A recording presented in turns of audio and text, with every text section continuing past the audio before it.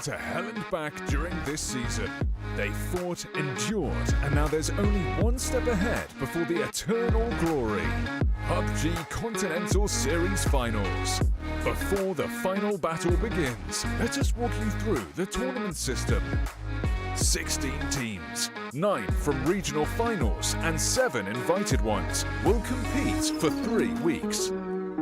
Each week they will play 12 matches, competing for the weekly prize pool of $70,000. By the end of 3 weeks, the team that earned the most money becomes the champion.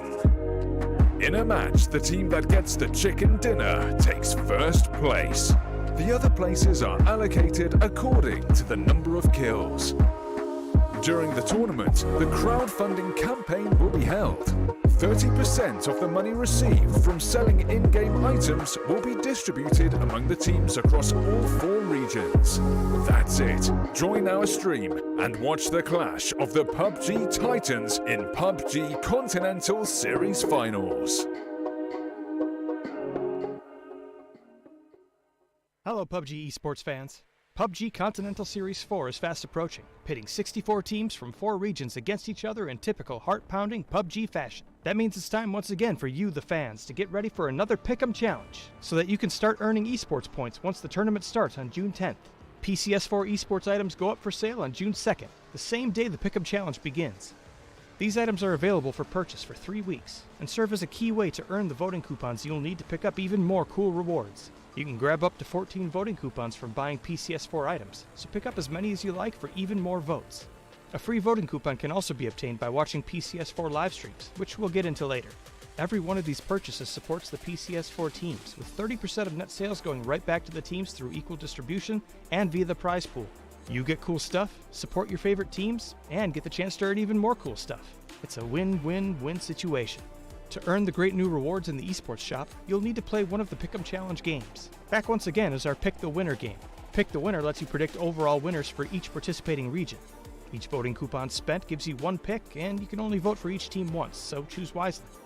If your chosen team is declared the winner of their region, you'll receive 100,000 EP to spend in the esports shop.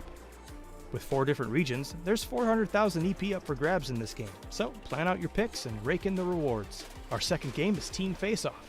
In Team Face-Off, you can earn EP without needing a coupon, simply by picking the winner between 2 rival teams. Like before, EP prizes will be weighted depending on how many votes a team has gotten, so playing it safe for a smaller prize or risking your vote for a higher payout are both valid options. The third game of this tournament is the Chicken Challenge. To play, simply tune into the games as they're being played live on the official PUBG Twitch channels and vote for which team you think will win the chicken dinner. You have until the 11-minute mark to cast your vote, but choosing correctly will earn you a small EP prize. You can play the Chicken Challenge every single game of the tournament, so tune in and win. The last way to earn EP is by watching each broadcast for a special code that will pop up randomly during the games. Enter it fast enough and pick up some free EP for your account. You can get up to 50,000 free EP using these 2 methods, so cast your votes and keep an eye open for codes. You can also get a free voting coupon through a broadcast code. Right after the last match of the week finishes, a code will pop up on screen. Enter it fast enough and you'll earn a free voting coupon to use in the Pick'em Challenge. Remember, at any time during the tournament, you can check out real-time standings, information on participating teams, and player stats in the Esports tab in-game. So get acquainted with the teams and place your votes with confidence. Voting closes on June 24th, an hour before the final match begins, so don't forget to cast your vote in time. Now let's talk rewards for all that EP you just won. The Esports shop is open for business from June 29th until July 14th.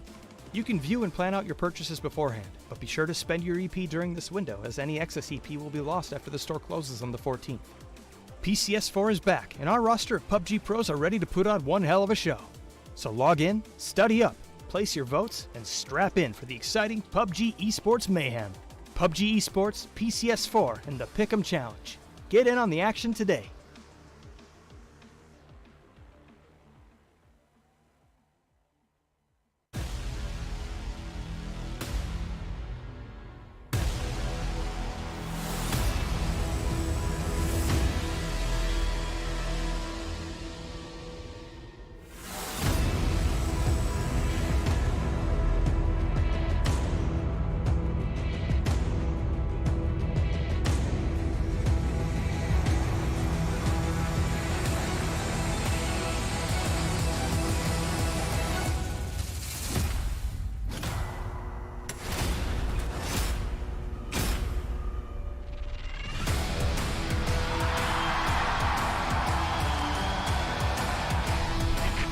already. That's a great angle for him. He over the side. Double comes in. Physics around the side finds one instantly. Marty goes down. eBay goes down as well. Will he find the third? Yes, he will. They were both full on white.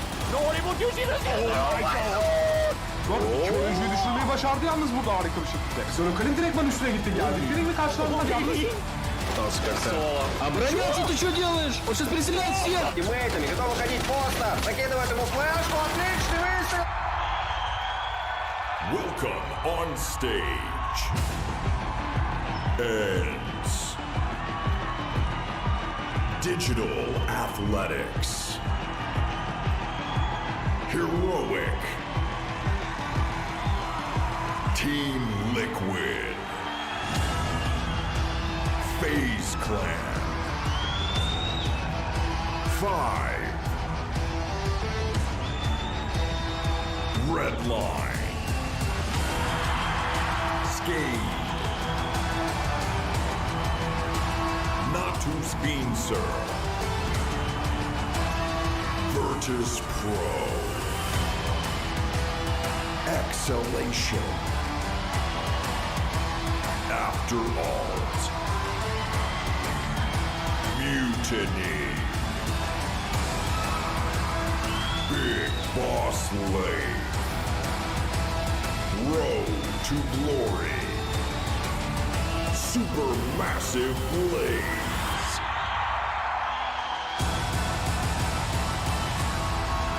This is the 4th PUBG Continental Series.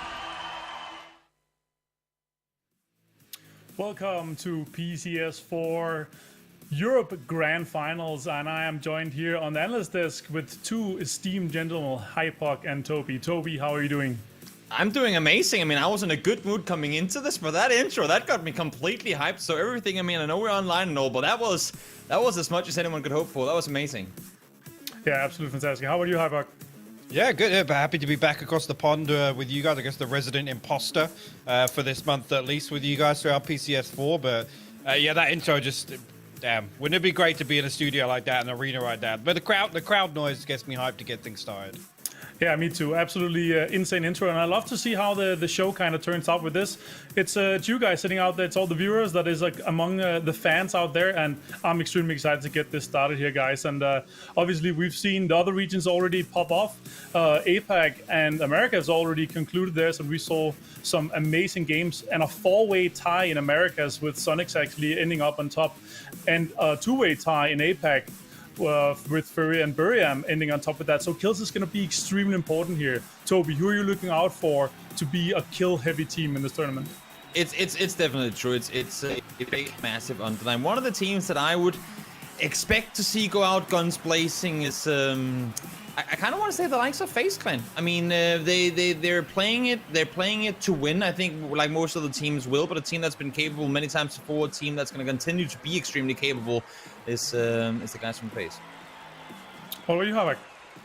Interesting enough. I mean, from what I've gathered watching the other regions, I mean, it always comes back to me, and I've said this for a long time. And Liquid, the feast or famine kind of performance that they have, I think actually is going to suit them pretty well in this format, right? It's kind of, you know, symptomatic of these all-in plays that they make, the rotations that are kind of do or die, right? From what I gathered, yes, kills are obviously going to be a big factor as well. And this is another team that we know can frag very, very heavy. But overall, that's the team I'm most excited to see adapt to this. All right, let's take a look at all the teams that have qualified here or have otherwise been invited to this. And obviously, two big teams you guys are naming. I actually had the pleasure of talking to Tixu and Ens from Ens, and he said that he thinks that since these guys have been, or a lot of these teams have been at PGIS, they can take some of that experience and kind of drag it into this. And I think against the qualifying teams, it's going to be really interesting to see these teams that already have this experience in a very winner-winner chicken dinner heavy format. From the qualifying teams, guys, Toby, what team are you looking at coming into this? It's there are many of them, believe me, but one team that I think has both the skill set in terms of fighting one-to-one against some of the top teams that have done it before, and also a team that tends to be extremely good at closing out games. It's got to be Skate. I mean, Sakura gave us casters a bit of a hard time after they qualified through and said, you know what? I mean, sometimes you guys, you don't believe in us, but we can prove it. We'll prove you wrong. And I believe if they bring the momentum to today that they brought to that interview and brought to that final day of the qualifiers, they have what it takes to make it on all the way through. And what about you, Hyper? What qualified team are you looking at here? I think much of what I said, about Liquid goes the same, but BBL's the team for me. I'm looking forward to, right? Last year, I mean, I got incredibly excited to see them kind of trend upwards, that kind of arc that they were on last year in terms of performance. A little bit disappointed to do PGIS, but I think actually kind of that's due to setting their own expectations, right? They did so well throughout 2020 that I had huge expectations from coming in. But again, it comes back to, I mean, how the tables have turned, right? Now this DA LoL, the prone in game and the ability to close out games in kind of a scrappy fashion actually leads very heavily. Yeah, I think so too. Especially like after how they did extremely well at PGIS, I'm extremely excited to see them. But also excited to see some of the new roster changes coming into this. Digital Analytics here, Toby. What do you think about this new lineup here? Because I'm looking at it and it has a huge potential. It's one of those when we've seen it before. You literally put some of all the stars, both current and former stars, on one roster. Sometimes you get a roster that is completely unstoppable, and that's more often than not the case, and that's what I hope to see here as well. But there is also sometimes, I don't want to say too many chefs in the kitchen, but that can kind of be the thing when you have so many top tier players on the same squad, having to go out and perform, having not played together that much before, despite having the good individual skills, not having the teamwork and coordination within the roster already can become an issue. So I'm really curious to see, hoping to see great performances, of course, from the new DA roster. Yeah, for sure. And you know, as a former professional player yourself, Hyper here coming in, the synergy is extremely important. And for me, I can kind of fear a little bit a team that is this new. The lack of synergy can kind of hurt them a little bit. What's your thoughts here on Digital Analytics, Hyper? Yeah, I mean, Toby makes a great point. I think it comes down to kind of the leadership factor, right? And it's all these variables that kind of get tested now that we get into kind of some live competitive games. And obviously this new format's a completely different test to these teams. Am I confident these guys can go out and frag? Yeah, sure. But are they going to be able to kind of macro their way to these victories, which you know is kind of, it comes back to that saying we always use, you got to win the games that you're set up to do, right? And it comes down to communication, synergy, and all those things to not make those late game mistakes and slip up along the way. Yeah, for sure. And obviously we're playing a best of 12 3 times, basically, for $70,000, as you saw in our tournament intro.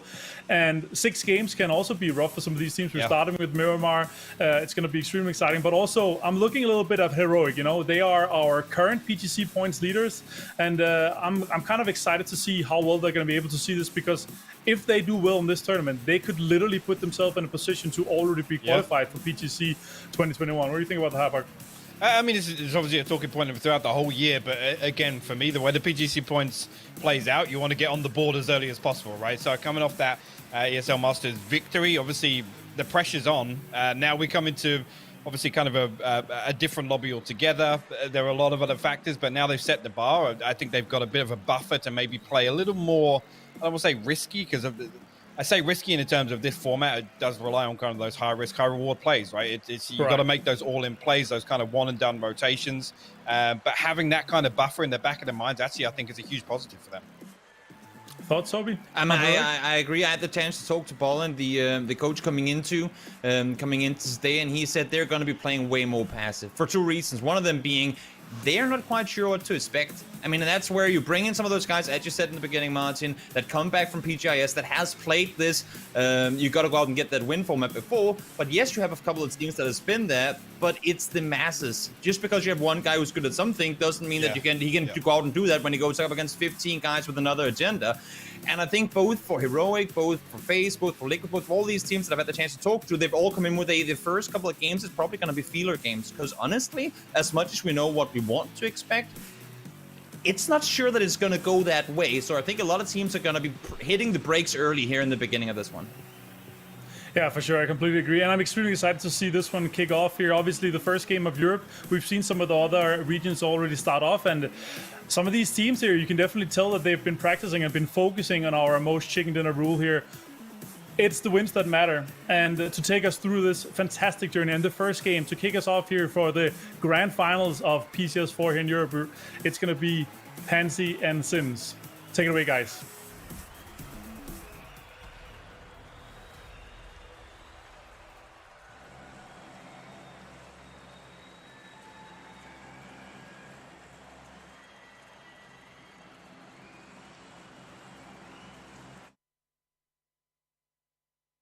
Yeah, you've been a little bit distant. I know you've been having some fun out there, doing some bits and bats. But it's good to have you. No, you know what? Look.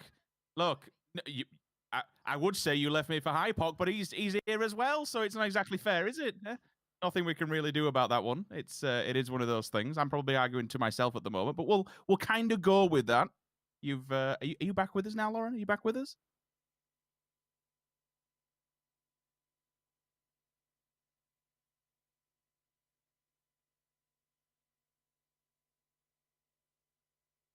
Hopefully Lauren is back in the world, but I'll continue with this one if Lauren is unmuted for now. We'll kind of go into this one. So yes, welcome along everybody.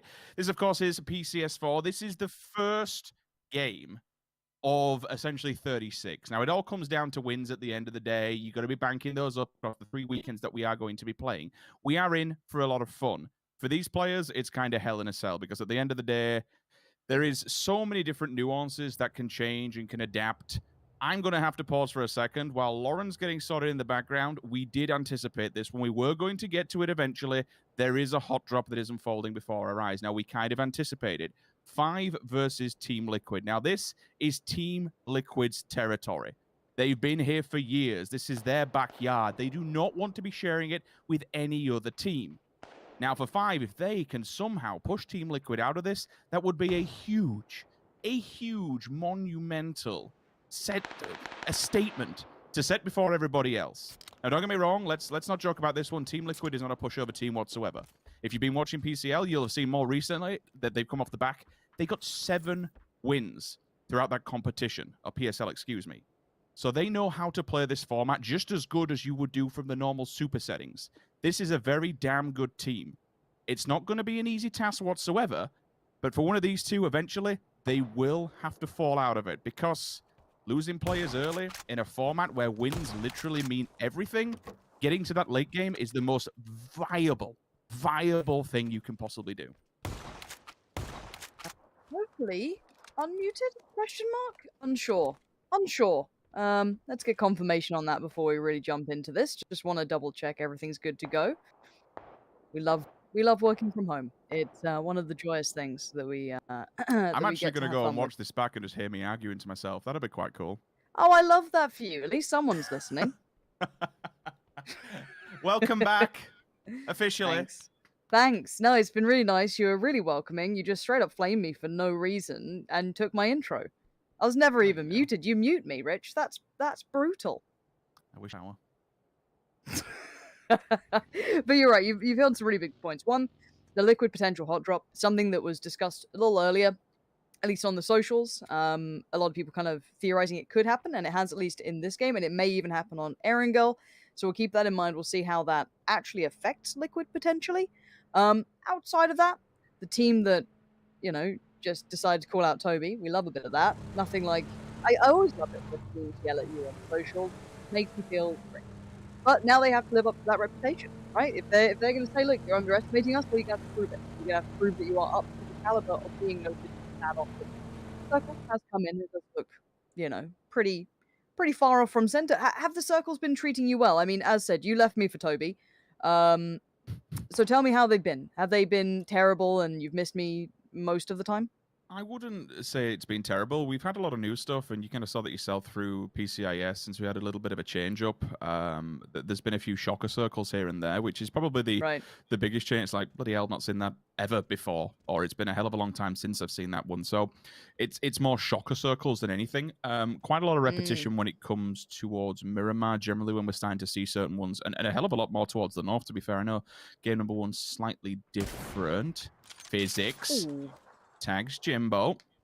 No bold action to be turned from, which, to be fair, in the hands of James would be a very dangerous thought. I do see one lurking in the distance, and let's kind of make note of this one. This, again, eventually somebody will have to back down. You have to ignore the ignorance and say, look, it is what it is. This is causing us nothing but problems, so we have to fall back. Rather than share, find a new space to go. There is still some slight space within this map to be able to find yourself a new drop location. At which point you want to give it up to different together. It might just be next weekend. For this one, both of them might just say, you know what, stuff it. We'll kind of hold it back here and hope for the best. And maybe try and make it work. But with a circle like this, it's not going to be too far away from the outskirts towards the you know, the Northwest. It depends where VP want to set up, because VP has actually transitioned behind this. Now, I'm really intrigued, and I have a little map that I'm looking at now, which is online. If VP decides to set up on the hillside, just behind all of this, that crater that looks down onto Picado, then potentially there could be a very gatekeeping scenario where you eliminate two teams trying to work your way out of there from the blue. We'll see. We'll see what people opt for. Again, I'm glad the Des brought it up as well. That kind of discussed topic of, well, certain teams who played in, you know, PGIS, and especially players, I guess, rather than teams. There has been a fair few roster shuffles at this point. They're going to have maybe a little bit of a different instinct, or maybe a little bit more insight in this format, or maybe a little bit more comfort in it, because that was such a high-pressure tournament. You know, every single in-game leader seemed as though they needed a good old break after the back of that. Ends up now walking away with hopefully a little bit more experience coming into this, so I do want to see how teams approach this. Now, looking at the Southeast, though, FaZe will have a good kind of entry point as well. They're in a good position. We touched on them kind of earlier, had a little look towards them, and I think it was like Redline was kind of on that sort of side. We do see DA, and man, that roster just catches my eye now. What a weird mixture of players to be under the DA flag as well for me. That definitely throws me through a loop here. It's an interesting one, isn't it? And I know we kind of chatted before this, how it's either going to be a very, very destructive team. I mean, regardless of what you want to think about putting that team together as a mix, so to speak, it is a powerful team. There are some powerhouse names within that roster. I mean, hell, Samte or Seong, as he now or commonly goes as, like, he is one of the most winningest players, if not still maybe the most winningest players of all time within Europe. The guy has just a formidable track record that he brings to this roster. He has been away from the game, and we will be able to see if you remember back, his biggest trait was survival. It'd always be the last man standing. If he can kind of bring that towards this with a format like this, he might play to his advantage. You've got some big old fraggers on that roster, so they can use him to the best of his abilities. There is a scary prospect. I mean, across the board, there's some names that definitely stand out to me now, is that Fex is on FaZe. One, alliteration always makes me happy, but two, that man does just provide such power to a roster. And, you know, if you were going to say FaZe was lacking firepower, that is truly a massive pickup in that form. I'm glad to see Fex in a good position in that regard. But outside of it, though, plenty of new names to be looking at. We've got a couple of new teams coming to this, a couple more orgs to keep our eyes on. And look, the shuffle, be it through just now finally having some time to bring in these new players, kind of play it through, you know, have that time to maybe work out the format do you want to kind of come in with, how you want to approach this, because it's now a slightly different set of skills. However, as much as we do say that kills don't count, they do to an extent in this, because North America already proved it, right? Like, this is going to be one of those where if you do get tied up, which we often see, there's plenty of times where a couple of teams will, you know, claim the wins, you get all of this, it spreads out relatively even among the top, and then it's decided by kills, if I'm not mistaken. Yeah, it's going to be tough at the top, and regardless of what we want to talk about this format, and whichever way you want to cut it and look at it, nothing's changed in terms of the game itself. Yes, the format may have, but nothing's been added. There's no RNG being added to this game. The elements do play a much larger factor in the format, I completely agree, but it's not actually had anything different added to it. Those who were good before will still be good now. Those who were at the top previously will still be at the top. And with how even some of these teams are, you know, there is no team in the world except Liquid with the outliner with the recent PSL wins in the bag. That's very out there. 7 is quite substantial, to be fair. But a lot of these teams should be expecting to get 2 or 3 wins throughout this competition. Kills will play a huge factor. Kills will decide who goes above one another. And with how even this should be, again, different format, new teams, new faces, we've got open teams in here. Anything can happen. And I suppose this is the biggest surprise at this tournament. We could be in for an absolute whirlwind of an event. Oh, you never know. You truly never know. Now, get your promo code while it's on the screen if you aren't paying attention to the stream. Have a look over now, grab it, pop it in the game. If you just missed it, unlocko, it's open. No, go get your hands on it, get some goodies. I'm not quite as good at selling it as Poro, but I can't reuse that joke anymore. So we do see the circle update, so luckily I can keep my attention towards that. Kind of shifting away from the water, nothing too wild just yet. And you mentioned the likes of Virtus Pro earlier, and they're going to be laughing about this. A lovely little circle for them to work from potentially going forward. Na'Vi, not too bad either. Skada, not too bad. Skade, I want to say Skada. I don't know why. Skade, not too bad either. A couple other teams on the outskirts, but I'm looking towards that kind of Impala side when they're having to kind of shuffle south now. A couple of these teams might get some flack thrown their way. I want to see if anyone makes it in comfortably at this point. I guess BBL, ENTS, a couple of the others do get to maybe put a stake in the ground and try and throw some shots down on the way through, but nothing really yet to come out. Not a single player been knocked or really tagged aside from what looked like that little early kind of Picardo scuffle that we saw go on. I'd certainly be feeling much more comfortable if I were towards the coastline for a circle like this, just given it's Los Leones. The full ridgeline that crests Los Leones to the eastern side of it is very problematic, and it is going to bounce those circles away from it, just like what water would, to be fair. Which way, I do not know. You are going to bank on a hell of a hard shift to get it somewhere towards the even Los Leones side itself or down towards the south. I was about to say his first player is actually falling, Alia going down, but then Tixer's followed up, but it's unfortunately by his teammate, DA. Will run into redline. They're set up ready to rock and roll. Tags are made, but no frags are landed. Players do not drop just yet, so a slight stalemate will begin. Now, this is all the way down in Puerto Perez. It's as close to the coastline as humanly possible. The circle is right on the edge of it. So again, unless the hard shift is extremely favorable, Redline will be able to disengage and take the compounds and the hangars just up from above it. And remember, those hangars, they're quite powerful with a situation like this because they have those runner windows that go all the way across. You can stand on top of the blocks and look down upon these. Yes, you might not be able to get the exact angle all the way down to the coastline for certain points, but certainly a much stronger position now than DA, who are basically boxed in. So look for them to potentially maybe rotate down towards the south, find another different place to go, but you crawl much further, and you can see by that map, you go down towards the south, you're going to have to deal with potentially FaZe Clan, who are just lurking and watching the backside of all of this. Oh, James, the one downside of that window is it's like a little TV screen with your head poking through. It's very easy to land a couple of shots into, which James is now on the receiving end of. He has, however, cost the opponents at least one of the players. So not afraid to take a little bit of a, not necessarily a full fight, but happy to take the peaks off the back of it. They're not going to shy away from it. They want to maintain some control of the visual on it. Now, RTG on the other side looking towards BBL, who are pretty well set up a little bit further towards the kind of northeast of the circle right now. Some of these teams were some of those working down from Impala, so in the back of your minds, kind of put together the moves that they have to shuffle through to get to this point alone. So again, it's not too surprising to see that northeast-east side a little more rife with teams just simply because of that shift. The south, though, is actually still pretty free to an extent. You're going to have, I think, Heroic down there, Na'Vi, and 5 and VP. That's kind of about it, and they're also spread pretty far across the land. So once again, that scuffle in the northeast is going to continue. Already Smash has copped a bit of a shot from Dead, so not completely flushed just yet, but this could be the push-up moment. They could now try and take that territory, start maybe gaining a little here. So wait for the update. It hits. I saw the circle there on the minimap just move a little further south, so this is great timing if they can try and get past this, but no, BBL are not going to let them. Metralius and Mert, the M&M combo, are going to do just perfectly. Already finding 2. This has instantly hindered the really quick rotation they were hoping for from RTG, but now the barrage of nades begin. You can see the push-up as well. They're not going to sit back for a second. Look at this aggression.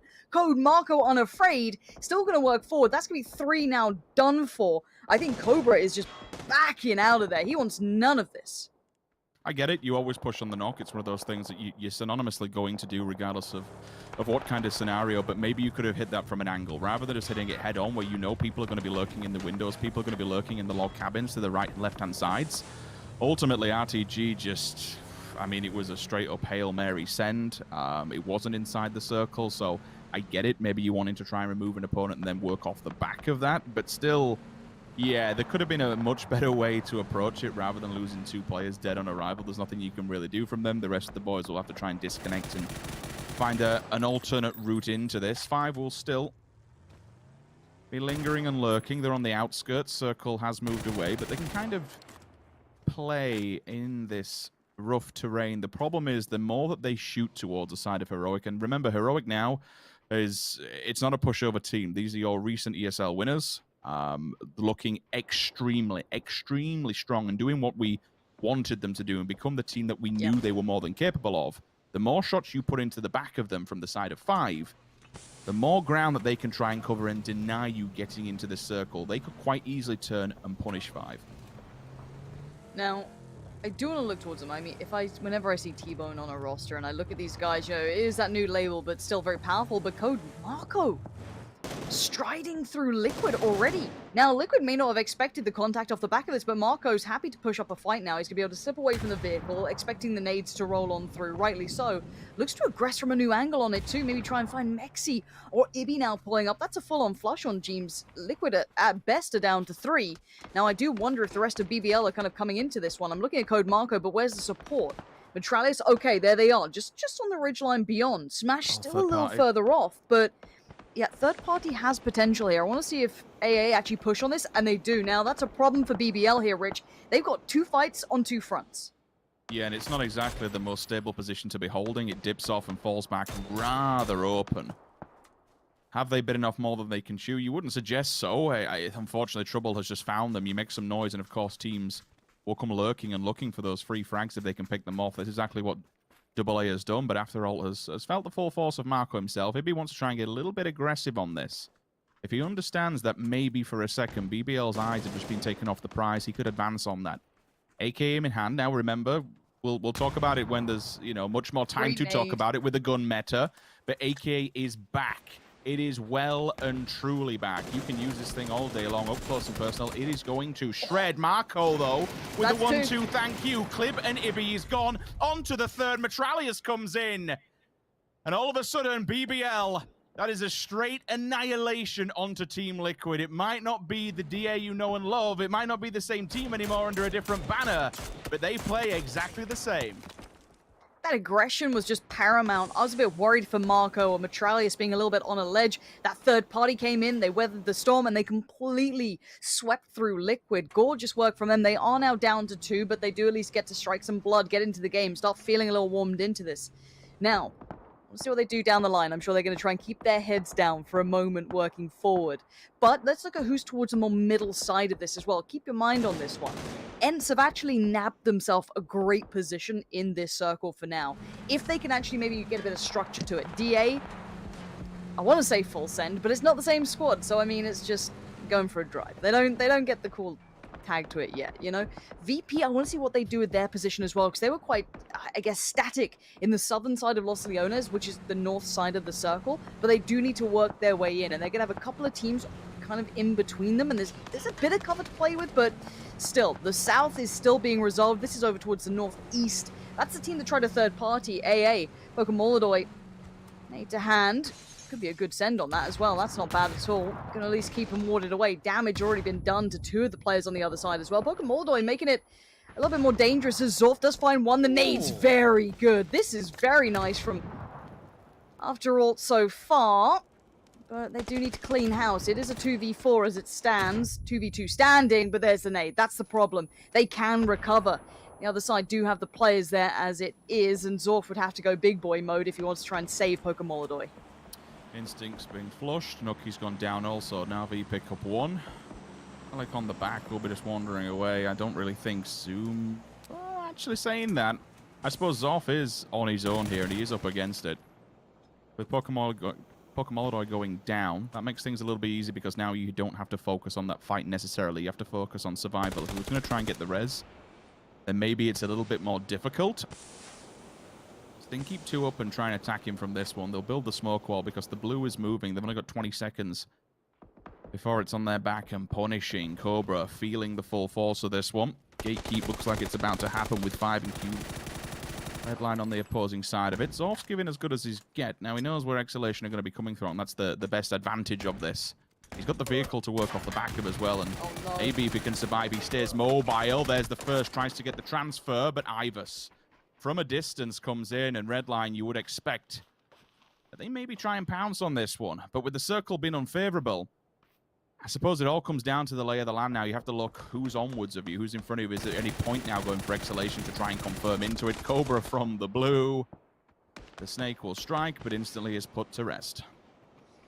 Now I'm looking at that circle, and I don't know how Heroic, FaZe, DA5, Redline all get into this. Wide swing, maybe, but the terrain's not fun, even if they have vehicles. That road makes it just a shooting gallery for Skate if they want it, VP if they want it, Na'Vi if they want it. this is going to be who makes it out of this southern band, in my eyes. And you can't frag out like you used to. You got to play to survive. Yeah, kills do matter in the end when it comes down to maybe deciding, you know, a head-to-head, but already you can see it starting to bubble up and brew over here as Heroic going to be finding Quizzy. That's going to be a full-on flush too. Ents holding the line. Ents a little bit more kind of polar east, as we can see here, straight on that line, pushing out a little, trying to maintain the perimeter of anyone trying to cross on through. And there are those two players we saw earlier, so plenty of opportunity for them to maybe catch up on who's trying to worm their way in.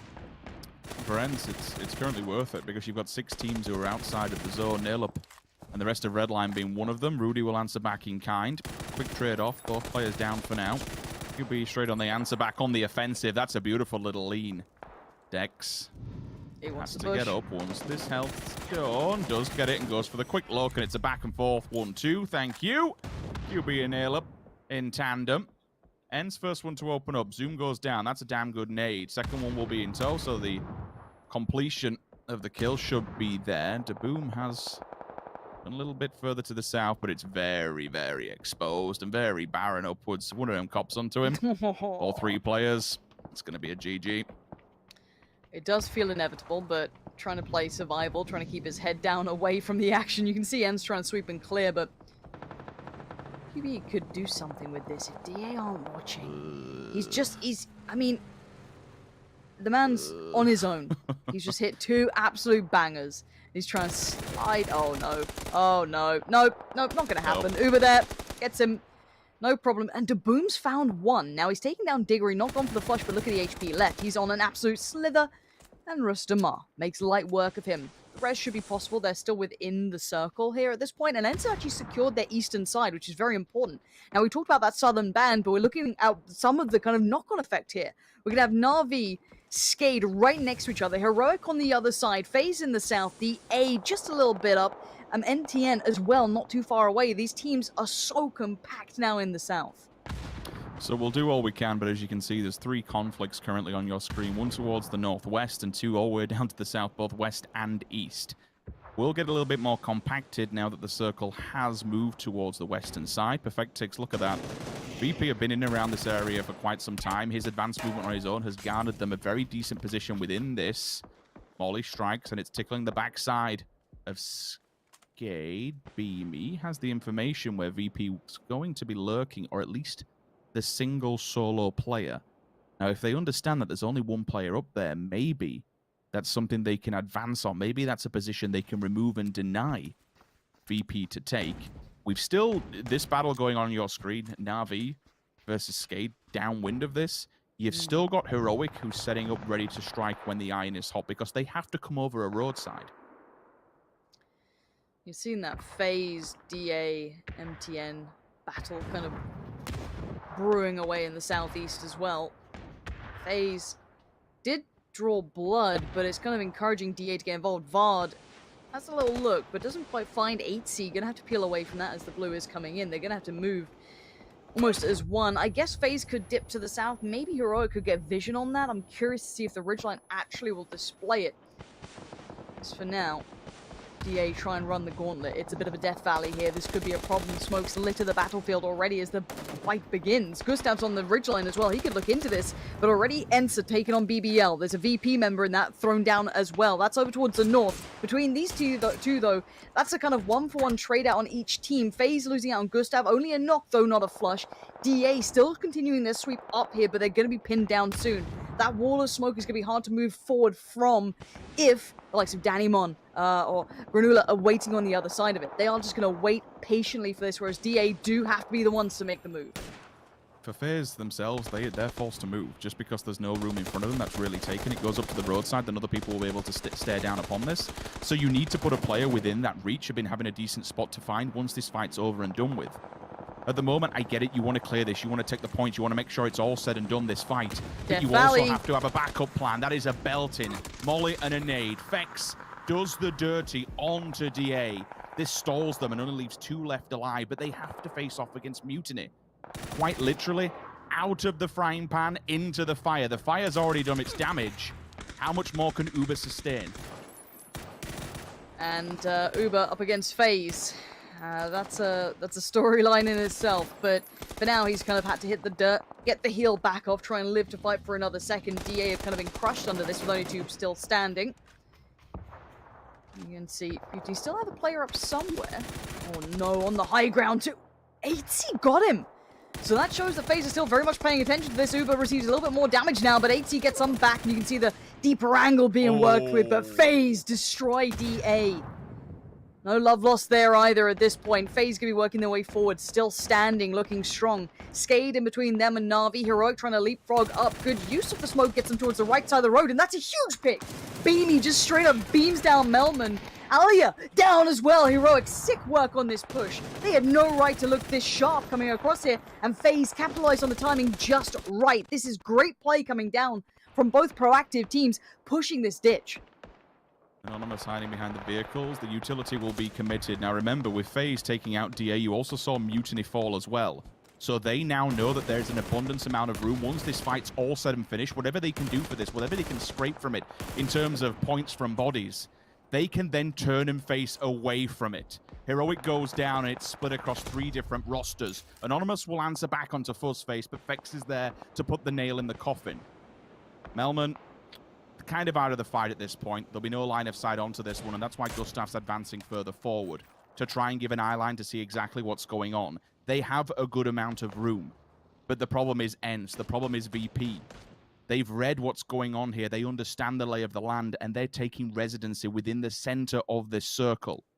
FaZe have to deal with Na'Vi first before making an advancement, but all the other teams will be back building, waiting for their arrival. Seems like the fans are waiting for your arrival, Rich. They're already outside.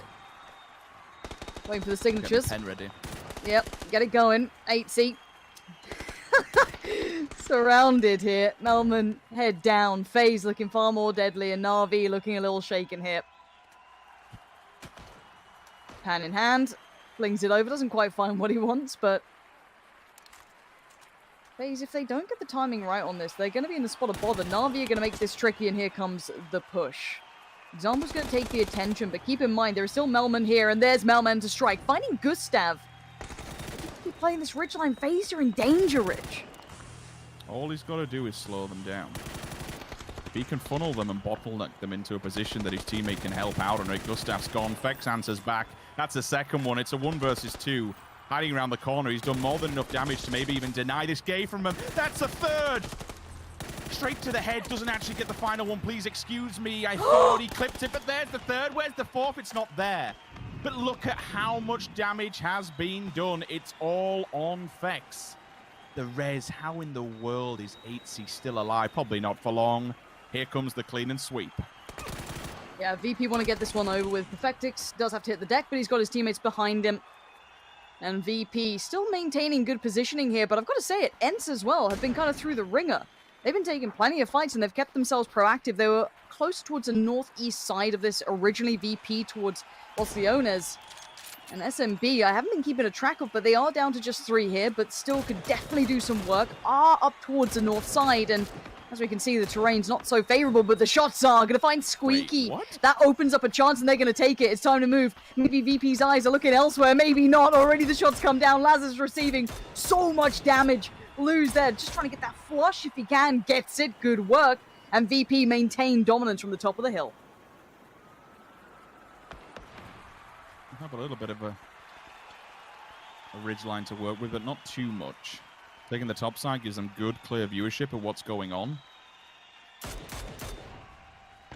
Have to still be careful, though, because we do have a marksman down here with a bold action. You can just pop one of the players on the top of VP.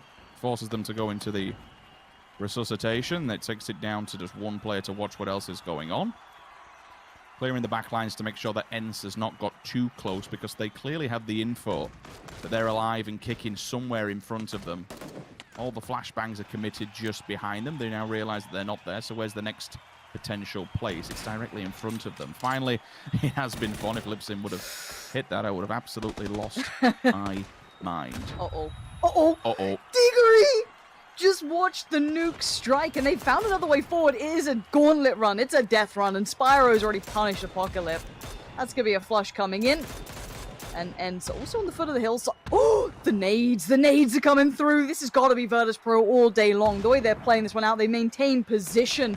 and there's only 2 left up against them at this point. I think Squeaky is one of them, still trying to do what he can. The other side has 1, Lipsin, still alive and kicking, but barely, as the 3 players from Virtus Pro just maintain presence on this ridgeline.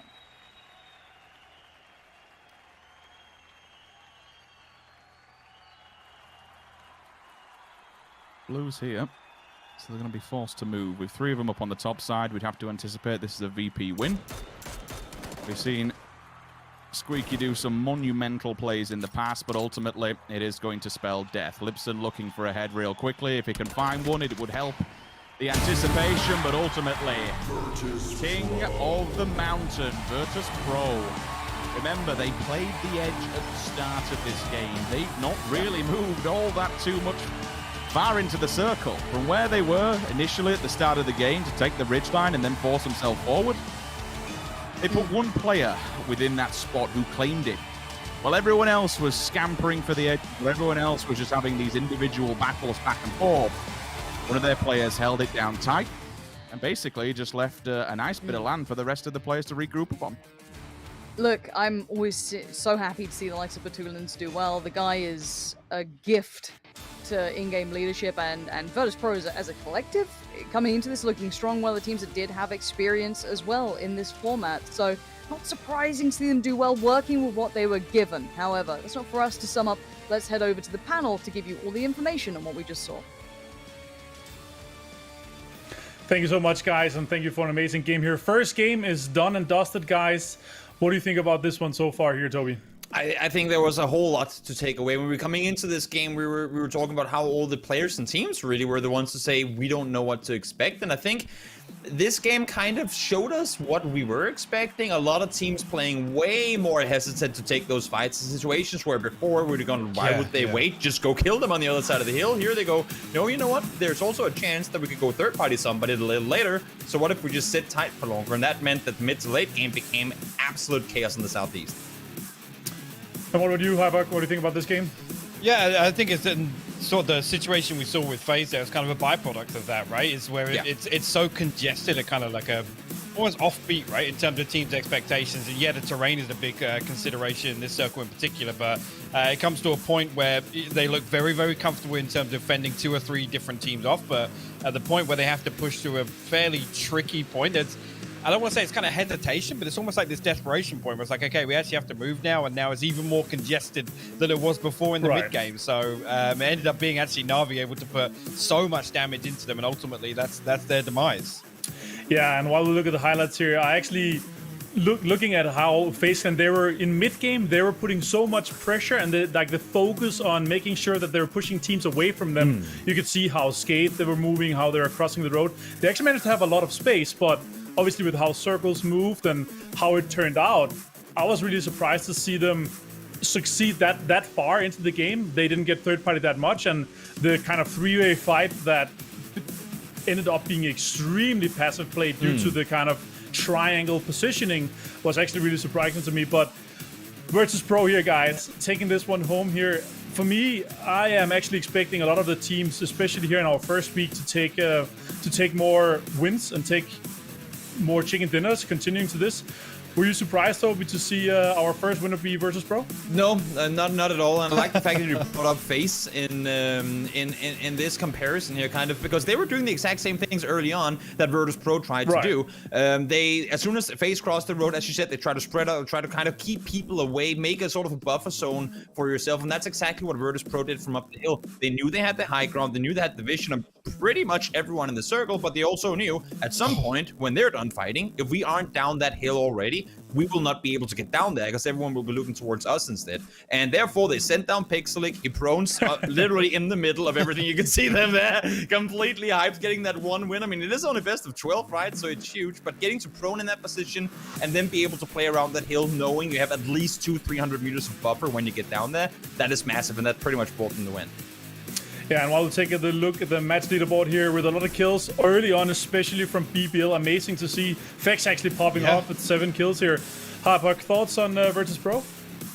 I mean, it's interesting, right? Just to come back to the kills really quickly, but I feel like BBL, we talked about this obviously whilst we're watching through that game. Right. Two very differences. I mean, pretty much all of FaZe's kills came like post Circle 4, right? Whereas BBL saw themselves in a position where I don't think they could envision themselves getting to a game-winning spot. So they kind of just like damage control-wise, they were just like, let's put some kills up. I think that's going to be an interesting talking point, you know, as these games progress, of where teams decide to make that decision and what kind of the conditions are for it. But Vex on the screen right now, he had a crazy game, man. That utility usage against DA was on point. Yeah, absolutely insane to see. And I think we talked about this as well. One of your points, Toby, while we were watching the game here was obviously utility usage is going to be extremely important. Also, the amount of utility, because we're going to be seeing much more passive playstyle, right, guys? So you can take less bullets. You can potentially take, 50, maybe 100 less bullets, which is going to make space for a few more deadly grenades or 3-4 more smokes potentially. So that's extremely interesting to see as well. For me here, especially here in game one, I expected passive playstyle. I was not expecting this level of passive playstyle here, Toby.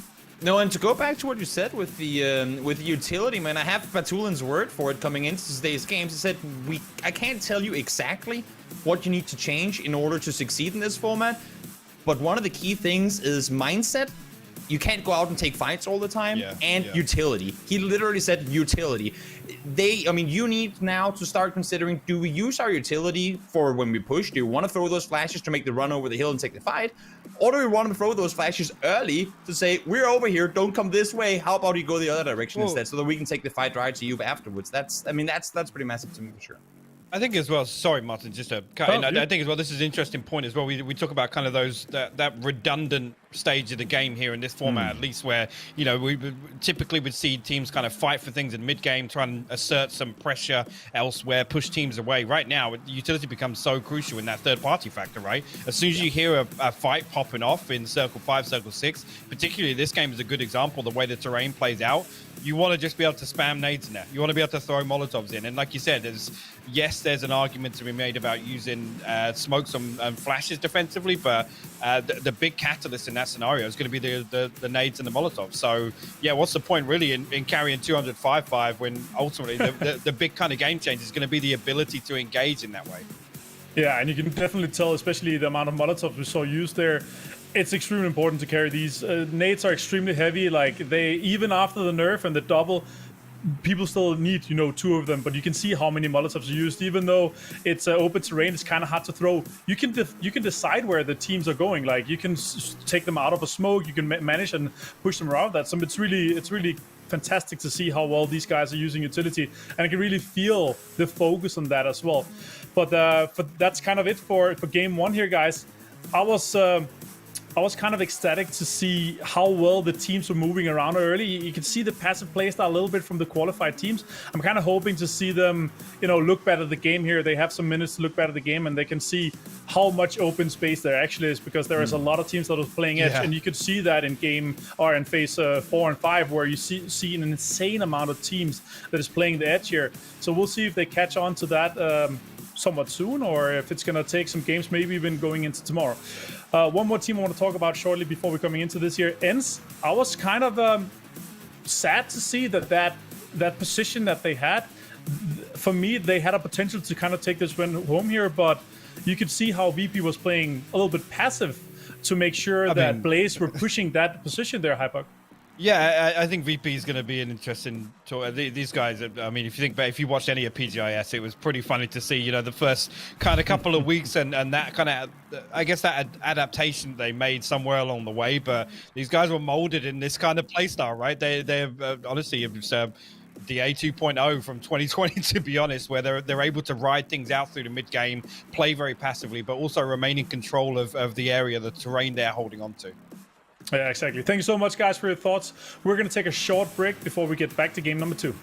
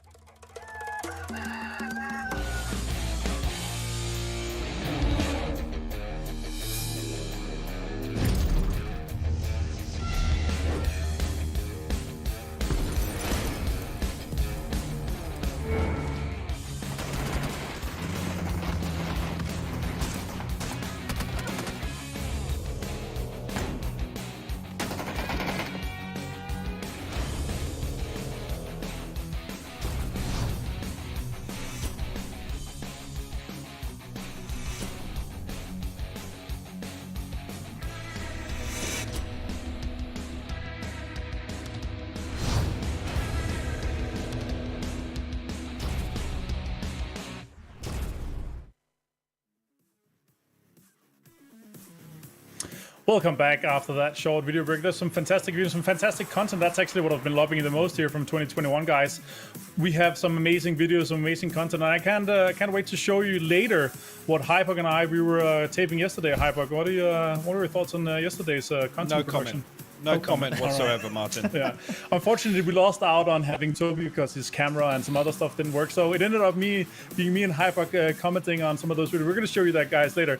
Before we get into game number 2 here, guys, I want to talk a little bit about BBL here. We were touching on it a little bit and the kind of the focus on the kills before game number 1 here.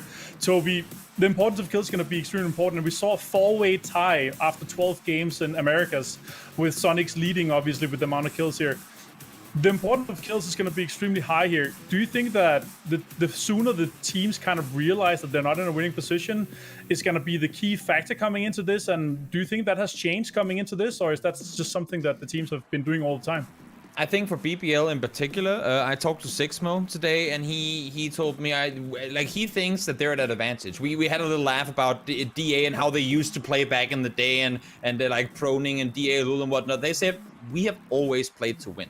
Winning the game has always been the priority. If we go out and get the kills with it, that's amazing. We'll gladly take a 12-kill win or a 5-kill win if that means that the 5-kill win is more guaranteed than risking everything for the 12-kill win. So they always played to win. The fact that they now have Code Marco on the roster as well and added more firepower, that just makes them even more scary and those kind of, we probably won't win this game, let's just see what happens. Because before, that's where they fell off. When they weren't in a winning position, when they didn't have that granted win, whether it be because of the positioning and whatnot, they didn't really have what it took to bring it back with kills. Now they do. So in either situation, whether it's because they get the circles going for them or it's them going out to find kills, they can do both. And Sixmo just said it straight up.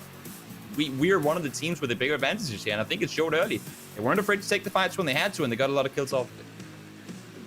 Yeah, for sure. And for BBL, for me, exactly like when Code Marco joined for PCS4 and they managed to get a 3rd place with that, that was where DA LOL became DA WoW. Like, I was really, because they could combine that situation where they're able to take a center position and then start fracking out from that position rather than playing it way too passive, which put them out of pressure on the teams that actually opened up a lot of opportunity for them here. So yeah, 9 kills to start off this one here. If they're managing to get, just one win or 2 wins, they'll put themselves up for a really great one here. What do you think about BBL here so far, Hypok? Yeah, like I said, for me, this is kind of a good example of, how the tables have turned now from a previous play style that these guys have kind of embraced the whole time along. Actually, now they have the firepower to kind of tick off the other half of it, right? Again, I think it's going to be interesting to really look at when they make these decisions about, we're out of this game. I always make the comparison back to, SDK and any global PUBG fans will know what I'm talking about is when they flip the switch to say, actually, circle's terrible. We need to put something up. It's not about fighting your way into the circle. It's about kind of that risk management, right? It's putting up what's necessary as opposed to pinning everything on a very low reward kind of rotation or crash or something like that. Yeah, for sure, and I completely agree here. And I think that's a skill that we've seen from the majority of the teams since even back in the day. The sooner you realize, even in older formats and stuff, the sooner you realize you're in an unwinnable position, then you can focus on everything else. And that's obviously kills, especially since 2019. We could really see some teams do well from that.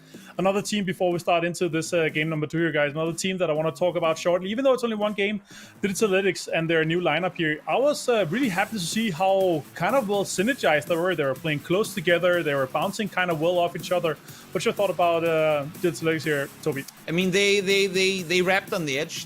For early on in the match, they seemed to stick around on the edge for quite a while. Issue for them is they were on the edge with a whole lot of other teams, and we talked about how this game in particular, the center, it was never really available to anyone to really occupy. So unfortunately for DA, they came out on the edge late and they just sat behind so many other teams, and they just got caught in kind of the traffic jam behind everyone else and went down because of it. Simply too many angles for them to hold and maintain control of. But having said that, the way that they approached, as you said, the way they pushed in gave me hopes for them in terms of fighting their way forward, because it was looking good for quite a big part of it right now in the start of it. But you just reached a point where you've been stabbed too many times by too many different teams, and they fell because of it.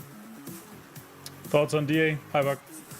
Yeah, again, that game's a particular one to take anything really with any weight away from it. But I guess I saw a couple of positives there. It'd be interesting to see how they kind of position themselves in the mid game once again, and which direction they're going to lean. Because obviously, it comes back to me for the big question in this roster is the leadership, right? Is everybody getting on the same page and kind of be firing on all cylinders, so to say, in terms of approaching things as a team unit? Yeah, for sure. They look pretty synergized to me so far, and obviously being in a position where they were on the edge, as you said, Toby, here, pretty rough position with how many teams that was congested in that area in general here. I'm excited to see what they're going to be able to bring. We're obviously only on game number 2 coming up here. We have 36 games. We have 3 more weekends. We're only just kicking things off here. We're going to take it over to game number 2 with the fantastic, the fabulous Pantheon Sims. Well, if you're lucky this time, I might not be muted. Who knows? We'll find out. It's always a treat. We are into the skies, and I am, of course, joined by Rich. We've had one game down, Virtus Pro picking up the win there. I think out of all the teams coming into this, they're a safe bet to look towards to doing well. I think they just, they always seem to be able to deliver. Absolutely. And one of the biggest things on the back of that, Lauren, is that Batulans was saying that if he wins 2 over 2 days, he's going to shave his head and become completely bald. So, probably didn't anticipate winning. Yeah, he probably didn't anticipate winning the first game, so it's not going well so far for that one. If they get another one, that's going to be bald Tulans that we should be seeing throughout the next coming few weeks. Becomes Tom Hill. Yeah. embrace the Tommel. It's the new way forward. But hot drop again. I'm waiting to see if they fully commit. It looks like it. Liquid and 5, man. These two. Is this going to be something we see the whole time? I mean, it didn't really have much of an effect. I imagine it could affect the loot potentially, or the vehicles coming out. Like, it's not just necessarily the fight directly. It's more, the knock-on effect after the back of that. But let's have a little look. So, ooh. Okay. That's quite far north, Rich. Yeah, those northern circles I was speaking about in the previous game, that's one of them. We did see Ibi actually looking away from this fight. That's clear to go on Garner vehicles, trying to get near earlier than the rest of the players, but Physics has made it in. Not a bad weapon to kick it off with as well if you can catch one of the players outside. Be able to drop them. M24 also. So marksman rifles in abundance. I'm looking to see if anyone gets aggro on this one. They'll pull the vehicles back in on the side of decks. You can see him just wrapping it to the back side of the boxing ring. Clib with an M4. AK also goes to the side of Ibi once more. While things are a little bit of a stalemate, we can really quickly touch on this. We do have the weapon adjustments in here. In this full-blown, barrel meta that we've seen time and time again. Watching across all the different PCS4s, I've got to say, and I kind of like it, the sandbox feels like it's been opened up a little bit more. M4s are well and truly back. They're a complete and utter laser beam. AKMs, they're viable, most certainly. And I've even seen quite a lot of players that will opt to switch out now and then and go for the barrel towards the late game when things become a lot more close combat. So it's not as if it's terrible anymore. It's completely out of the meta. It really feels like personal choice has come into this one, and I'm okay. I'm okay with that completely. The DMRs have seen a slight rebalance. Even a few SKSs are coming into play as well, with an APAC and an Asia. But yeah, I do like the fact that we've had this balance, and it's not. We no longer have one, significantly stronger gun than the rest of them. It feels like the players have been given back that choice that they had taken away when the barrel was just buffed beyond all recognition. Yeah, I mean, you couldn't ignore it, right? Like, there was really no way to play around it being so strong, so I am glad to see it, and I'm sure you're glad to see a Winnie out in play. Please. Please. Could happen. It doesn't happen, but it could.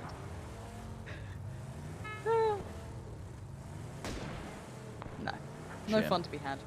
I know. We all wait for it with bated breath. We're all just like, well, it could happen. Pushed out of it. They do get a few vehicles more towards the hard spawns on the northern side, and they'll be able to take those away from Liquid. You saw, at least, I think it was Ibi who managed to claw back the buggy, so they'll be able to go off further afield and try and find a few more vehicles. They've had mobility taken away from them. Whether or not that slows Liquid down long term, you'll be able to shove someone on the back of the buggy and go and scout off for further vehicles. You could even look towards the south, which may be still untouched towards the crossroads and so on and so forth. But yeah, bigger picture, Circle, it's unfavorable to them. Teams that will fare worse onto this one, you look on the side of Heroic, you look on the side of Mutiny, they're all the way down Puerto Paraiso, Impala, Los Leones side, and already, if there was ever a fight and ever two sets of teams you wanted to see each other early game, BBL and DA. My. Now, I don't think they commit. I think, yeah, there we go. DA is going to back away from this. If BBL's beat you to it, it's hard to kind of crash towards this. The verticality lending very kindly to this position for BBL. Metralius and Code Marco, no slouches either in that regard. Shonk going to be trying to head on through, and this could be a drive-by. Welcome back, buddy. It's not so pretty, but with 18 HP, he makes it count, and then he dies.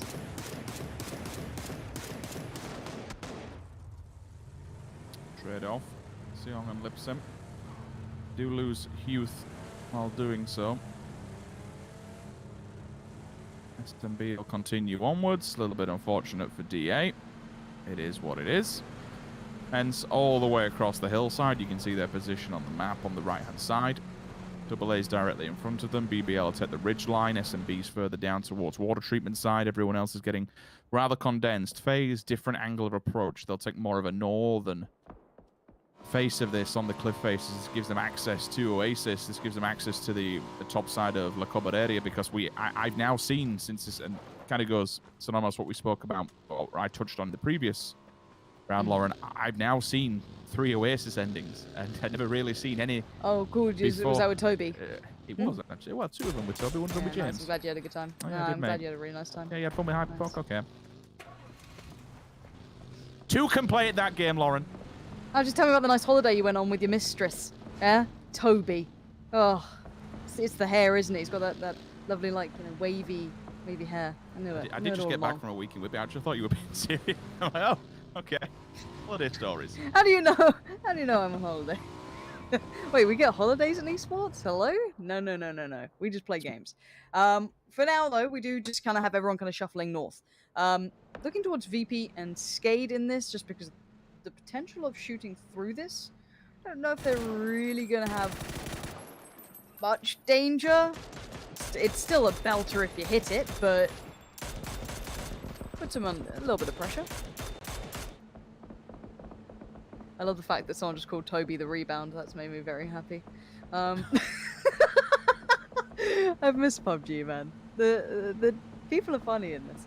VP have made it away scot-free as well. They're fine. They're going to probably swing a little bit wider, it looks like, kind of heading a little bit further around. That kind of puts them in towards, Na'Vi, Redline, FaZe-ish area. And teams that are here early, pretty much the names I just said. FaZe and Redline very much quick to this. FaZe almost instantly out of the plane, so they've had a really good shout towards Oasis.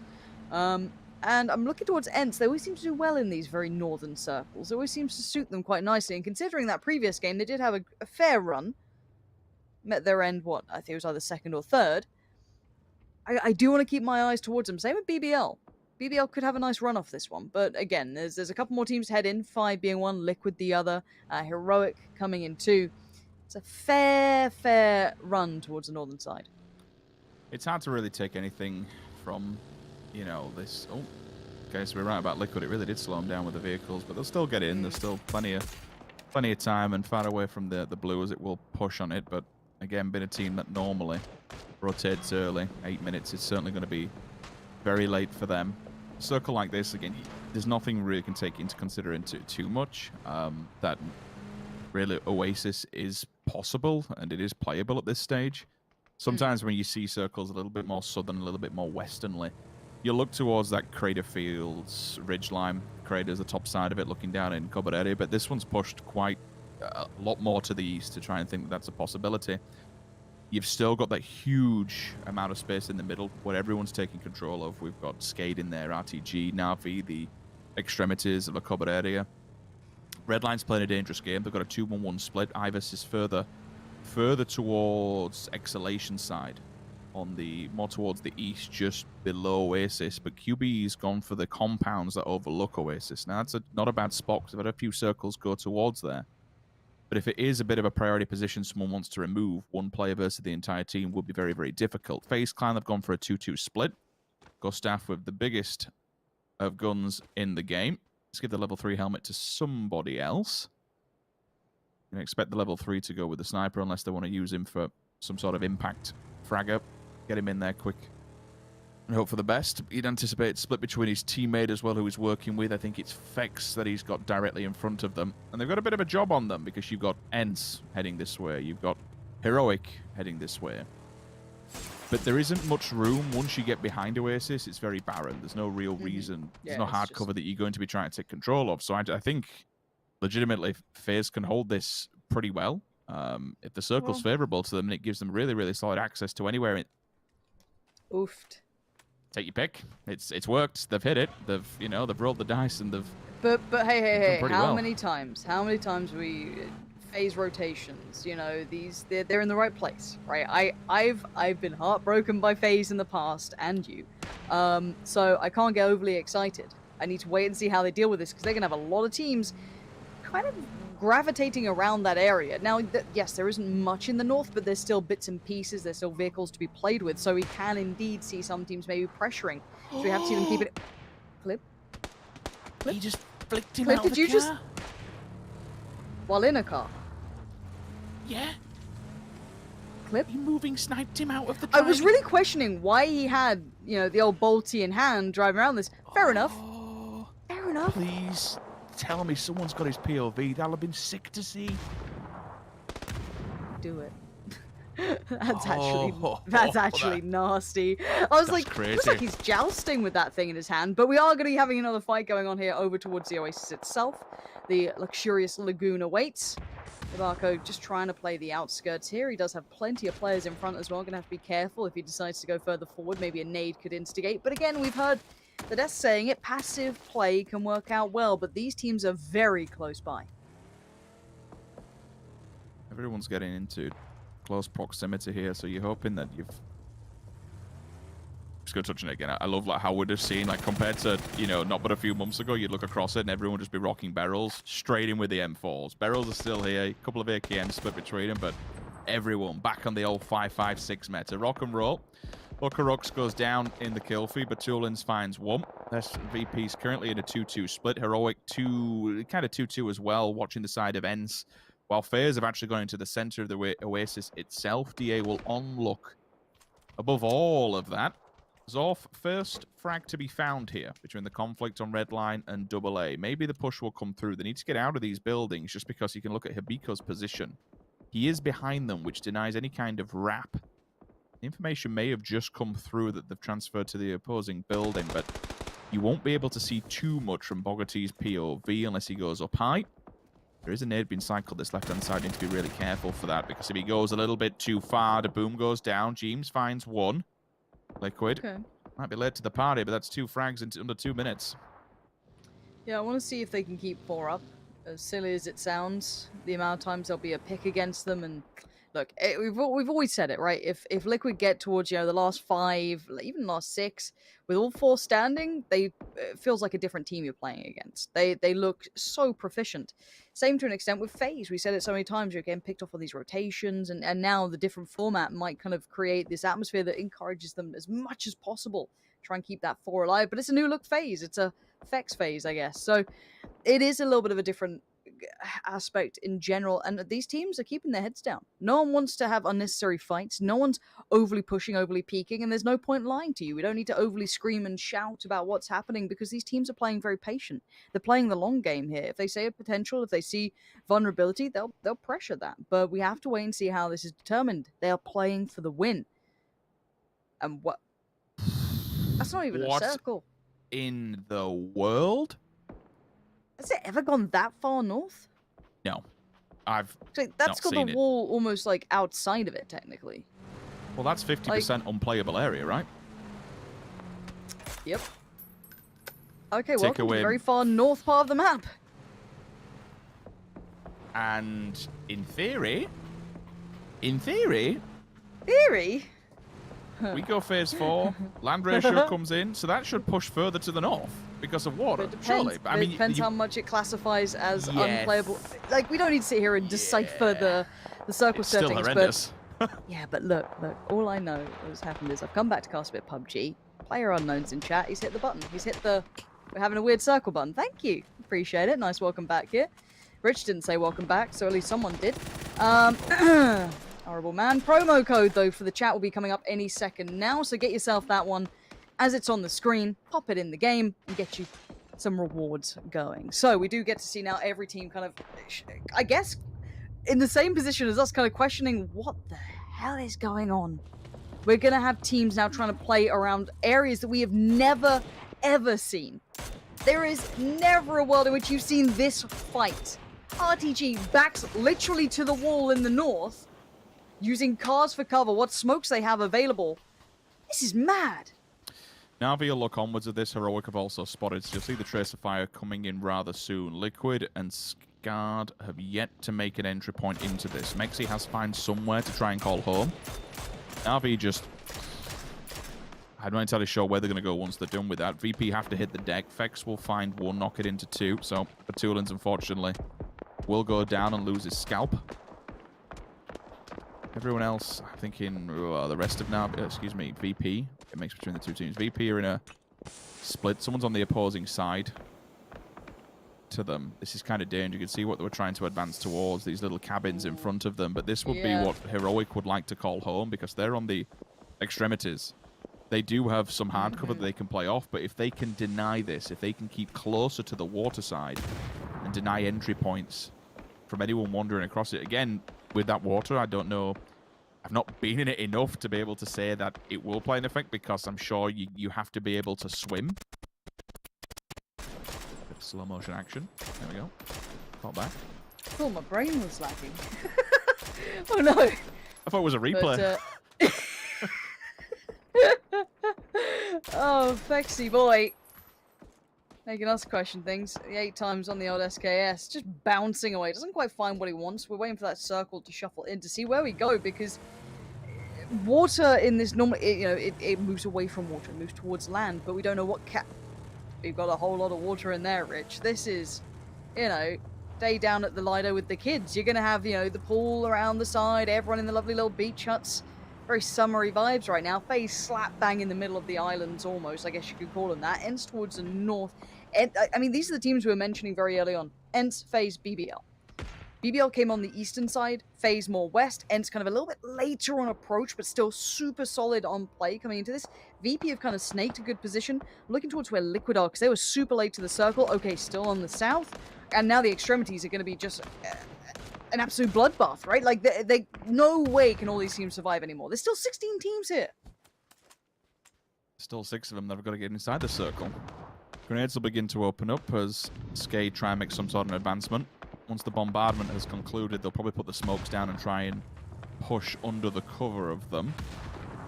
Mutiny in the back is moving the vehicles, because maybe they're preparing to move themselves. This is actually a pretty safe spot. Danaman, by the way, I can actually see he's taking a complete different angle altogether. He's trying to get behind Skade, which would be phenomenal if he somehow managed it. Physics and 2B go down. BNR, unfortunately, gets tagged up as well, so he has to hit the deck and hit the safety of the shack for now. Dead is pretty much out on a limb at this point and potentially dead. Na'Vi still not inside the circle, but they're holding this as long as they potentially can do. I'm just, again, looking at the circle. I've never seen anything so far off, but you can kind of see what it's done. It's taken over any water settings or anything we can kind of allude to playing on that factor. It's looked beyond the map, whatever's completely non-existent and not playable. It's just fit itself into the most playable amount of land possible here. This is why we've got water here. I love it. Look at this area. Like, how often have we got to see the best players in this region having to take on this territory? Now, again, this is something that gets me so excited about these really unorthodox circles, is because, as I said, these players, most of them know every single mound, ridge, any rock, anything slightly out of place. They know every part of it.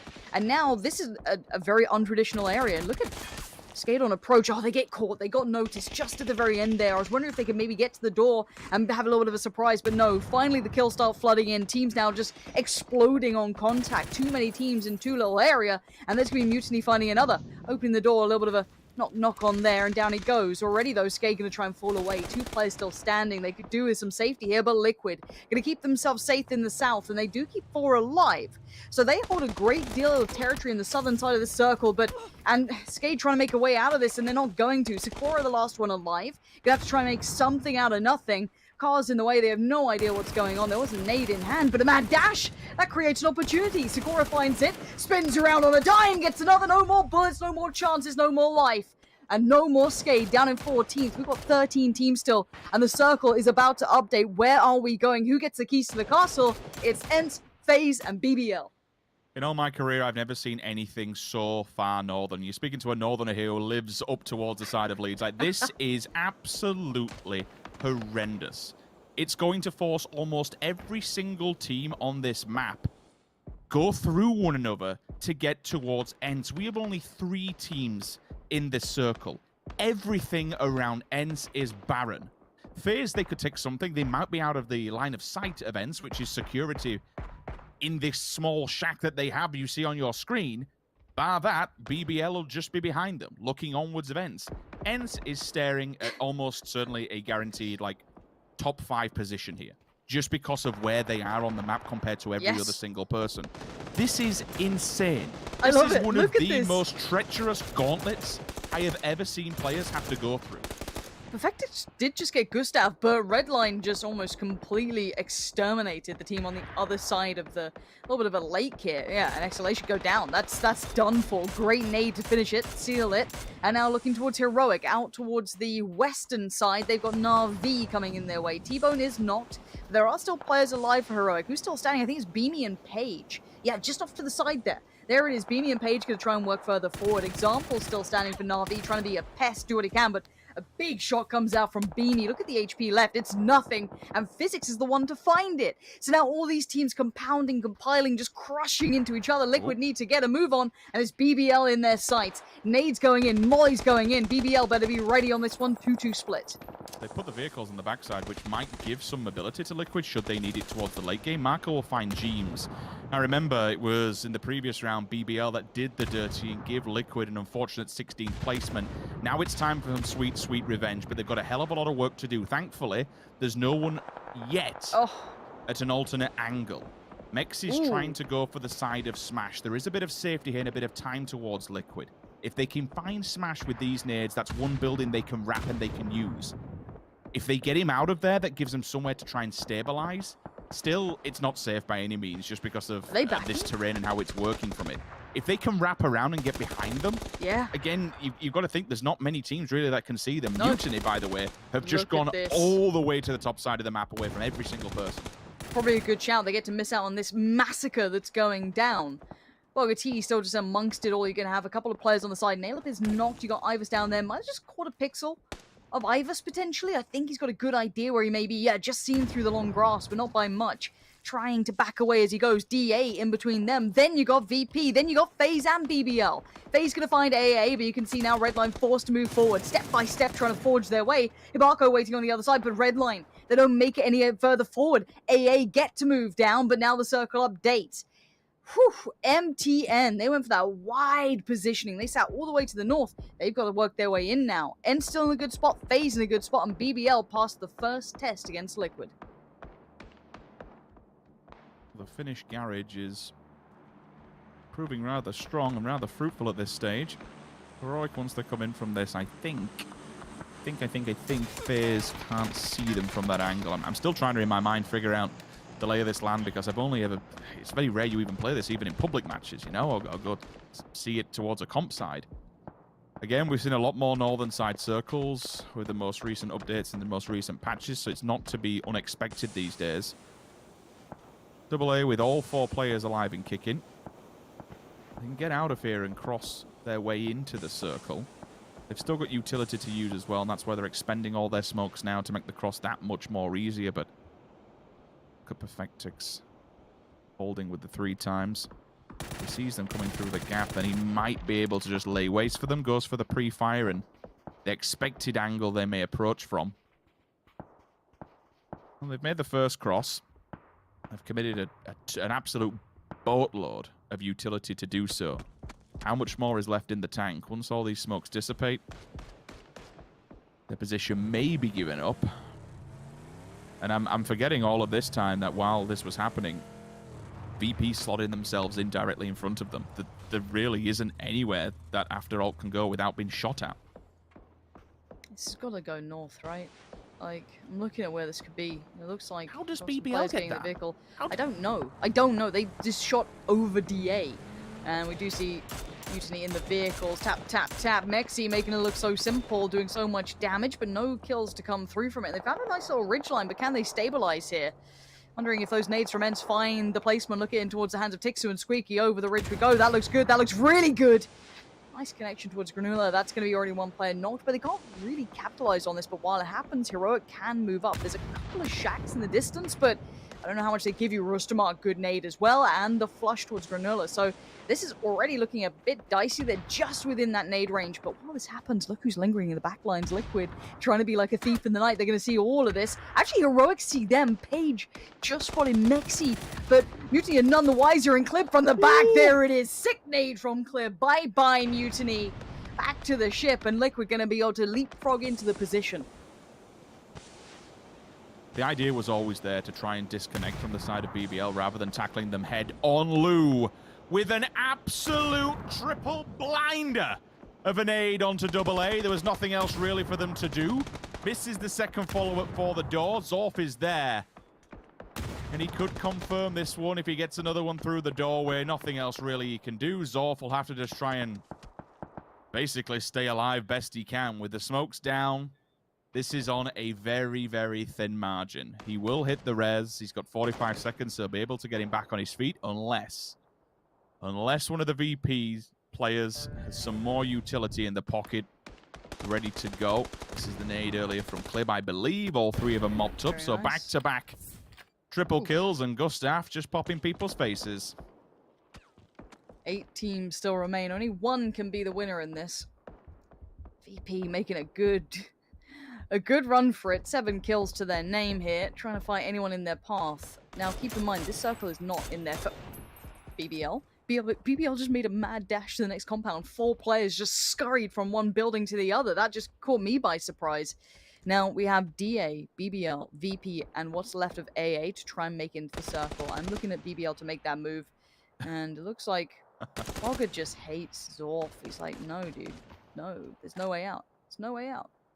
And the blue gonna take him any second now. BBL are making the mad dash for it. All 4 players. There's no more smokes. They used all of them against Liquid. Do they make it through? One's made it in the building. 2's made it there.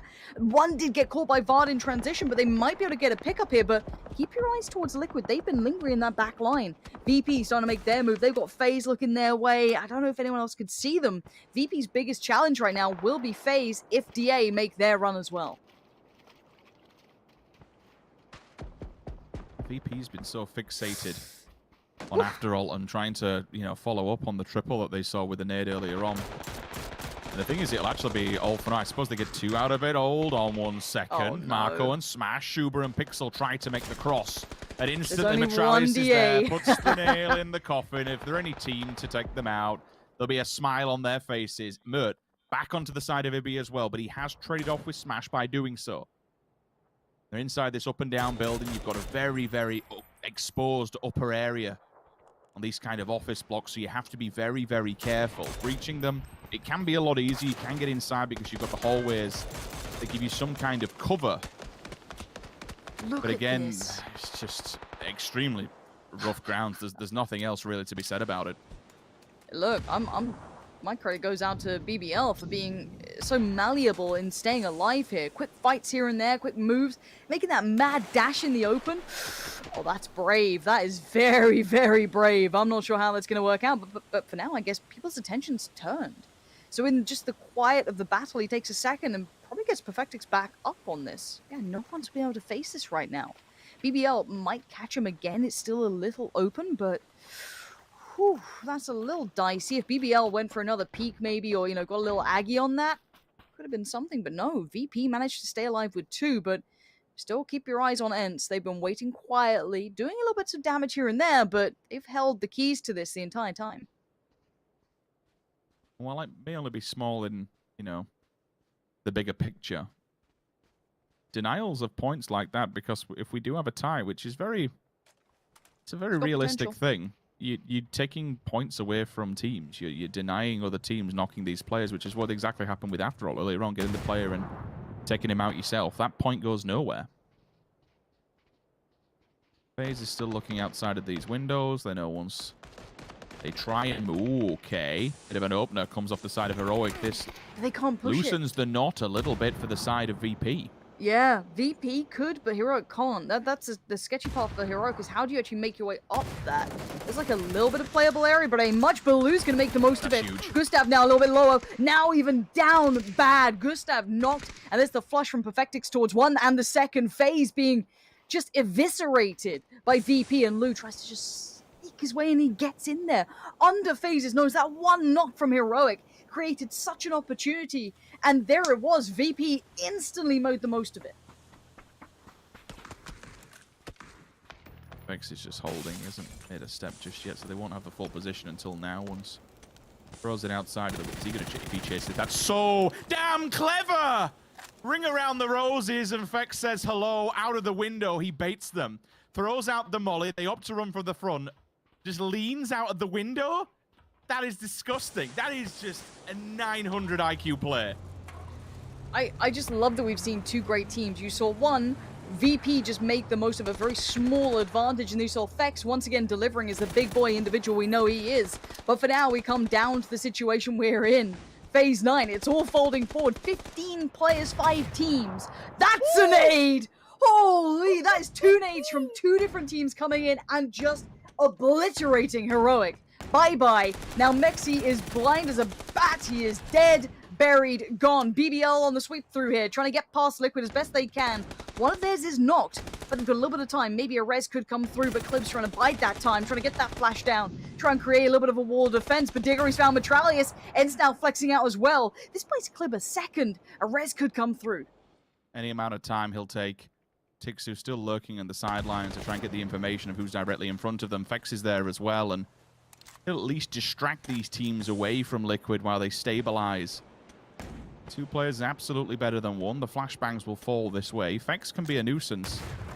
FaZe Clan, well, they paid a very heavy price earlier on for 1 player going down. They took their eye off the ball for all but a second. VP pushed in.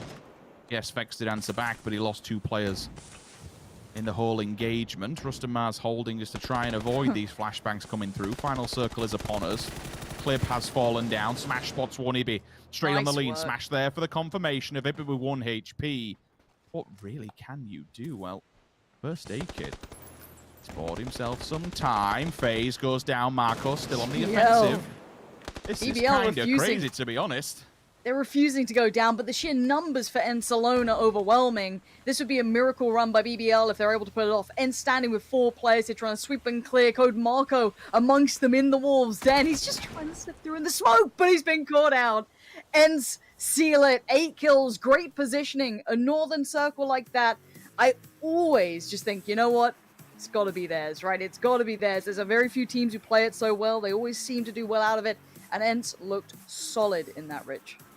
It's the perfect storm. They get probably one of the most wildest circles we have ever seen in a hell of a long time for Miramar, all the way to the northern side. They have the strongest compound, and most importantly, they have all 4 players standing. Everybody else falls around them. They get the win.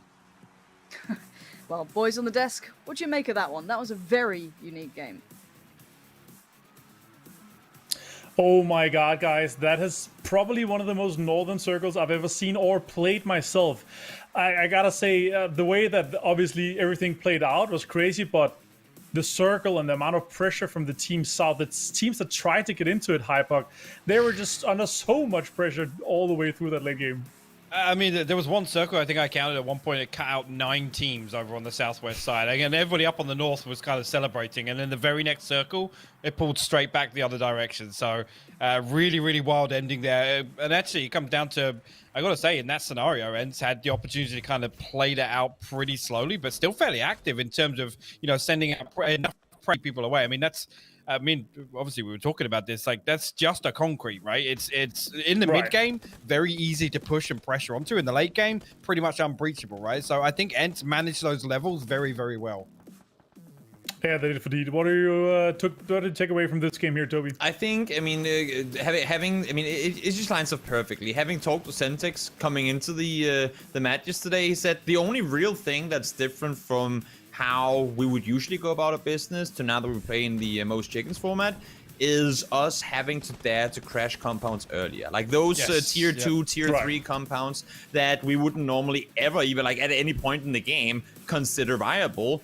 We have to start potentially trying to go for those because we will never be the earlier aggressors, but we have to aggress earlier than what we would normally being an edge team. And that's exactly what happened here. They went up, they claimed control on the northeast side, they got some fortune shifts going their way, but they positioned themselves on the area of the map where the water were the least favorable. So they played pretty much to their strat and they worked out perfectly. Yeah, it worked out extremely well, and how they were able to execute in the end as well, and also utilizing the other teams as basically their pawns, right? One of the bigger mistakes we were pointing out here as well, Hypuck, was BBL's kind of aggression on some of the other teams. If they were trying to go for the win here, they should not have killed Liquid in this position. No, and there's an argument to be made where here actually there's so few win conditions for these teams outside the concrete, right? You want everybody to get up onto the wall. You want everybody to be pressuring Ents, the one team that basically has this I guess, you know, safety cushion, right, in the end game. So there's definitely an argument to be made there. But again, I think as this meta kind of develops, we're going to see more visible decision making on that factor alone. Yeah, for sure. While we look at the top kills and the other stats throughout this game here, I want to talk about BBL again, you know, coming into the second game already, fragging out again, putting on points. Yeah. They just need to put up a few wins, and they're going to be sitting fantastically just due to the fact that they have this many kills here. Fex again, Toby, putting on insane amounts of damage and clutches. Back to back up there in the top, back to up there in the top, back to back 800 plus damage game. I mean, that's if you want to get off to a start of any kind, that's the kind of start you want to get off to. Of course, the wins are in the end going to be the kind of the deal breaker here, but for Fex to come off this strong this early on in the tournament, that's huge. Yeah, for sure. And Hypuck also, there is, you know, 4 or 5 teams that managed to cross the water with DA kind of poking at them. And then when it came to DA having to cross themselves, all those teams, they remembered, you were poking at us earlier. Yeah, we're going to make sure you're not going to get across that water. And this is another thing, right? It's when to kind of open up and start becoming active. It's a big discussion I've certainly had coming into this format of, you know, the timing of when to third party and when to try and stop teams from rotating in. Again, we talked about the end game there, allowing some teams, you know, safe passage a circle earlier may potentially make your journey later on a little easier. When actually, you know, conversely, we look back historically, that's almost never the case, right? It's if you can get those free kills crossing in the open, you take them any day of the week. So it's interesting to see really, I mean, how quickly actually things turn around and BBO end up dealing with DA trying to cross. Yeah, for sure. And especially considering once that second circle popped, I think the vast majority or 90+% of the players in this lobby, they're like, yep, that's an ending that's going to end up around in the Oasis, and it's going to kind of evolve into an absolute massacre. So it's kind of surprised to see the amount of teams that are still playing on the south, because there is, you know, 8, 9, 10 teams that are playing on the southern edge. But I'm getting told that we're ready for a break before we get into game number 3. So we'll be right back with a short break here.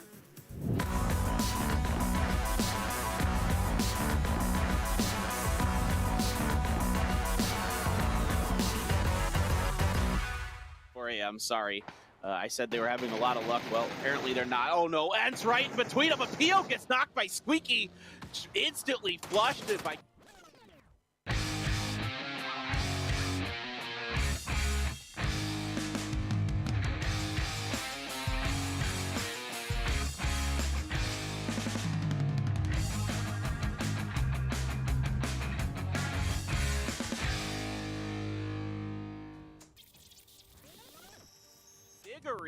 So Gen G, that vehicle mishap is costing them dearly. Trying to shoot through is Esther. Diggory's out of his vehicle, and Onyx is going to get 2, though, over on the side of this. Loki trying to go for the drive-by. He's going to get it. They finish offense. Yeah, it's been a great day for VP. Just couldn't seal the deal with some tough situations at the end that they found themselves in. Sungjan gonna watch Tiggleton cross. Shrimzy in some smoke. Finally, Sungjan's gonna open up. Doesn't get the knock on to Tiggleton there, though, with that SLR.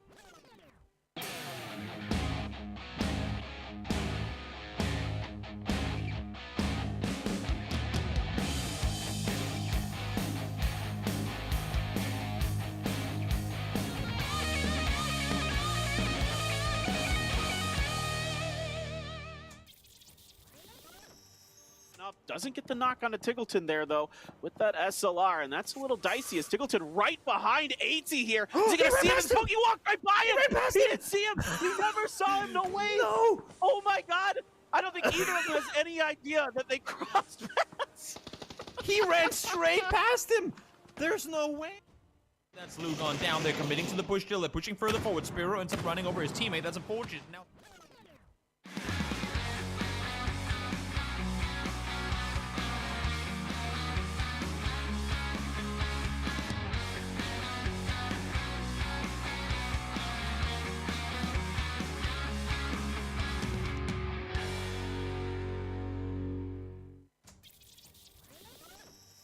That's Lou gone down. They're committing to the push still. They're pushing further forward. Spiro ends up running over his teammate. That's unfortunate. Now Spiro falls down and returns to that as well. The vehicle does a big lob in the air, but ain't gonna matter. It is going to be seen it. Then watch out, Patulins. There's a vehicle coming. And now infantry. They have a move to make. They weren't.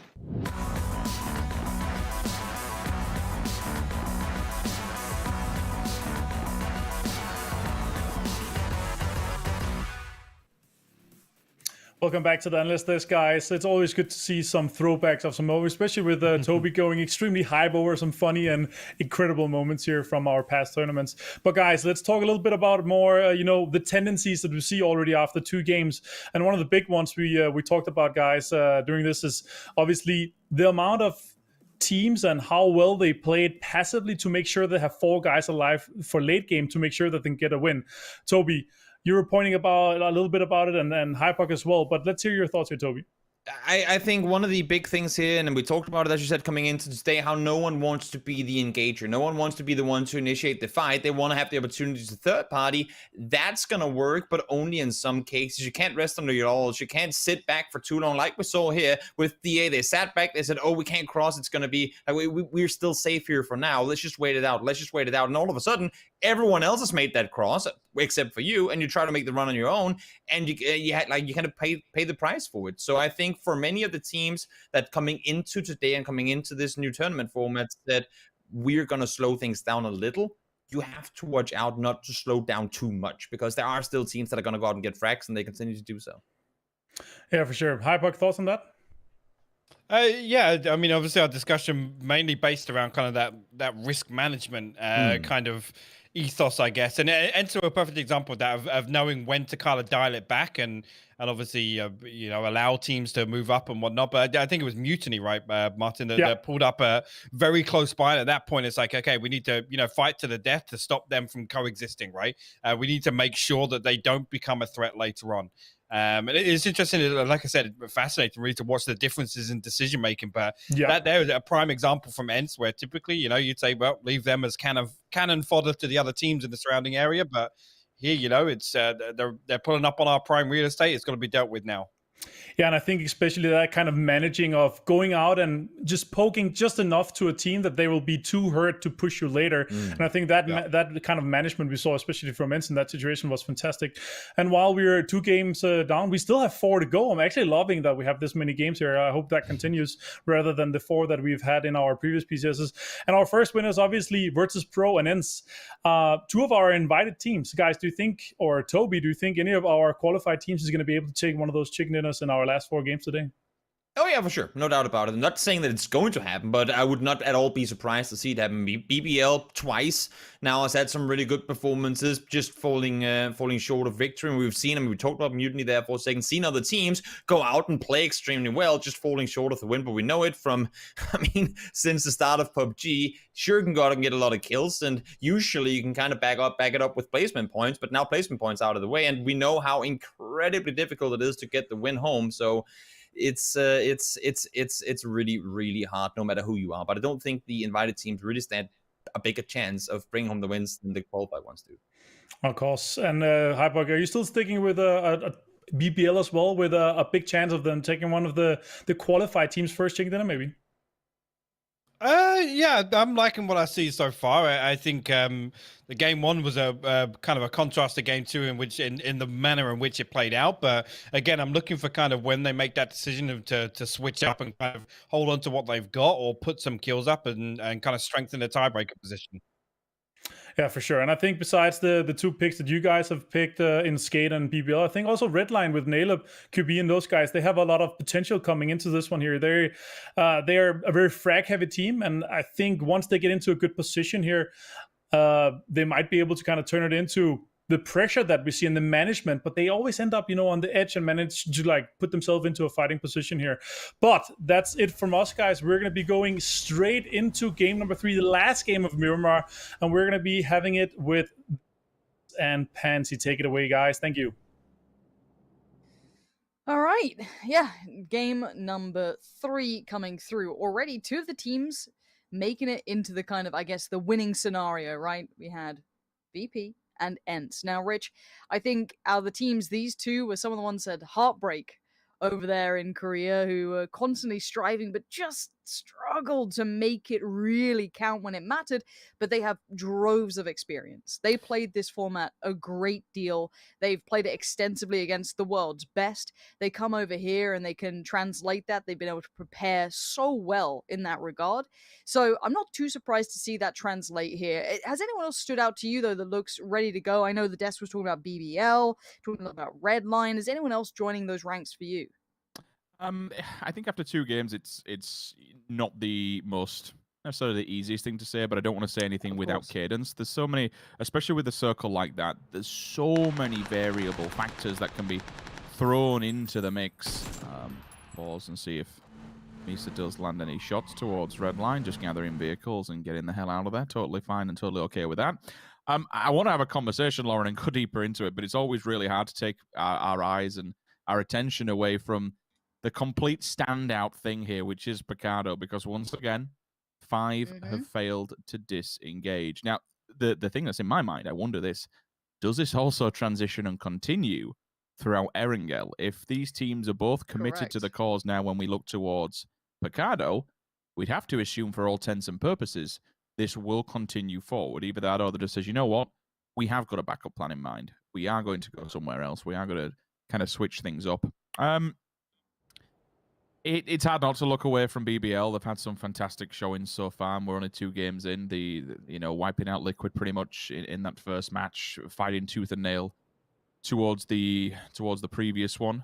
We talk about our 2 teams that have won so far, 2 wins under the belts. They're both invited teams, if you can take really anything away from that one.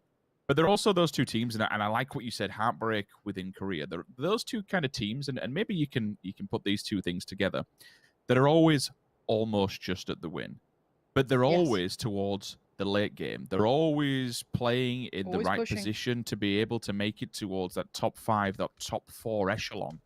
But they could never really, I don't say never, that's the worst word.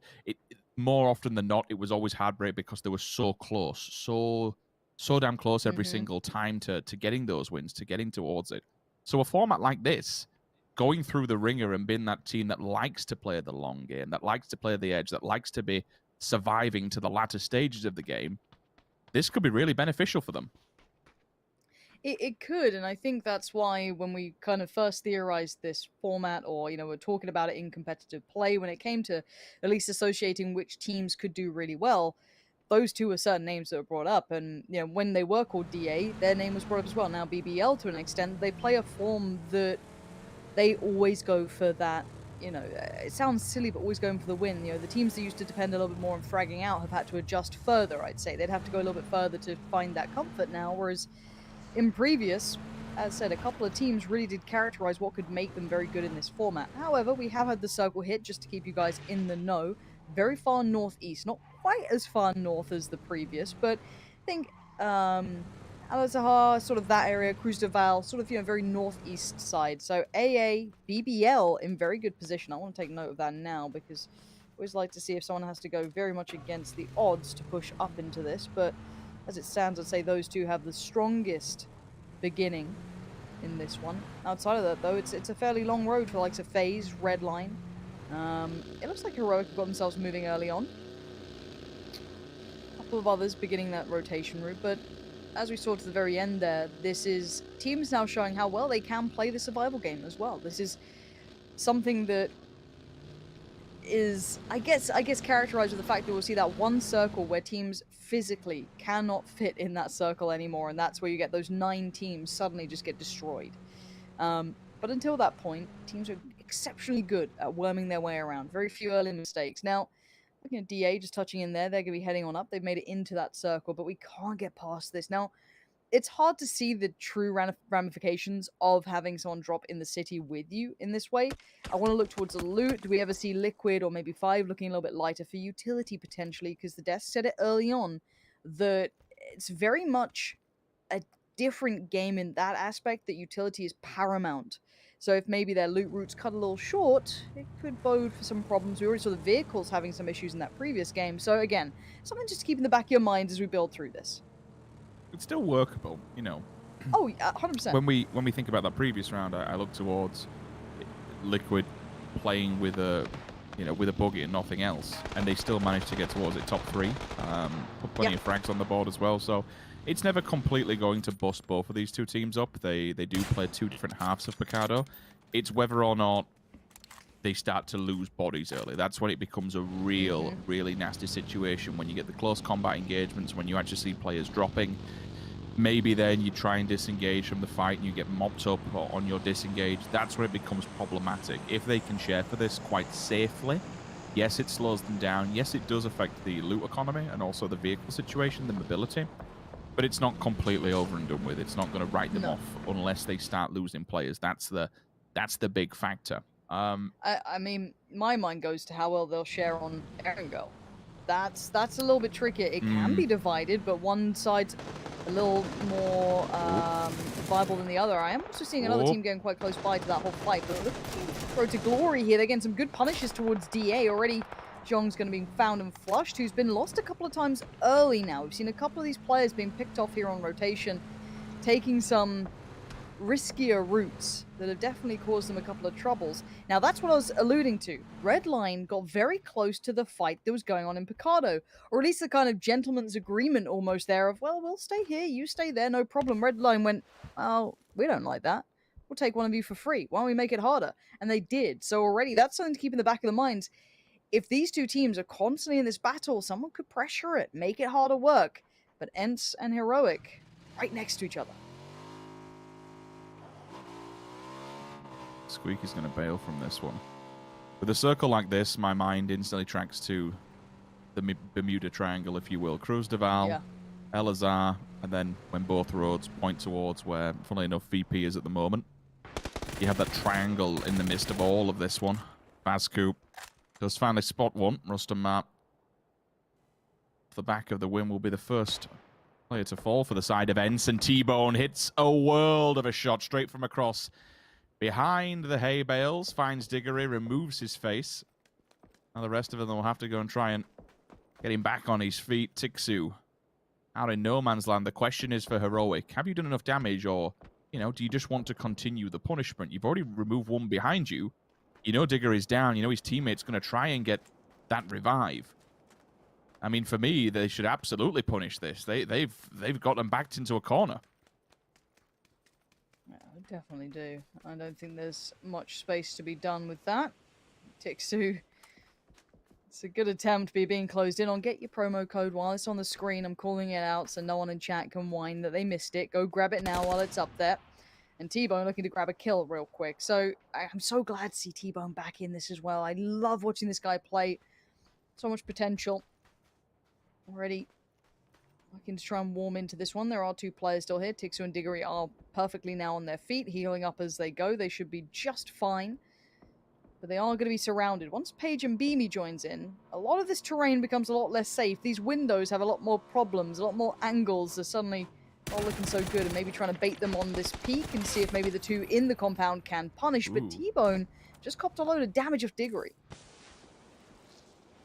Track of his position for all but a moment. Squeaky, by the way, has completely run into no man's land. You can see his logo just in the distance there, hiding. Oh my word. Here comes the breach, having a quick peek up. Guns not out quick enough in time. They will be pushing up the side of the stairs here, so the mollies can go down. It will push on the flames. Shotgun in hand as well. What kind of PUBG is this? This is going to be a straight up breach and clear. The utility will keep on being committed to hold them back. They know exactly where they are. The question is, can Diggory use this to his advantage? It's very, very rough to try and push this one, even get a peek. Like, I mean, the best thing that Tixu might be able to do is try and bail out the windows and make it back to his comrade and regroup up, but that's what T-Bone's job is there for. He is there to try and deny this one. Diggory finally gets found by the mullet. That angle has now been denied. It all comes down to Tixu in a 1 versus 4. Whew. Yeah, FaZe are also rotating this way. What a weird rotate from FaZe. It is very strange. I'm going to keep my eyes on what they do with that. Squeaky's on the way back, it looks like. I don't know really what's happened with this, but outside of that one battle, we do have VP on the move. They're going to be trying to punish, and they have. Road to Glory not looking so glorious anymore. Already going to be a flush on that VP. Continue on forward, and you're still seeing Tixu in a world of danger. He's not doing too well out there. Squeaky across the way, just watching his comrade, just getting absolutely hounded by Heroic. Flashes, nades, everything. They want to get rid of them. They want this compound. It's become far more valuable soon. This nade could be at Page. Going to post it.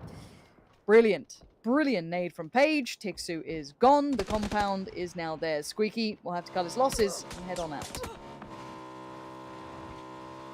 It's a good compound, but you're looking for hardships now. Anything above Elazar, I'm never a big fan of. You usually, more often than not, see it push towards the southern side of this town. Hey, Squeaky, the emergency backup plan. He's made it inside the hangar, but my word, this is not a safe place to be. Physics down in the open. Nail up spots him and knocks him. That's a GG for that one. Exhalation, by the way, in all of this have just, again, gone to play no man's land and try and stay alive. Don't barrel flip. roll that. Yep. Nice. Big fan. It works. We turn him, just lean out the back of it and snipe him at distance. Will give us the... Wish we would have had the clip shot. I bet that was sick to watch. Booing vehicle snipe. Oof. I hope we get it in like post or something. We've got the 10% reduction now in players. I think I'm pretty sure it's 10% reduction in the stabilization. So it's a, I mean, for these pros, it's still damn well easy. They'll make it look easier and they'll utilize the vehicle stabilization. But yeah, I'm pretty sure that's now been reduced by 10%. So it becomes that much more harder. And again, just to hit a snapshot like that, fantastic work. Still, this is quite a spread out. Like, if we look at towards the map here as well, especially, you're going to see a great deal of spread out teams. This is probably the least easy to read, but it's hard to predict. There's still plenty of opportunities and quite a divisive road that runs just south of Azahar. It's going to be very, very polarizing in approach. Teams in the north will be very hard to track to the south because not necessarily the road itself, but the cliff that kind of runs around it's very hard to traverse, slows you down, and anyone who's around that area will be able to pot shots at you. So at this point, we're looking towards FaZe, over towards the eastern side. We saw them kind of, I guess, nearish to Heroic, a little bit further south than that now. Looking for a way in. A little bit of a damage stat there, and not surprising, see Fex towards the top. This man is a true monster. I mean, I was enjoying watching NA. Old Tiggleton having a bit of a tear up out there. Doing very good, but nice to see a couple of EU players certainly having some big boy performances very early on as well. Circle will be closing any minute. I'll be able to see exactly where it's going to go. Some of the teams that have committed more towards the north, they're playing the 50-50 game. Which side are you going to be pushing? Will we stay towards the northern side or we go a little bit more southern? We'd have to anticipate southern just because, again, every time we see Elazar, it's always doing it to us. And this time, it stays within play, but it puts itself up against the circle enough that we at least know that we are going to go further down towards the south. And think of how much utility, time, and commitment Heroic did to remove Ensign. I'm not saying it's a bad play by any means whatsoever, but they absolutely wanted this compound, and it needed a god circle to be able to send it to there. It does go there, but you needed the perfect circle. They will now be forced to move, but they at least have the top of the hillside to work with. BBL just says, you know what? Stuff it. We're going straight through town. Not a problem whatsoever. Bogarty will receive some fire as well. Squeaky is hiding with a shotgun. Pump action. Please stay away from me. This is my only safety net I have left. Smash forced off road because of the gunfire, but they have made it through alive, which is pretty decent. How they've made it, I do not know. These vehicles, if they hit them at speed, they'll be able to get it up there. Exhalation also working off of that Badlands area to get down here is good. They've made it in a timely manner.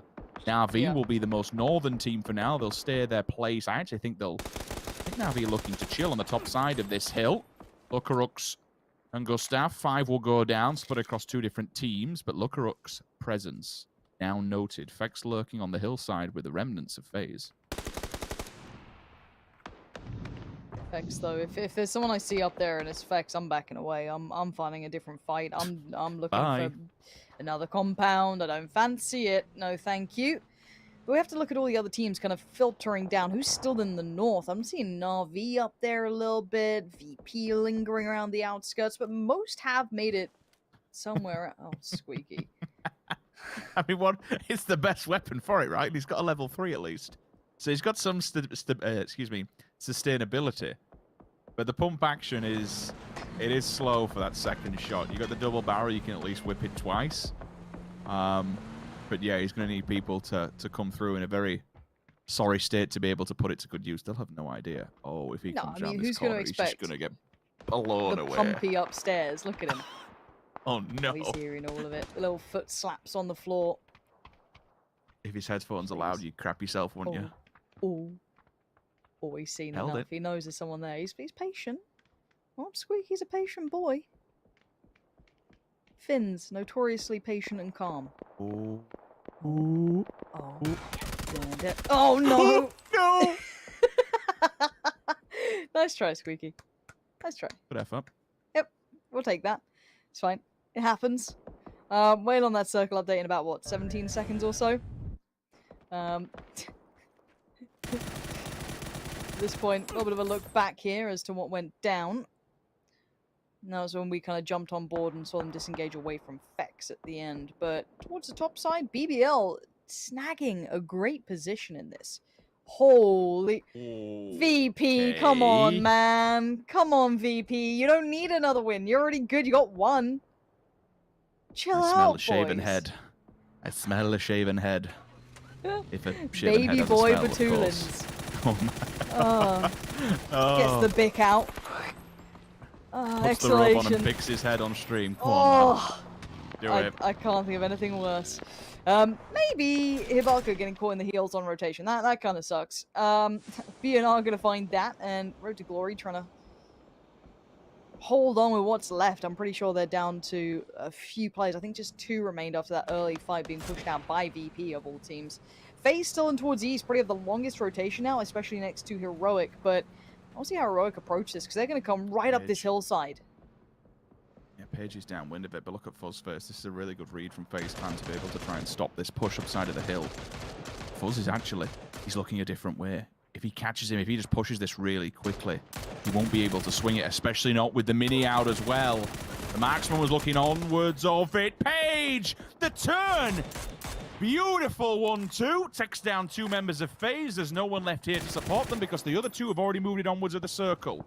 Now, for Heroic, they needed this. For all the time, for all the commitment, the utility that they put towards removing Ents earlier on, that was a huge milestone to cross. Now they can get towards a circle cleanly and, most importantly, with 4 players. Liquid, that is a wonderful response. Liquid, look, I'm a big fan of you.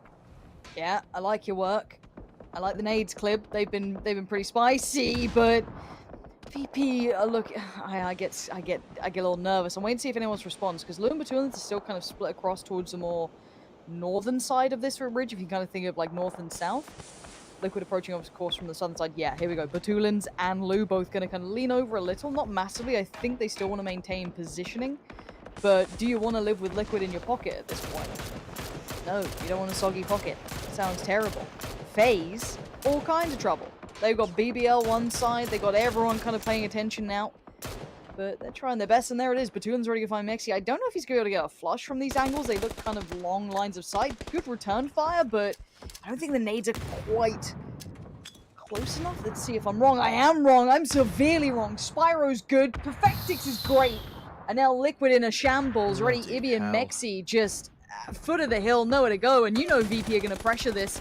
Perfectix gets a fair crack of damage, but They're pushing up on it regardless. They're still going to try and keep their heads sucked down. Look at Batulins, look at Lou. They are encroaching on this space now. Mexi trying to just be gun out on this one. Spyro with a repeat, try and allow Batulins and Lou the second to readjust. That nade's perfect. It's so good. It's in the pocket of Iddy. He can't get it out. And Mexi is just now all alone in a 1v4, surrounded on all fronts. There is no one to save you here.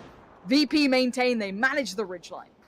The ultimate confidence to pull up in a vehicle right in front of them as well.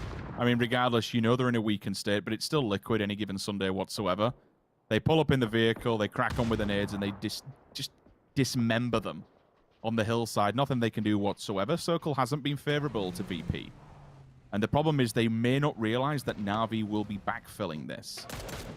I'd anticipate that playing at this level and VP's ground knowledge, they keep somebody in track and somebody in tow of the north to see exactly what's happening. Heroic still continuing, team after team after team. This has been a hell of a lot of work to get to this point, and they're still not inside the circle. They have to remove this hangar. Easier said than done when we have SMB inside. Helps. However, Ivers from an off angle certainly will make things a lot easier. Yeah, Beamy's going to use that. I don't know if they realize exactly which player, where they got picked up, but they're certainly aware that someone else has eyes on this for one, and there's a couple of players out here, but they haven't checked on one just off to the side. Beamy here, he's heard enough. Yeah, great turn from Beamy. Here's the steps coming towards him. Lazar, though, did do a bit of damage earlier on, but here comes the rest of the team. Lipson's there too, but Lazar going to try and peel away from this. Heroic going to sweep through the compound, take it as their own. Lipson just try and put down utility to maybe dissuade the push around the side, but Heroic are hungry for this. You're always going to panic when you hear the vehicle just hitting the side of the deck, and that's why. Oh, he just lambasted as it goes around the corner. Nothing you can do whatsoever against that. Now, I mentioned the Na'Vi and VP backfill. This is something we had to be aware of and something we had to be careful of. That is a cracker of a shot, though. Quizzy goes down. Spyro spots one. Good grenade on the opposing side as well to do a hell of a lot of damage to Melman. Alia, no health either whatsoever. Na'Vi has just been hit and punished. There should really be no re-aggression coming out of them. They have to fall back and heal. Alia's all the way up against the blue. There's really nothing. They're going to have to move. You're spot on. The ridgeline is nowhere near favorable enough. They're hoping for like a god nade to come down and it gets the vehicle, but not the player, really. Spyro can still get in that and try and move it on up. Batulin's back on his feet anyway, so quick little pickup. Yep. Ooh, nade. A bit of damage, but they're just fine. They're still going to move on forward. You can see the barrage continues. Spray comes in, but they keep the vehicles just under the line of sight, and they move forward. They're trying to leapfrog up. Spyro out of the vehicle, gets himself boots on the ground. Molly goes in, comes out, and already Example's in trouble. Receives a bit of attack, fights his way out. Perfectix, though, goes down. Flush comes in from Luca. You're going to still see these trades coming back and forth. Example being a huge threat right now, making some value out of this, catching Lou on the flank as well. Now Spyro in a bit of a dire scenario. Doesn't even know how close Example's getting. Alia's over towards the left side. Example, great position, better shot. Good work from Example. Na'Vi still staying alive here. Yeah, both teams knocking the living bats the hell out of one another, but I understand the commitment from VP. Those two nades, while they didn't take down any players in the vehicles, they had so little health, they would have been mopped upon arrival anywhere. Instead, they get directly in front of Na'Vi and try and do whatever they possibly humanly can. It's not gone too well. The response from Na'Vi has just been as kind. And Batulin's, well, the last man in the ditch will try and hold the line. 1 versus 2, leans to the right-hand side, and ultimately will meet his death. Rather unfortunate. It was a valiant effort. Na'Vi also taken so many casualties and so much damage during the fray, but they are safe for now. How long for's a different question. Should After All be able to hear them or see them and have the info? They definitely will have the scopes to be able to see across that ridgeline. It's a very open plateau. BBL, well, they've committed to the tributary all down in the roadside. Nothing else they can really do about that. Fex is also last man standing for FaZe Clan Redline. Commitment down south towards the compound and one of the last remaining compounds within this circle, so I understand why. Sakura going down at this stage in the game, not great whatsoever.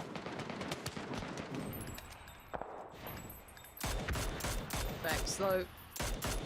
Just want to watch this man work. Great tags. Couldn't quite get the frag in the end, but the aim's there. It's sharp. I don't think they're going to make it much further forward. Vard, a heroic last stand and a mad spray on that. What? How on earth does he get that? On a 2 times as well? Seems reasonable. Okay, so what do we have left? The name that I've been trying to avoid because I feel it's going to come around later is BBL, right? These boys are sitting slap bang center. They had a good start, then the circle moved away. They readjusted. They went for that full send, and they're going to get on back. But Na'Vi still staying alive, refusing to relent and still maintaining 10 HP on Alia. It ain't much, but it's enough to keep him at least breathing for now. Heal comes in. He's just fine. He's back and good to go. Zorf, better be careful. One peek on that ridge, and you could be dead. Alia wants to try and do that right now. Gets him down to a one-shot, but can't quite confirm it. The push-up as well, but brave work from Alia. Once again, keeping Na'Vi alive.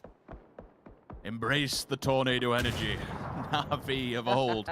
This is what we want to see. We know there is just an abundance of raw talent on that roster, especially when it comes to individual performance. As a two-man band, they've just wiped out an entire team and finished off what was left of VP earlier on, so... Hey, we know the talent is there. There's just been a few little moments with their positioning on the map when we get to this late game. It puts them in a very, very almost unwinnable scenario, but they do keep going and they have a little bit of time. Coming down that embankment now for the last two players of Na'Vi will be difficult.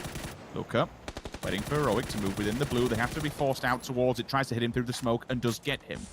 Nice. No resuscitation potential, in my opinion, for Vazku, because of where the circle is, but Heroic will keep on pushing regardless. Ibis up top, QBE, very strong position to try and hold them back here. Even better if you nail it from the back lines. Does them dirty, where they look away for all but a moment. They're distracted, he turns, he strikes, and Vex comes in with a one-tap onto Example just for good boot as well. Vex has been a huge problem throughout this. He is the one-man band, though, for FaZe, and I don't know how many flushes he's getting or really much of it, but he's putting up a damn show. It looks like Beanie could be going right towards him as his last kind of attempt to disengage from this fight. And yeah, Beanie's going to pull up, put down Vex, and he goes away. But I've got to say, Vex tried damn hard to keep FaZe in that.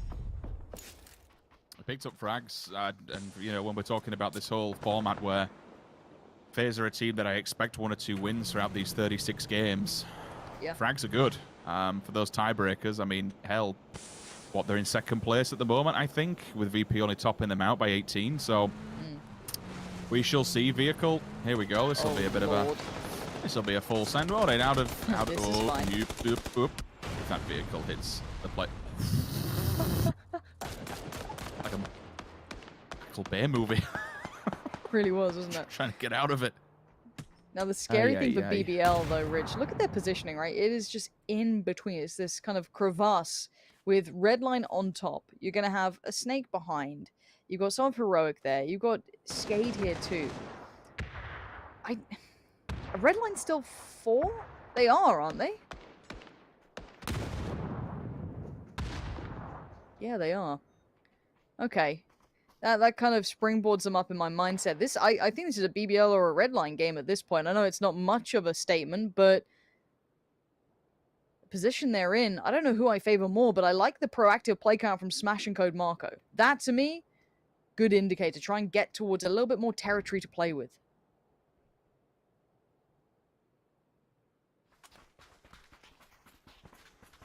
BBL need a bit of an opener from another team here. I like that BBLs give themselves more room to breathe. While I know they can work off it because of this valley that they're within. You know, if you had any other compounds above them or around them, then you're going to be looking, okay, I know where players are. But setting up the vehicles in a way that they've put their backs against the blue, they can work with it. If this goes their favor, Redline works the way down, opens up onto Skade, and then they can maybe get involved with it. 1 M4 on Smash, Beryl's on the opposing 2 next to him. We do have a Kar90, I think it was a Kar98 or a Mosin on the final player that was all the way up towards the northern side, but they brought him back. I think that's Mert. So you do have this, you know, headshot opener potential. Double M4, okay. So, yeah, pretty lightning fast weapons that they can at least take this in a close combat scenario. Who else have we got? I'm looking for... Really, it's hard to do justice towards the side of Skate because they're ultimately just waiting for either the enemy to fall down the hill or the enemy to open up in the valley. At the moment, they have to stay their feet. They can't... Did he just shoot that to try and get the splash damage on them? It seems though that was the case. Good God. All right. Okay, so like right side's death. What? You okay there, Rich? I could barely hit players, let alone a nade that I threw. Beamy! Still trying to do what he can as a solo player. 10 kills for Heroic. These boys are a dangerous squad, I think. We've all noted that by now. Still looking for the next step forward, but you can see Luca just on the verge there. Might have enough of an angle, but do they want to commit this side? Oh, they're forcing him down towards BBL. There is no good choice in this. It's a very tough scenario for Beamy.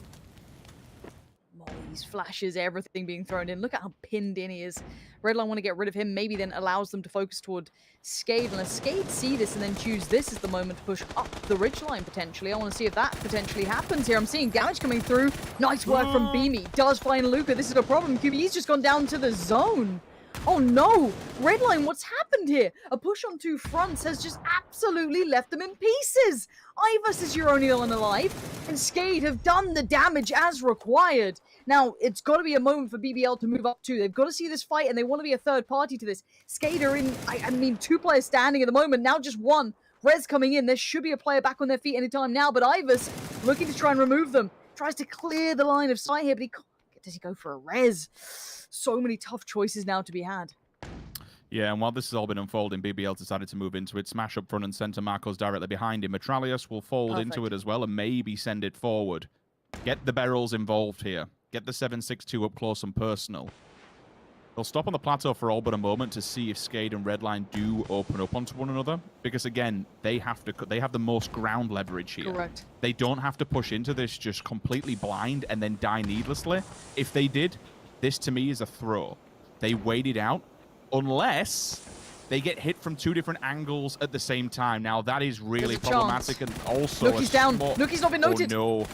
Nuki's gotten away with murder. They had no idea he was there. Smash turns around quickly and avenges his fallen teammate. Like, wait, how did he just thread through the line of defense? But no, Metralia still holds strong. This encourages Redline. They want to get in, nail up from up above. That's going to be dangerous at any given day. But he's only going to get smashed for now. There is still Code Marco alive in this. It's not over just yet. BBL still have numbers. 2 standing as to Redline. But Redline are battered, broken, and beaten. And Code Marco wants in on this nail up now. Prone down, nowhere to run, nowhere to hide. And this is surely their win here. Unless Mies can do something wild, he cannot. It is BBL's.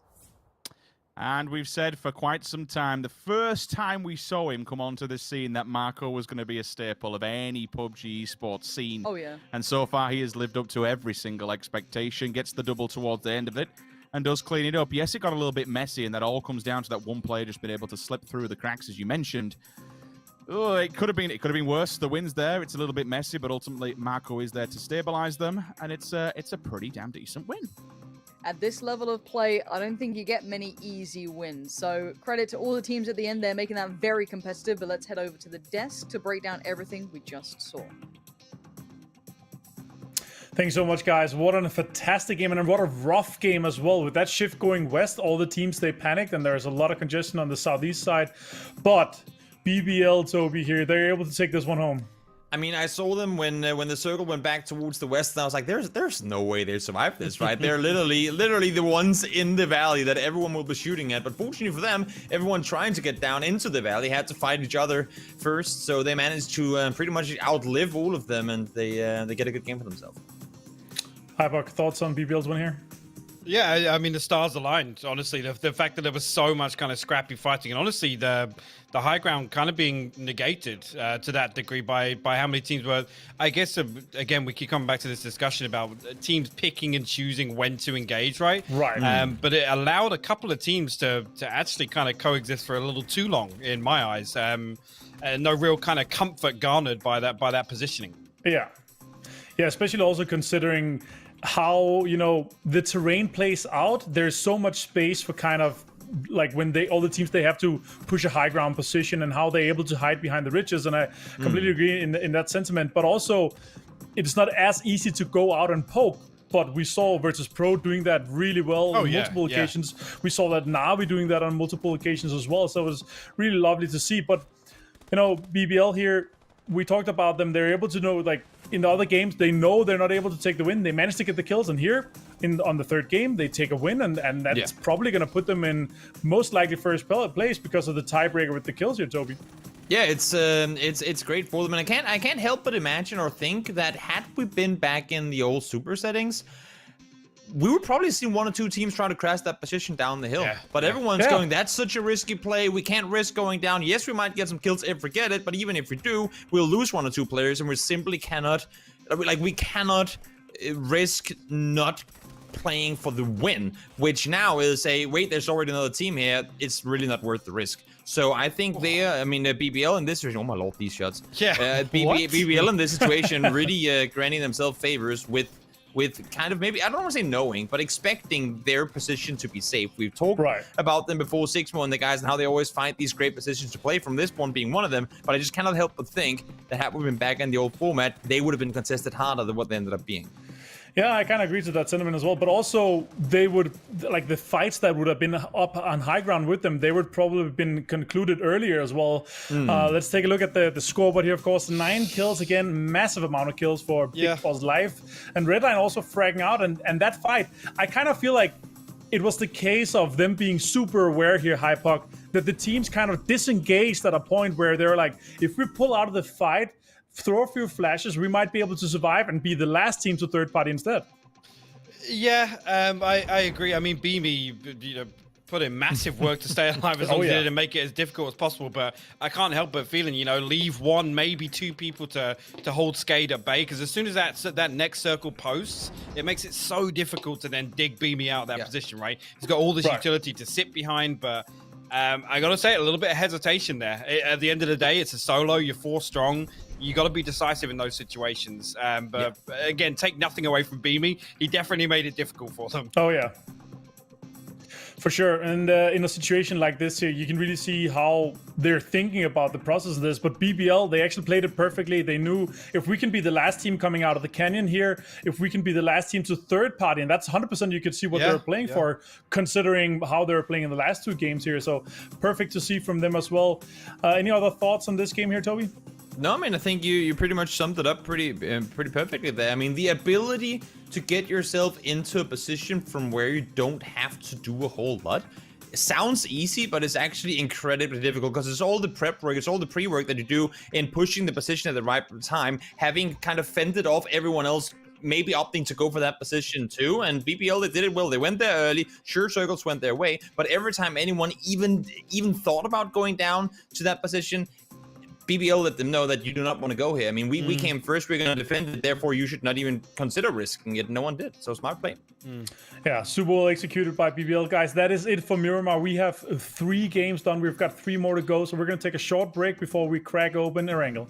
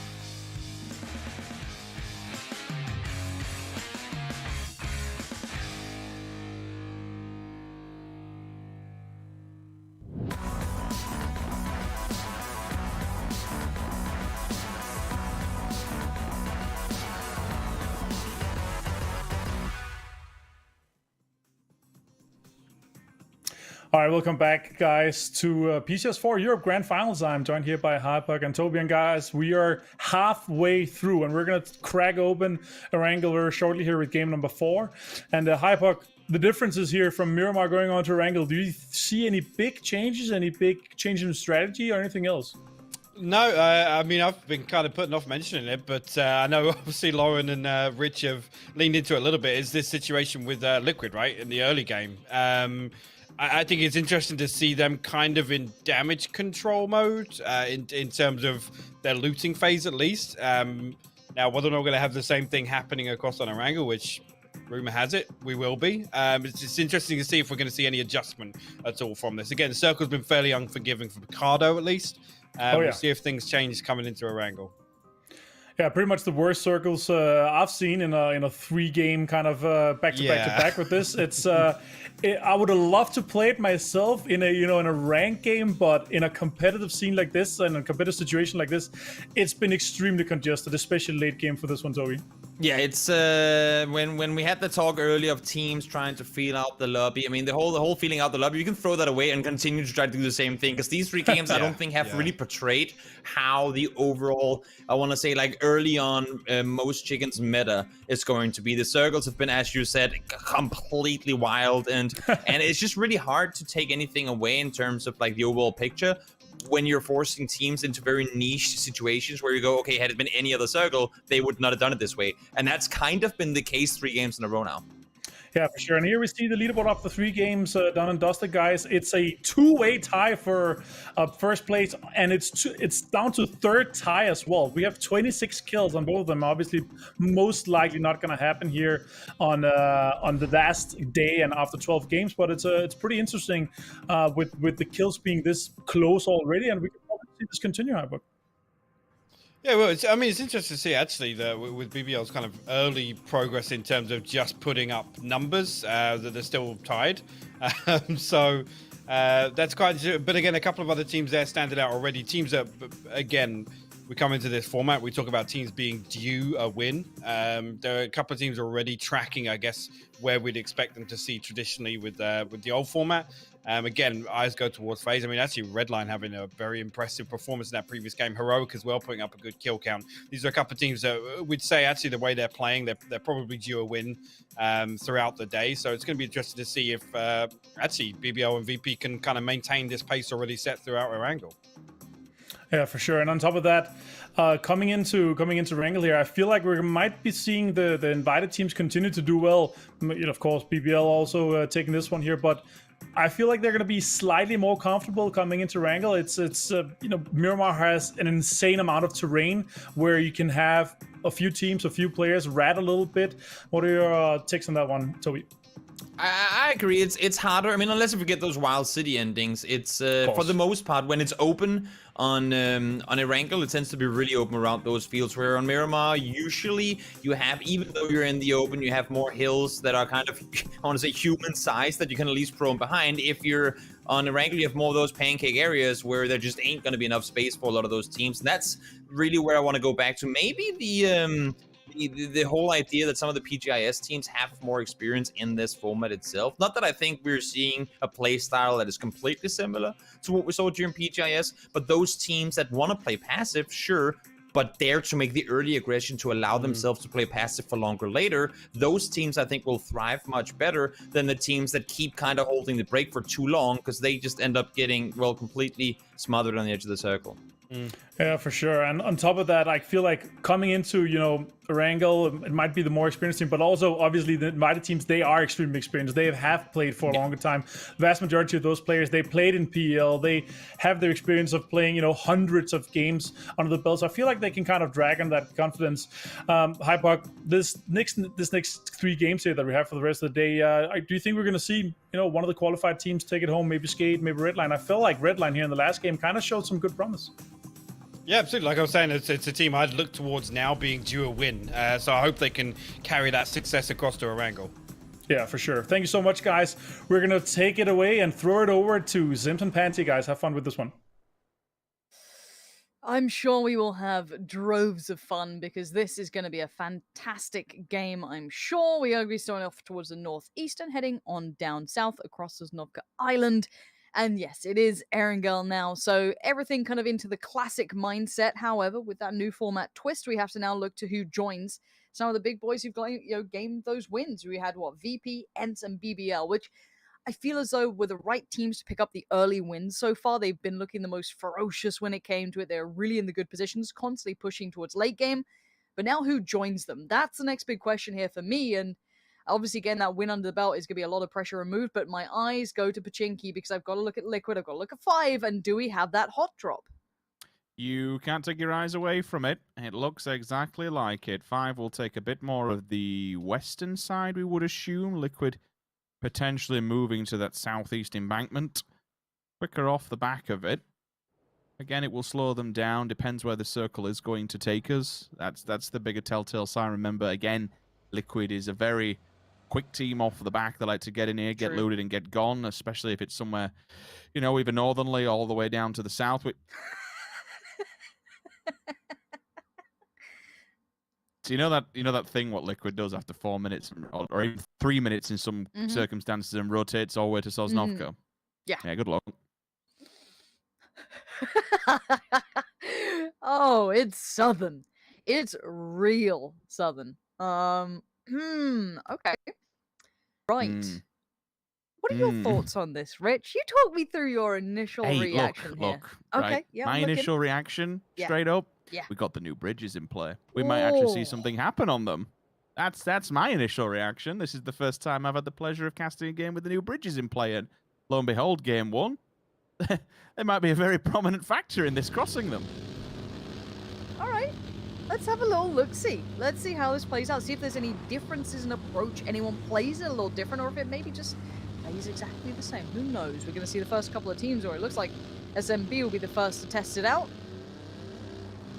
Bridge inspectors coming out for the job. Don't know if anyone's really there to stop them. 80's kind of on the crossroads, but he's not really going to be doing too much towards this, so should be just fine. And here we are, brand new bridges. This will be the first glimpse with an EU. Remember, you can jump off the side of these. You can go down below. They have the underneath catwalk now. They're a much wider bridge, so you can at least, there's good sides to it, there's bad sides to it. Ultimately, there is some more space to play, I would say, and there's another ulterior option that you can go down low and try and avoid the upper gunfire, so the bridge camping does become certainly a lot more harder, trying to keep track of more space, more area, and the people underneath as well. The first warning shots do come from the side of Mutiny, and if they were setting up to try and camp this, they've lost the element of surprise. If that was the game plan, they should have been ready and aware for Liquid's approach. And Liquid in one vehicle, by the way. That's the knock-on effect right there. Yeah, that's the big knock-on effect. One vehicle for having another team in Pachinki. They've got in and got out. And to be fair to them, they've still done it in Liquid time.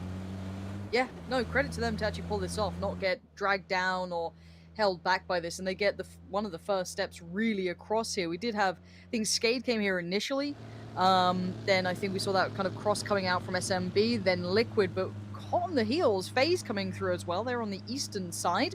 A couple more teams going to head on through. Now, again, we don't expect too many camping of the bridges necessarily. It doesn't really equate to what they would want to garner, which is potentially kills, but as it stands, I just want to watch to see how these teams do on this. Do we get to see any sort of fights potentially break out? And these are nice and thick, wide people happy, and they have made it through. So now plenty of teams making it through towards the island. I'm sure most of them will congregate towards that kind of southwestern side. Just one, we've had a lot of endings there, and two, the circle very much leaning this way.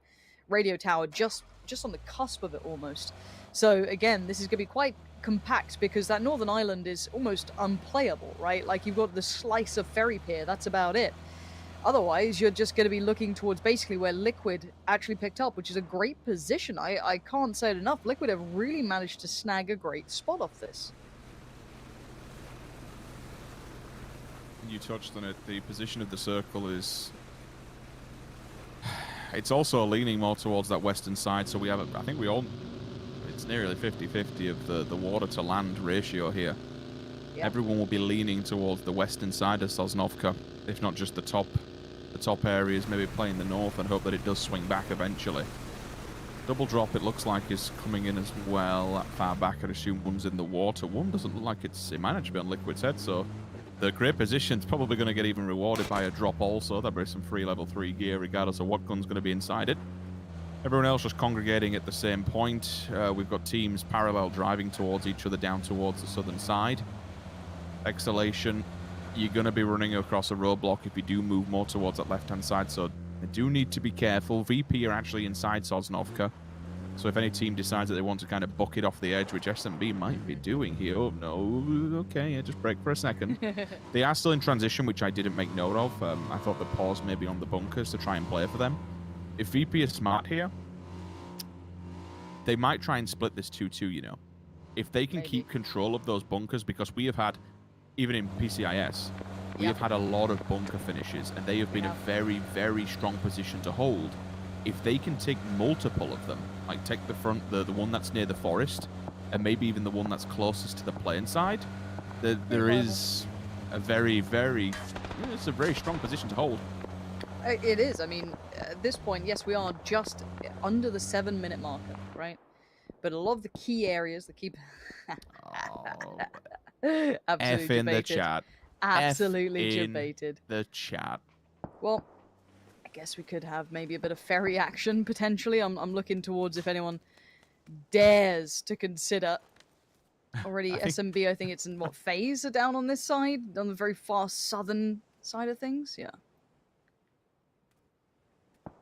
I've only seen one team use the ferries thus far. I believe it was the older Navi who just made landfall early and ultimately didn't really do much for them. But yeah, we shall see.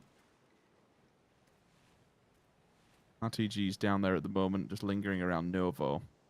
Yeah, I'm seeing if anyone else would maybe. I wonder if they get scared off the back of it. Heroic have, I mean, you know, I think you touched on it. We've still got, what, 4 teams that have got to get across there. 5 are holding the opposing bridge, so that's something to remain in the back of our minds. Navi on the front side of the western bridge. 5 are on the opposing, still on the main head of Erengel. BBL, Pachinki, Double A's just rolling past them now. ENS is actually further, all the way up against the blue, to be fair. They're near Georgia Paul and Roshawk. So they're going to be the very, very last team into this one. There could be a boat or 2 lingering around Ferry Pier. Maybe. If 5 doesn't go scout. If 5 scouts the bridges now, then they're all gone for sure. Yeah, true. Well, I guess that's going to be a telling point. I mean, a lot of the teams did just take the vehicles over. Right? I think... Did we see anyone take a boat? I think Navi... if Navi didn't take the boat, then they did the yellow cliff face where you can... It's the, you know, where you get the little shark and you just ramp it off the edge and you a little bit of a hop, skip, and a jump away from it, swim it, and you're done. So they came across water, whether that was a boat or by just propelling themselves with the vehicles, a different question. Heroic have actually got a bit of a difficult task ahead of them as well. They're now in the blue over by Milta. They're on the beachhead looking at what really to do, but I suppose from where they are, they've come further towards the cliffs. You will very much be able to scout that bridge, like super, super easily. The only place you're going to on that bridge is the level 3 building with the rooftops, and you've got the bricks on the front. You'll be able to cover that from there. Again, with it being a much bigger bridge, it's much harder now to camp, I think, at least anyway, just because you've got more room for maneuverability and somewhere else to drop down on the catwalk. So for Heroic, this should be clean. There's a bloody boat there for them as well if they want to take that. I think it'd be too slow in the blue, personally, and if they know that they've got the bridge, they'll probably just fully send it. Yeah. Yeah.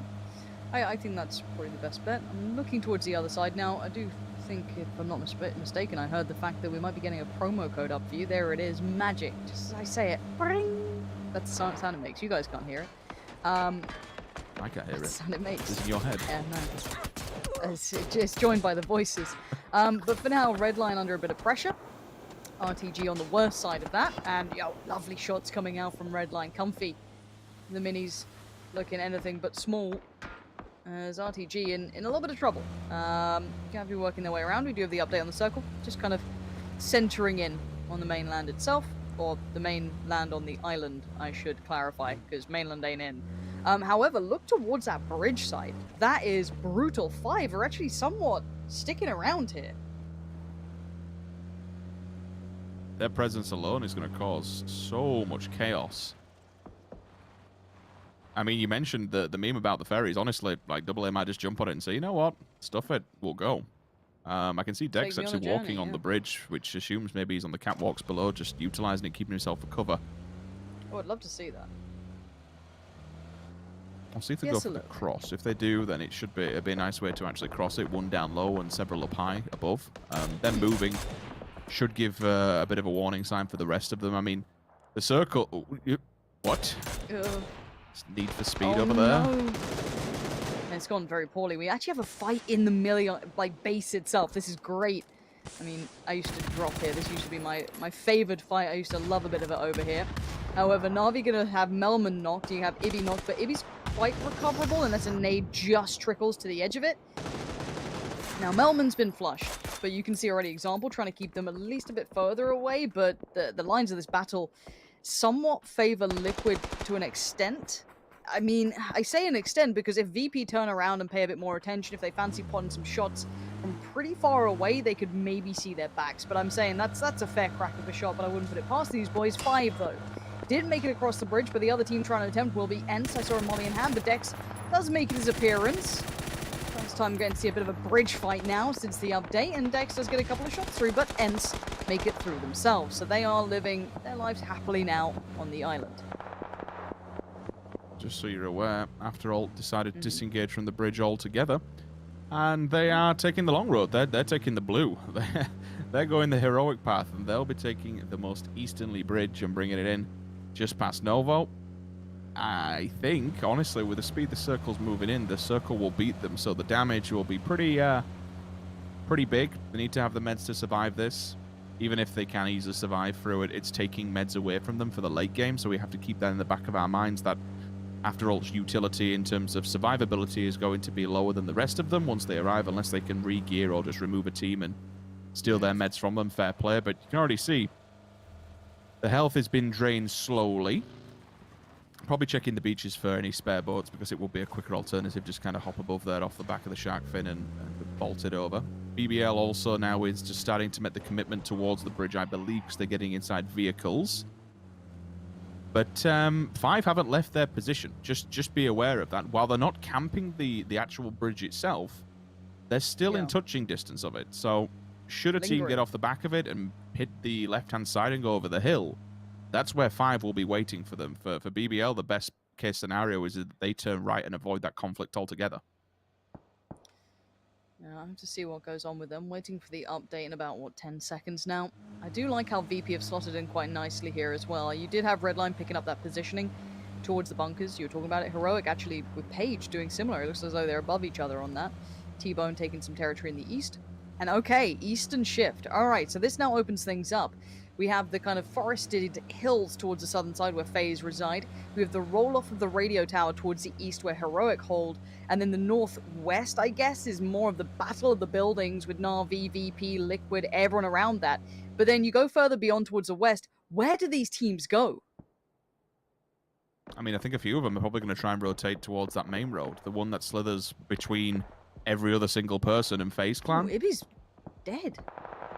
Transition.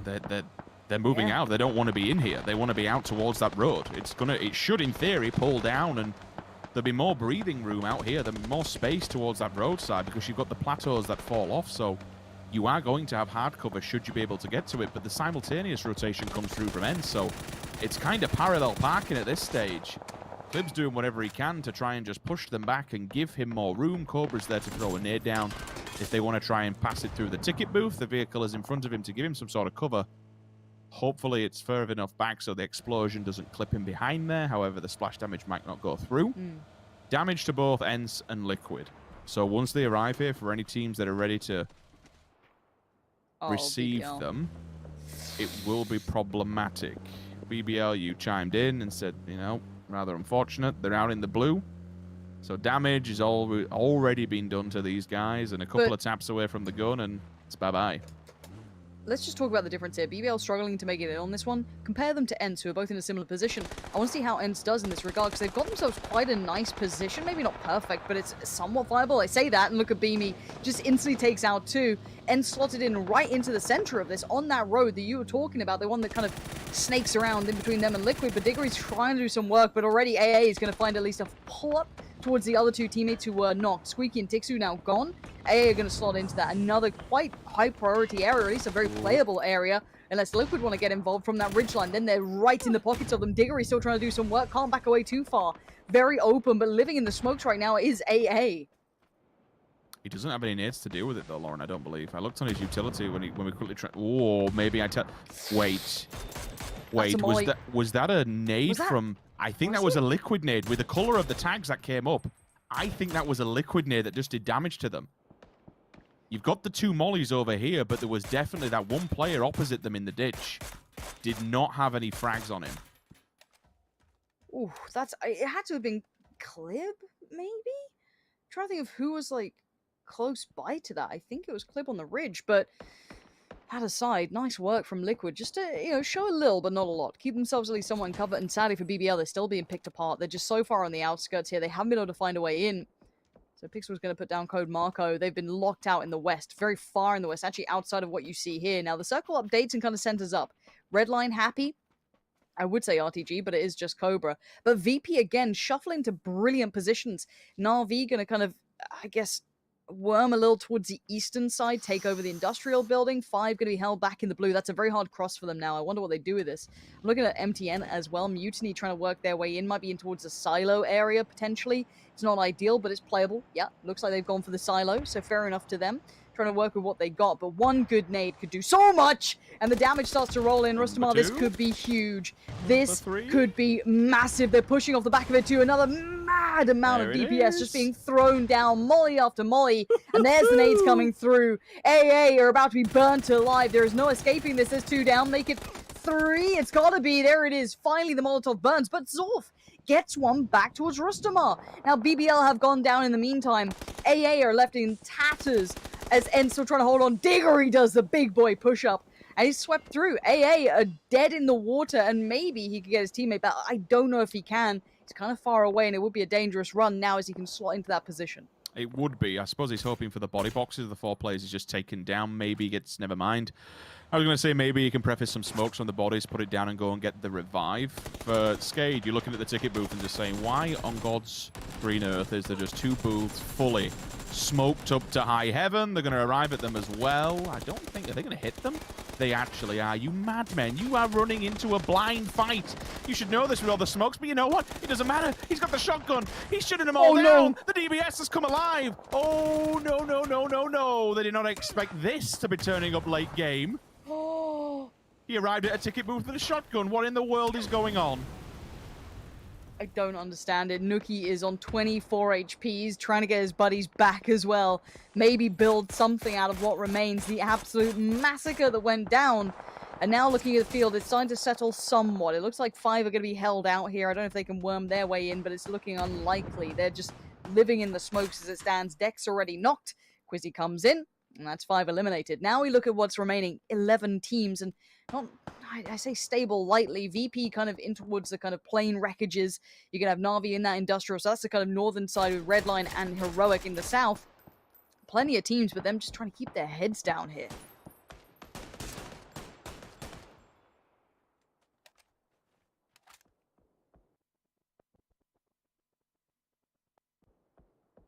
Playing the lower side for now. A brief moment of pause. Calm before the storm. It'll be the first one to try and remember, Liquid's they've been keeping track of this, so they know, or they should know how many players. This should be a very easy claim for them. There's a trade-off. Okay, we'll go with that. But yeah, it's a calculated play from Liquid. They know whoever's left down here is going to be in a very weakened position. Heroic still have 4 up, so let's not forget about that. They're sending 2 away from Vasco and T-Bone, who will hold down one of the bunkers, gives them a stable position to work off. Now, the one thing I will say, let's not forget VP. I spoke about the bunkers and they opted to move away from them. They went for the planes. Now they can't get back to the bunkers safely. There's no way of doing it. Redline, Heroic, Na'Vi eventually. The only thing VP really can do realistically, if they want to try and take vehicles, if they still have vehicles, that is the question. Hit the southern rotate, go through the wall, go across the road, maybe try and make it up into the grassy lands, but then you've got to fight off against SMB, you've got to fight off against FaZe Clan. If you've not seen FaZe in the kill feed or heard anything from them, you absolutely have to know that they're going to be lurking somewhere in the tree line. Other option, if you've got the utility, you've got to go for the cylinders in front of you. You've just got to take the tankers. There's nothing else to play off the back of. They have to move forward, and they're probably going to get peppered by ATC if anybody was within there. That's something you have to stay within your mind. Now V will have an elevated line of sight, so will Redline. It is one good thing about those bunkers now. You can see from the terrain that's on top of them. You can play them. You didn't used to be able to really play them because they were just dead land and you get shot at 6 ways from Sunday, but now you can quite easily play them. So look for probably VP to move between the tanker side of it, and you also have the little, it's not a shack, but the little guard tower as well, so you could maybe slot someone in there to give you a foothold within that area. Do they have vehicles? I'm kind of interested if they still have vehicles. I don't know if VP do. I imagine they do if they pulled up to this, because you couldn't run across the airfield. So there he is. It looks like they got the knock and...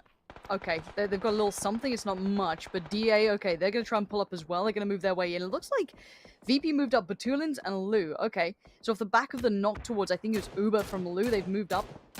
VP going to try and maybe slot the next two up once they've been able to filter the first two forward. Let's see what they've got. It seems like they've got a vehicle down there as well, but Fuzzface going to just lay in towards Pixel, just slowly but surely tapping away as best they can on it. Doesn't really matter which way it goes. It's going to go to one of them, I'm almost certain. And as you can see, Lou doing some work there towards DA still.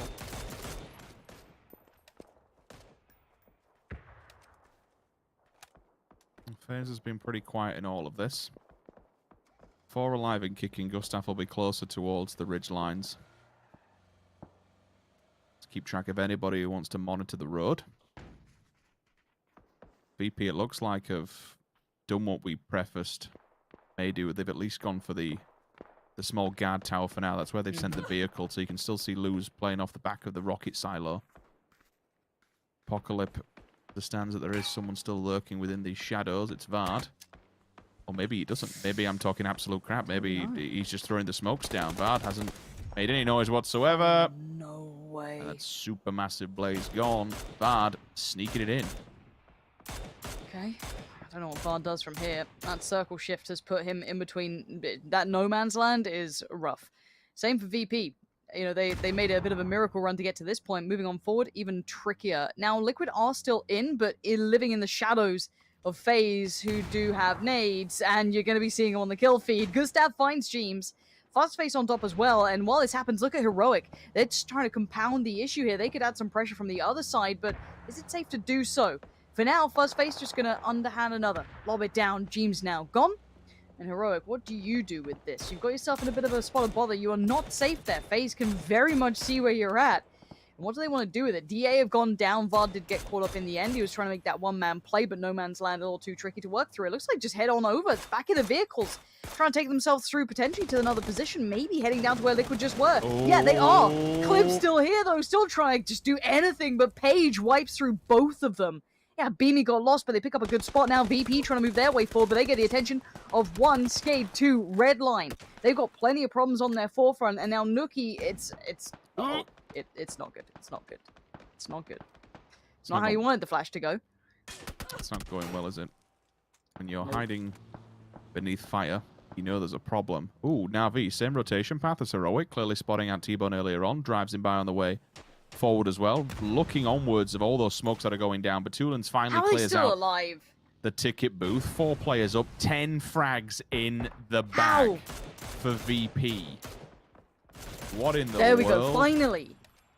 Finally someone's punished them for this.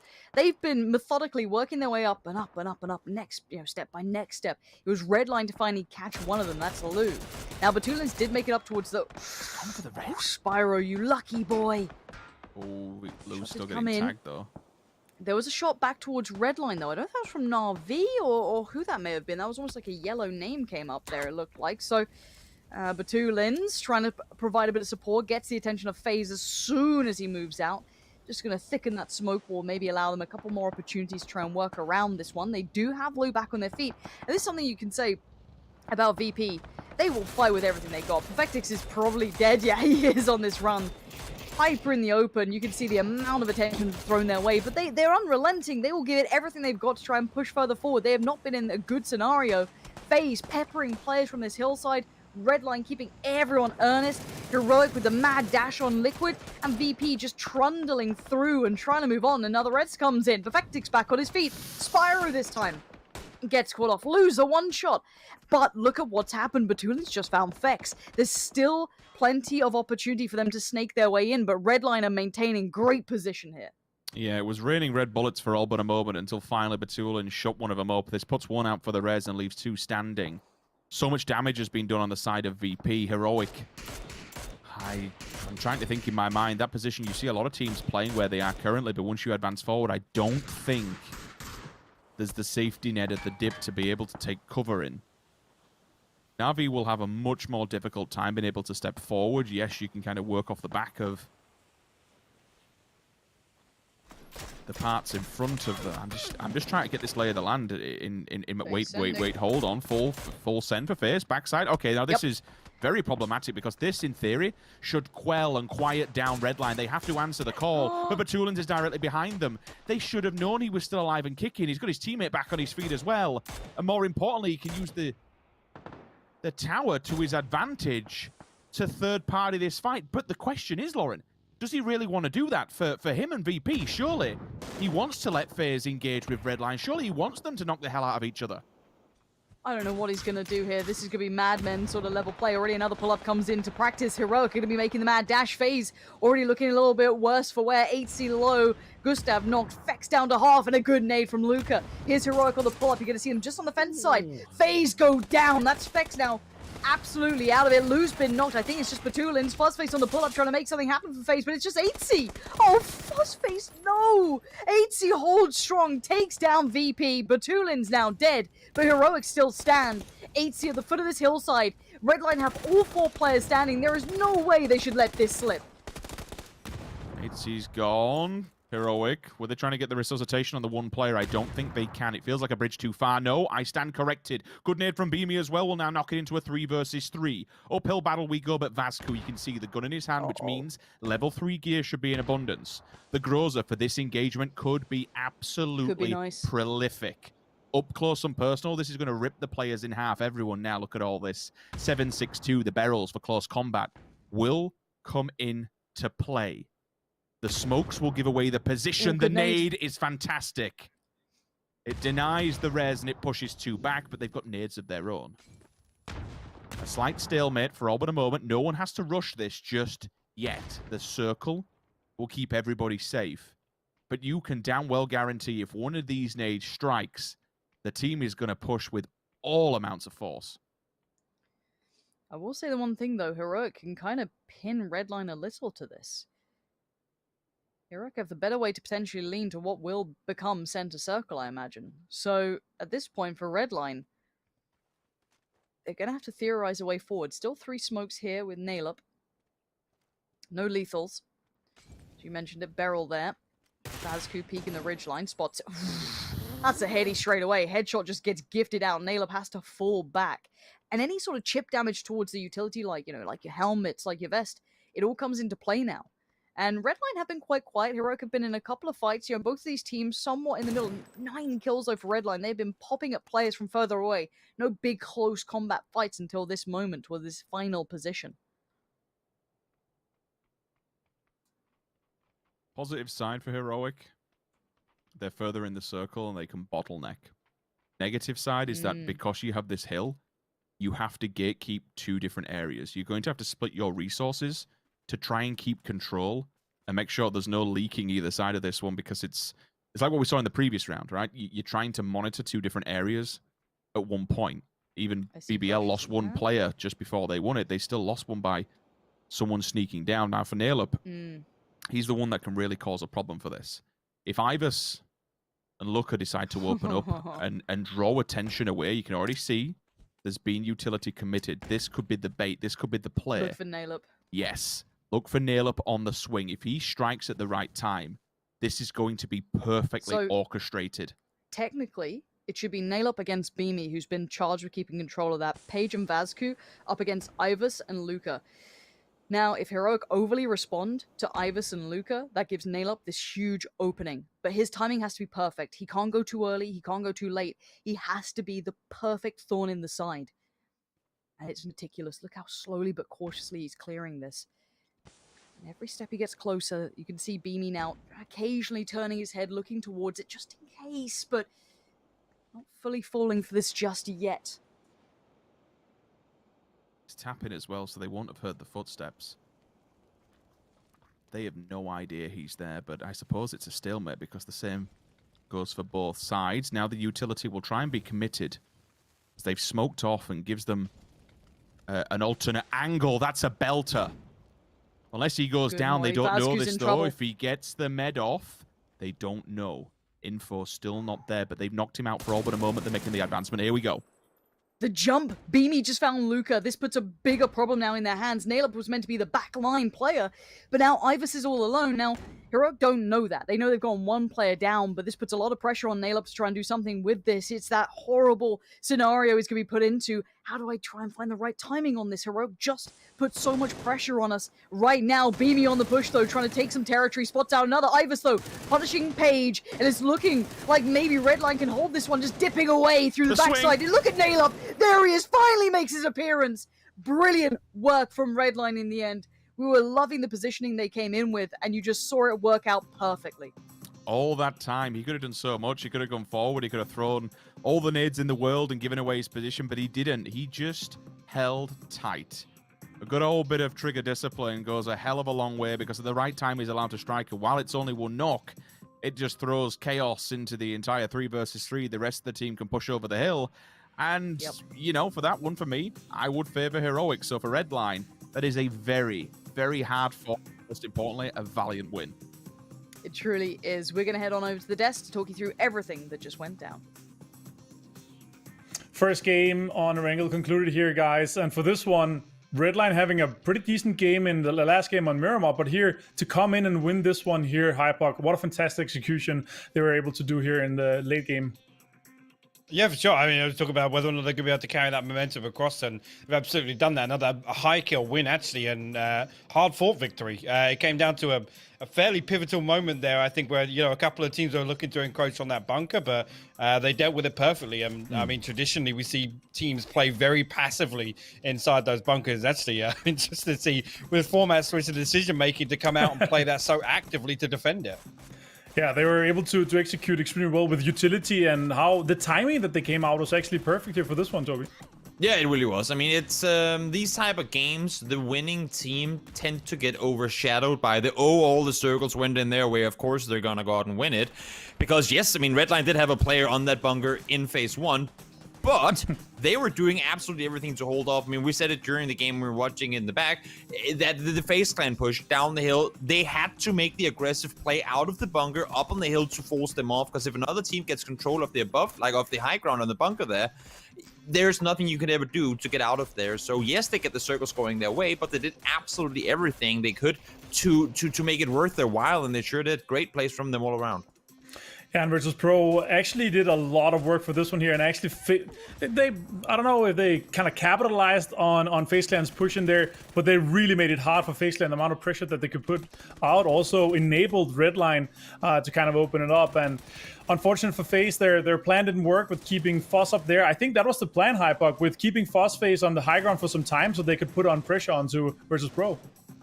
Yeah, leaving Fuzz behind to kind of play anchor. And again, we talked about this, whether or not anybody was going to be able to share that area just on the north side of the road, I guess, just away from that bunker. But FaZe full force send it onto the top side. I don't think Fuzz is able to really manage just the amount of pressure that was coming in. There were so many sight lines onto the backside of that bunker. And like I said, Redline timed it perfectly to come up and capitalize on all that pressure going onto FaZe, being the only team at the time making any sort of move. Yeah, and while we'll look at the top 3 kills for this game here, Lou, Example, and Beamy, 655, pretty high kill games for them. Beamy again shining a little bit through. And you can really see on Heroic's face here, especially on Beamy's face, after getting the opening knock, being in a 3 versus 2 situation, they should have capitalized on that. And you can really see how annoying it was for them, because that was kind of their game to win once they got that first knock. They were also aware, Toby, because of the kind of push that we saw from Naleb, they were aware that they had a player on the east as well, and Beamy was playing for that.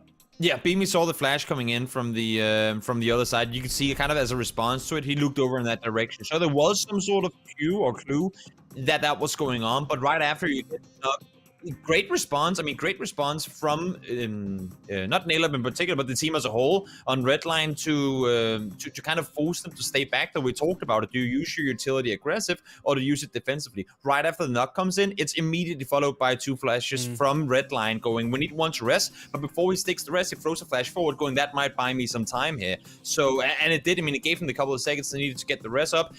All of a sudden we reset again. So as much as, yes, we wanted to see Heroic make the push forward, them having to go up the hill, having to push around those rocks that they knew they were sitting on, and also having the circle behind them, as much as the 3v2 was in their favor, the play and the push itself might actually not have been, in my opinion. Yeah, for sure. And also that little extra utility that they're able to take off the bodies of FaZe Clan kind of enabled that situation as well. But guys, that was it for game number 4 here. We have 2 more Wrangle matches to go. We're going to go to a short break and take some content, and we'll be back shortly.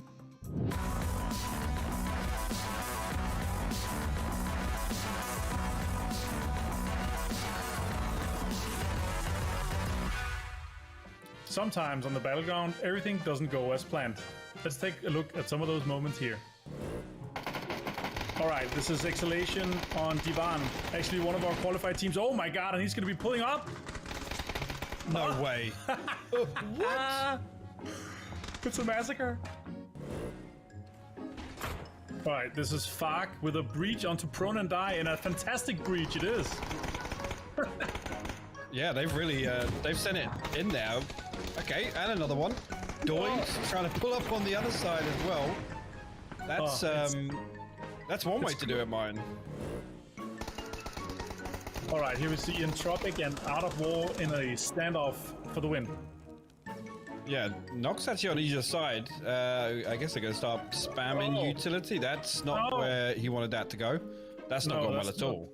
That's not how you use Molotovs at all. Oh no, it's gone horrible. Yeah, that's tough.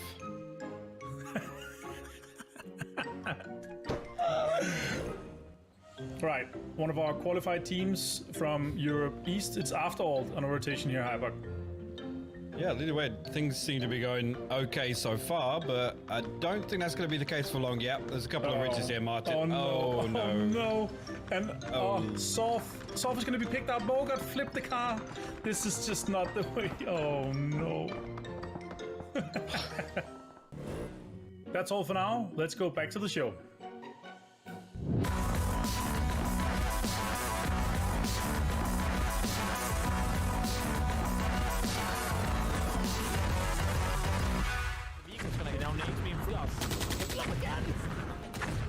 Fire.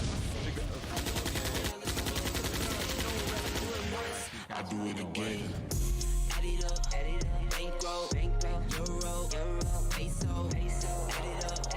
I'm just doing me. Everything is on me. You matter what. Add it up. Bankroll. He able to find the first one. Zengin burada cidden You've seen his name pop off. Kafanın ucunu görmedi. Cover'dan. момент. Максизор заезжает в Венецию. Fire. To go through. It's all me. Everything is on me. Gon' back it up. Matter what. Told you I'ma do me. Why you hating on me? It's not adding up. I do roll like a Mack truck. Country heart, I might cop a farm and go act up. Lot of scars, I was cold-hearted, now I'm backed up. Keep it real, I do this once a month, I don't rap much. I just take the money and go stack up. Only buying car to get tatted up.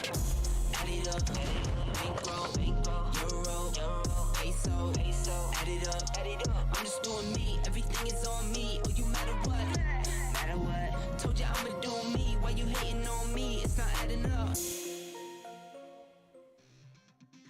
Yeah, and besides the $70,000 that's going to be in every single weekend, the next 3 weekends, we're going to have some special awards that we're going to be helping out to contribute as well to the teams. That's going to be extremely exciting. We have some more information for that tomorrow or maybe one of the next weekends, so we can give some more details in that one. And that's going to be really good. One of them, I think, is most kills, so that's going to be given, obviously, to the guy with the most kills, but the other ones are going to be based off some performances that we're going to be following in as well, guys. So that's going to be extremely exciting, Toby. I think it's gonna be well. If there's a player making a run for that money right now, that's Beamy. I mean, yes, Heroic as a whole has been playing well, but every time the camera has been on this guy, he has been popping up. Whether it be the 1v3 against Redline on Miramar before, or here now as well in this game, keeping them in against Na'Vi, I believe it was, trying to wrap around the side. 2 players knocked. Beamy gets the double knock, gets both players back on their feet. Yes, they fall short in the end game, but oh my lord, is this guy doing absolutely everything he can to keep the team in the game. Very impressive to see. Yeah, for sure. Hypuck, if you're still playing and you want a specific award that was for a single player award, would you share it with the team or keep all the money for yourself? You know my teammates. I'd have kept it for me. 100%. Yeah, no doubt in my mind. Yeah, 100%. I didn't expect less from you. Obviously, those, get out, get a new bigger car, or get some great food, anything, to just take that. No, I think I would have shared it with you guys if we were a team and we won it, and then we could go out and take something. But let's look at the leaderboards, guys. Here, after 4 games, we have 2 more games to go. It's a 4-way tie, obviously, for this one, but with the tendencies we've seen so far here, Toby, I kind of feel like we are going to be seeing, maybe Virtus Pro and PPL. Some of these teams, we are going to see them after 12 games on 2 or 3 chicken dinners, with kill being a heavy factor. It's just going to be a matter of time before we get some of these teams that have already won games back up and they do it again. And as you say, I mean, both Redline and Virtus Pro, they have played incredibly well over the entire course of the day so far already. So I'd be surprised to see them not get at least 1 more win apiece, maybe with a bit of a favor going to Virtus Pro and how they've been playing. 36 kills so far. It's an incredible performance, but interesting to see that we have 4 different winners so far. Maybe, who knows, we'll be going into tomorrow with no doubles. Hi, Puck. If you were gonna be putting your head on the block for this one here, who of these 4 teams is gonna be the first team with 2 most chickens here? I'm going to go with my... I was most excited to see BBL coming into this. Again, as the team to come out of the qualifiers, I'm going to stick with it. I will say VP are playing insane right now. No real surprises there, but I think particularly with the way they're able to kind of pivot away and towards the end of the mid game and put themselves in a decent spot, that's going to be pretty scary for a lot of these teams that are playing things very passively, because they're remaining incredibly active, which is surprising considering what we saw them do at PGIS when they were initially trying to adapt to this format, right? Yeah, for sure. And on top of that, I feel like their macro is just a little bit ahead of the rest of the lobby right now. Their positioning and their decision making is kind of unparalleled compared to some of the teams there. They're putting themselves in great spots. They're enabling each other, and it's just coming down to those last few circles where they might be either unlucky or they're getting so much pressure from the other teams here, Toby. Yeah, it's been really impressive to watch. I think a fun little thing coming into the next games, we've been talking about these different teams and how they were playing differently in the past, how some of them have had to do massive changes coming into this, how some of them maybe are kind of doing the same thing. If you look at both BBL, ENCE, and VP, arguably the 3 teams that have had to change the least. And they're 3 of the 4 top teams, right? There are 3 teams that have always been playing for the win rather than the kills, and they're sitting in the top. Not just gonna say that that's a big foreshadowing of anything to come, but I think it's pretty interesting. All right, thank you so much, guys. We've got 2 more games to go. This is Game 5 of Wrangle of the PCS4 Europe Grand Final. Pansy and Sims, take it away, guys. Enjoy. Thank you, we will do. And I'm looking forward to this one. I think a little taster of why we love this map. It always makes me smile. I think the last game was a great example of why it's such a brilliant one. But we have quite a sheer plane path here, still quite southern. It does swing up towards just above Lipovka, I guess, but even then, it's still a little southeastern lean to it. Yeah, with a plane path like this in back of his minds, okay, Circle has to touch the plane path every single game. It's as simple as that. So we're not going to get anything too far up north unless we're going to be looking more towards side of Stalba. Yeah. Zaki's out of reach. Probably Georgia Paul an absolute push. The tip of it, if that. So I'm still looking Sosnovka. I'm looking Milta Power. Somewhere down south would be a very, very good staple one for this.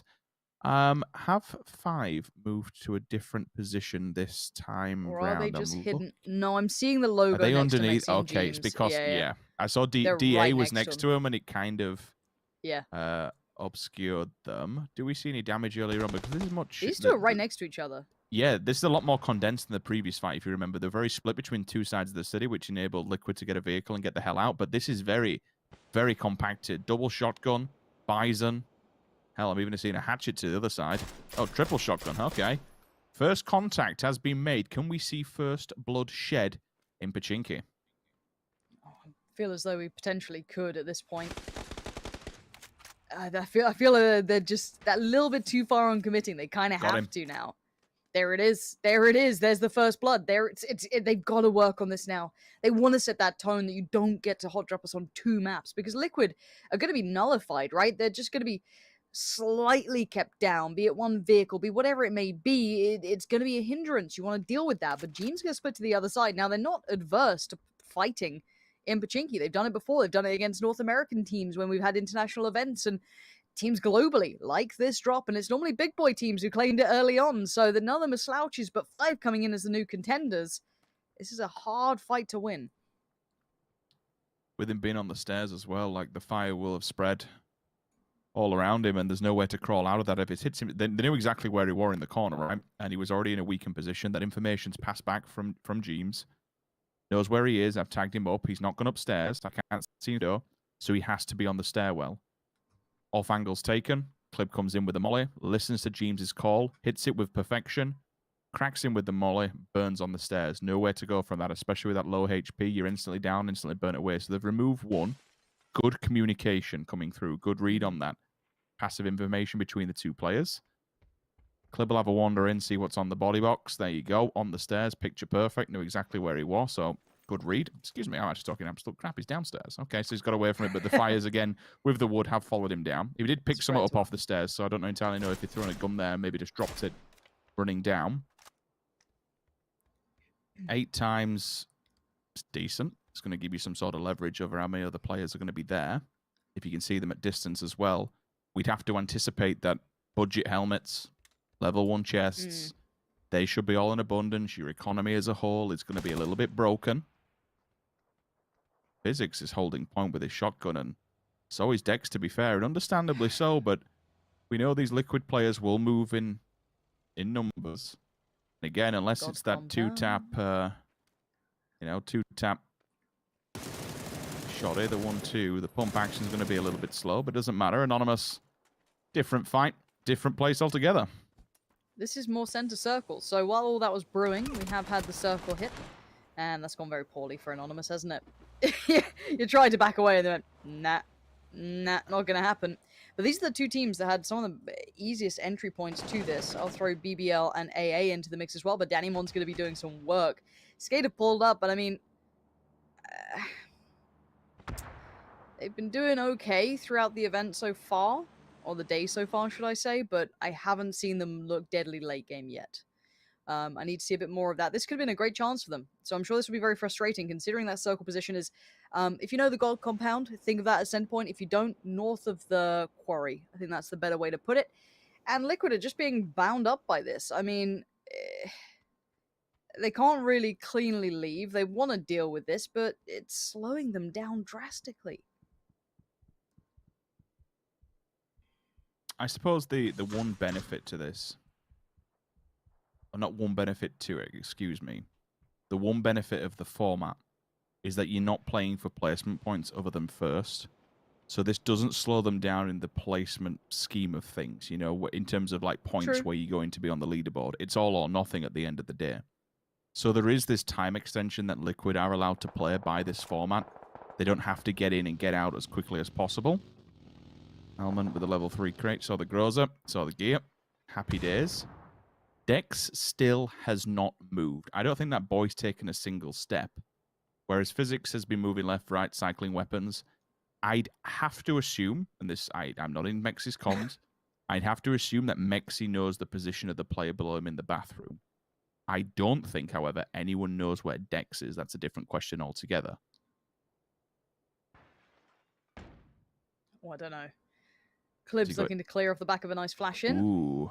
James trying to set him into motion. Here comes a second.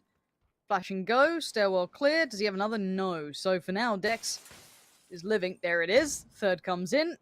Dex now might be in trouble. He's actually okay, but he misses the shot he needed. Clib outdoes him. Good work there. And that's going to be the clear that they wanted. Nice combination of work between the flashes to clear as they went. Kept him in some sort of safety. Next, he's going to hear these steps. He knows what's up. Yeah, he's got a lock on both of them, hasn't he? So it can be the same principle as before. Keep a track and try and guide your teammates' utility towards them. And this would be punishing. This is what Liquid wants. Remove them from this and just try and say, you know what, Pachinki's dark place of residency. You need to get the hell out. You do not come back here again. It's good going into tomorrow as well. I know we're in Game 5. They might even come back for Game 6. You never know. That's a beautiful, absolutely perfect molly. I've got to say it. Liquid are making 5 look silly right now.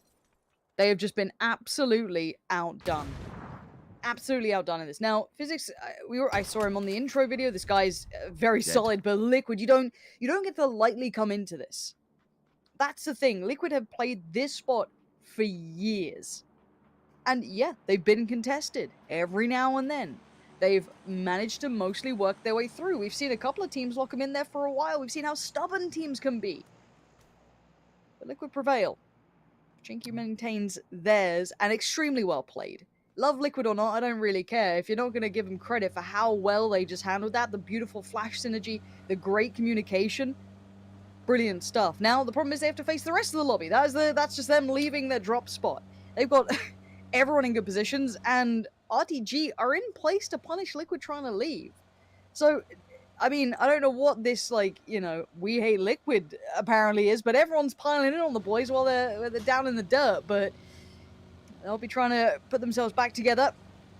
Maybe work out of the level 1 vests, light helmet, shotties. But in sympathy for Liquid having to deal with that, we're going to throw up a promo code for you guys as soon as it's ready to go. Keep your eyes on the screen right now. Write it down, put it in the notepad, and pop it in the game. There you go, sorted. But while this happens though, Rich, most teams have worked their way in. Yeah, everyone's centraling up, and understandably so for this type of circle, but we still can't take our eyes off Pachinki. RTG are holding this one. They are staying there. They want to further punish Liquid. Now, in my mind, this is, again, look, everyone does what they want in this lobby. Everyone, you're free man, crack on, do whatever.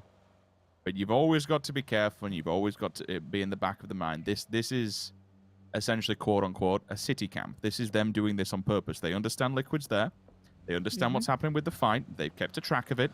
They know the timings.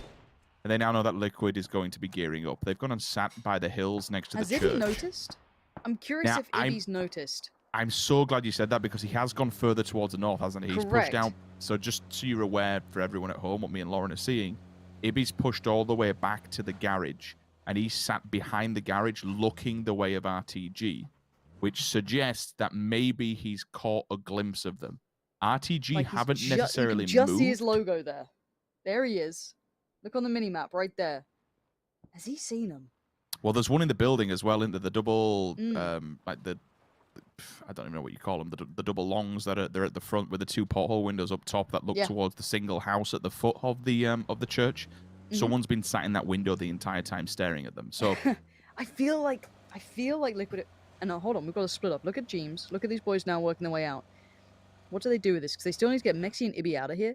They are facing that direction completely. They're pulling up on this hillside. Are they trying to sandwich them in here? I don't know how you get Mexi and Ibby out of this. Now, while this will happen, circle updates, we're going towards the beaches. Once the situation's resolved, we can kind of focus towards that red line. Have got a belter of a spot. They are in prime position. But RTG might have just shot themselves in the foot here, because Liquid have been able to leapfrog them and got them dead to rights. If they get in that vehicle, he's waiting. Ibby's waiting so patiently. Did he get spotted? He's not sure, but Dead did just switch out to that SKS, so it looks like maybe Ibby was noted here. No, he's looking the complete wrong way. This could be a disaster in the making, but what does Liquid do about this? Do they want to take the fight? Do they want to try and punish, or just let him leave? Liquid have outplayed RTG in this, and RTG have got nothing for this. If he looks now, he's going to catch... He's watching. My God. But does he do it? Does he do it? Trigger discipline. He's just letting them pass. He does not need this fight. They've gotten away. They can now get Mexi picked up. They can now carry on in their journey. And for RTG, what did you gain from this? I'm intrigued. If we were in a scheme where... Oh, wait, hang on. I'm intrigued about this because this is a straight-up pull-up. Whoa, YOLO, big old YOLO, entering. One of them's flying like Harry Potter off the back of it. What in the world was that? They've only got one player left. My God, I've seen this before, and unfortunately, I don't like the movie. It's the movie where the Finns die and Ents has gone. That is one of the most biggest YOLO pushes I have ever seen. Like, Dude, no info, completely blind, flying through the air. Where's his broom? As soon as you said that, I just got that, like, Ronald Weasley, how dare you steal that car? Like, it just him flying through the air. What on earth was that? The That was scene just looking madness. back at the train. Yeah, like, it Oh, was just God. absolutely mad. Fair enough, boys, fair enough. You know what? Full send, no worries. It's from, I guess, like, very, like, quiet action to, like, 100%. And we're gonna have everyone else kind of piling towards us. It looks like the swamp's about to get super busy. We're gonna have a couple of teams now piling in towards us. VP's not far, BBL, DA, what remains of Skate are around here too. You're gonna have so much potential action in this one small area, very hard to play. So Smash gonna be holding on to the best he can. Perfectix is here in RTG. You gonna go full Harry Potter on us too, or? It's a little bit more stable this time just because of the knock that's come on the side of BBL. They can be ready for this one, but they'll see the bodies on the floor, so they'll anticipate that there is going to be a team within this. If RTG answer, then fair play. I would have been disappointed if they die, because then it would answer the question to what you alluded to earlier on, Lauren, like, what have you gained? If they'd have just I mean, there's still a chance for him just to turn up and die. That's a very lucky nade to take down Marco. Smash is getting revived. They're back on the feet. Mert can hold the sidelines. They've lost 2 already. All right, Samptip. John Dead's will on come the into it. push? Dead's just jumping in there. That's an emergency savior of a medical player, but you're not even looking around, my dude. You need to check that when you're in close combat, and that's your answer. What was it all for? Camping Liquid, a 14th place. We've had the 2 teams who tried to camp Liquid just bomb out. Good lord. I mean, we talked about the possibility of kind of, you know, damn, hitting that slow-mo. Why hot drops can work when they're there to deny teams and kind of slow them down, potentially if they're a direct competitor or what have you, or if that's simply your drop spot and you want to try and push them out from it. But again, I love to see it when I feel like I can understand the theory, and maybe I'm missing the theory. That's why I can't wait to see what the desk makes of this as well. That to me is very exciting. If they can maybe theorize why that would be such a I guess, a constant grab or want from some of these teams, I'm very curious by, so I can't wait to hear their thoughts on that. For me, I can't fathom it right now, but I want to see what these teams do, because the circle is going to be updating in, what, 20 seconds, so we've got a little bit of time on it, but for now, if this goes, like, north, that swamp area that had BBL, VP, DA, I think SKD were, like, not too far from it, MTN were relatively close by. Liquid, I think, were on the fields in the east, but they've already decided to move, but I want to see what happens to that. If this goes further north, then this could be quite exciting. The only way I can understand it is from the perspective that, you know, it's always Team Liquid getting hot dropped because it's Picado, because it's Pachinki. It's the 2 most central places on planet Earth when we look at the 2 maps that we're playing.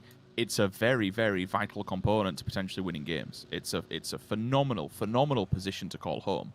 So I get why people want to try and challenge for it.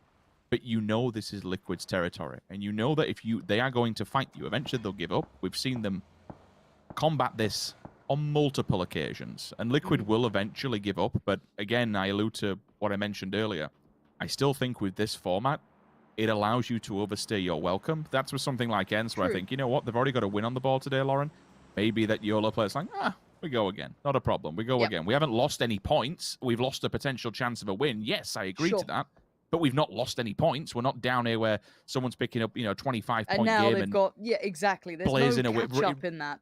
Yeah, you can't run away with it as much as what you used to be able to do. So there is that element removed from people.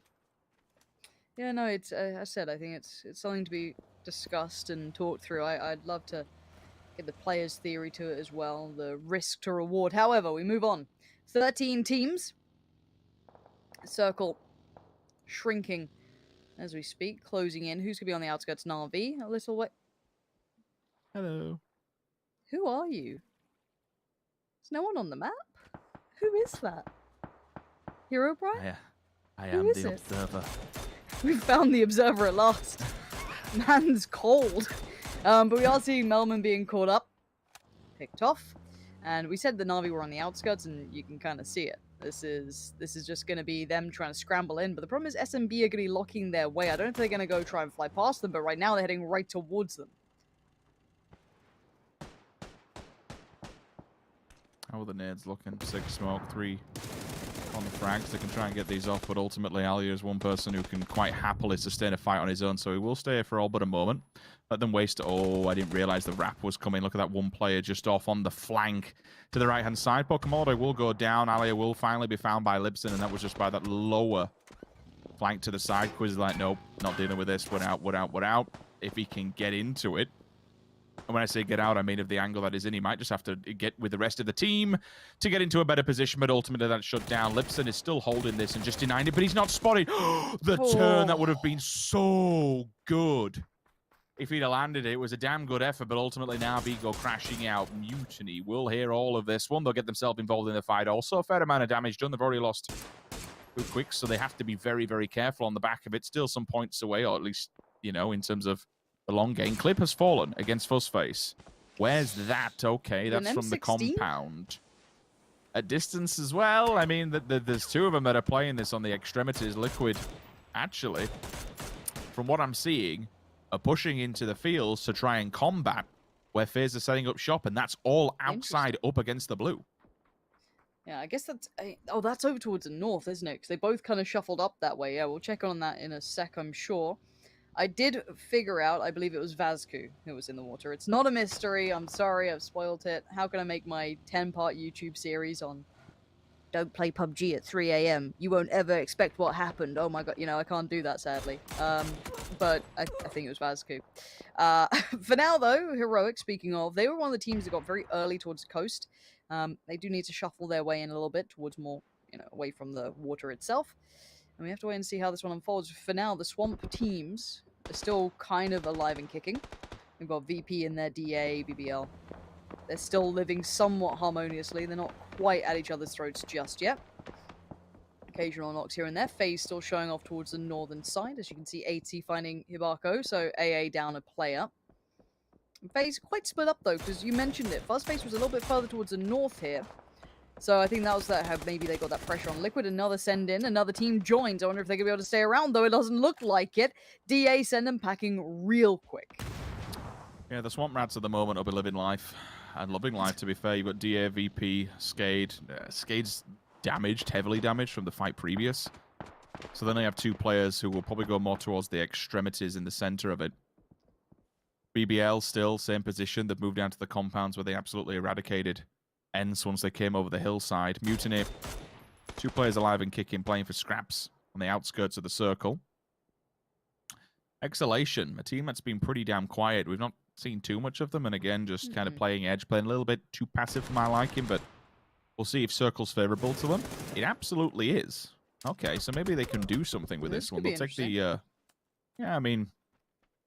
They're up on top of the hill, right? They can keep control of that weather station, or the radar station, whichever way you want to call it, and chill for now. Everyone else will have to make their way to them. Maybe Nookie regroups with Misa so they can keep control of that compound better, but play 2-man ban so you don't want to get caught off guard. Luca has seen Beamy, will take him down instantly, responded on. T-Bone's there to answer the call. This fight will have to come to an end, unfortunately. Page and T-Bone working simultaneously. Caught in the backlines, Nail-Up will fall. A little bit of revenge from the previous round as Redline did remove it from Heroic's hands towards the end of the win. Evis falls back for the res and he needs it, but T-Bone's there to deny this. Finds him on his hands and knees. 2 players gone and Redline down to 1. Yeah, great work from T-Bone. Nice patience on that. Now, there is further targets, and I haven't heard a suppressed Scar-L in a minute, but it sounds kind of good. T-Bone going to make it work as well towards a nail-up. Now, just keep you alive. Can he find an angle? You can see T-Bone's kind of patrolling through this. FaZe looking like they're getting a little interested, but I doubt they're going to commit to this one. I'm sure they're more curious about the next circle. Poor pull-up from Bugger T. T-Bone did manage to flush nail-up. And T-Bone looking to try and pressure this issue even further now, trying to get right towards QB, take the territory away from him, and maybe forge a way forward for the rest of his boys. If you're inside the circle and you've got a fair old distance, it might not be in terms of, you know, Might not look too far, but it's a very barren and open field. The blue's here. You know what? That might, if you don't get that heal off, that might kill him. Never mind if the blue doesn't. Spyro. Spoke about the Swamp Rats. Still loving life. Using the ridge line to their advantage. Peeks up. Tex one. Vasco attempts to make it into the fray, but you've got too many players just holding that ridge. It's so strong for a circle like this. It's just the perfect dugout to deny any entrance point. Member of Liquid's also fallen, so we've got 2 fights on 2 different fronts. I just don't know how many of these fights are going to equate into, like, either a wipe or a push or, you know, even a flush at this point, because they're still pretty far away from each other. And look how spread some of these teams are. This is actually a pretty large area for 9 teams compared to the previous games we've had. So these hard shifts have been pretty rough on some of the teams. At this point, though, I don't know who I'd say is in the best spot. Maybe BBL, but then again, swamp finishes are weird. Because if you're just locked into... I don't know why I just sounded like the ghost out of, like, Phasmophobia there for a second. But it's like, being in those compounds, it's actually kind of hard to play out of those buildings sometimes, because you know, the lip of the edge kind of rolls in towards it, so you can easily be pinned in there. I'm not sold. I mean, VP and BBL are in good positions. Let's see if the circle is going to keep them in or kind of maybe push them to the edges. Alright, they're slap bang in it. Okay, so I guess VP or BBL at this point, right? We'd have to assume. Double win would be fantastic. They'd be the first team to do it, and maybe even the last for today.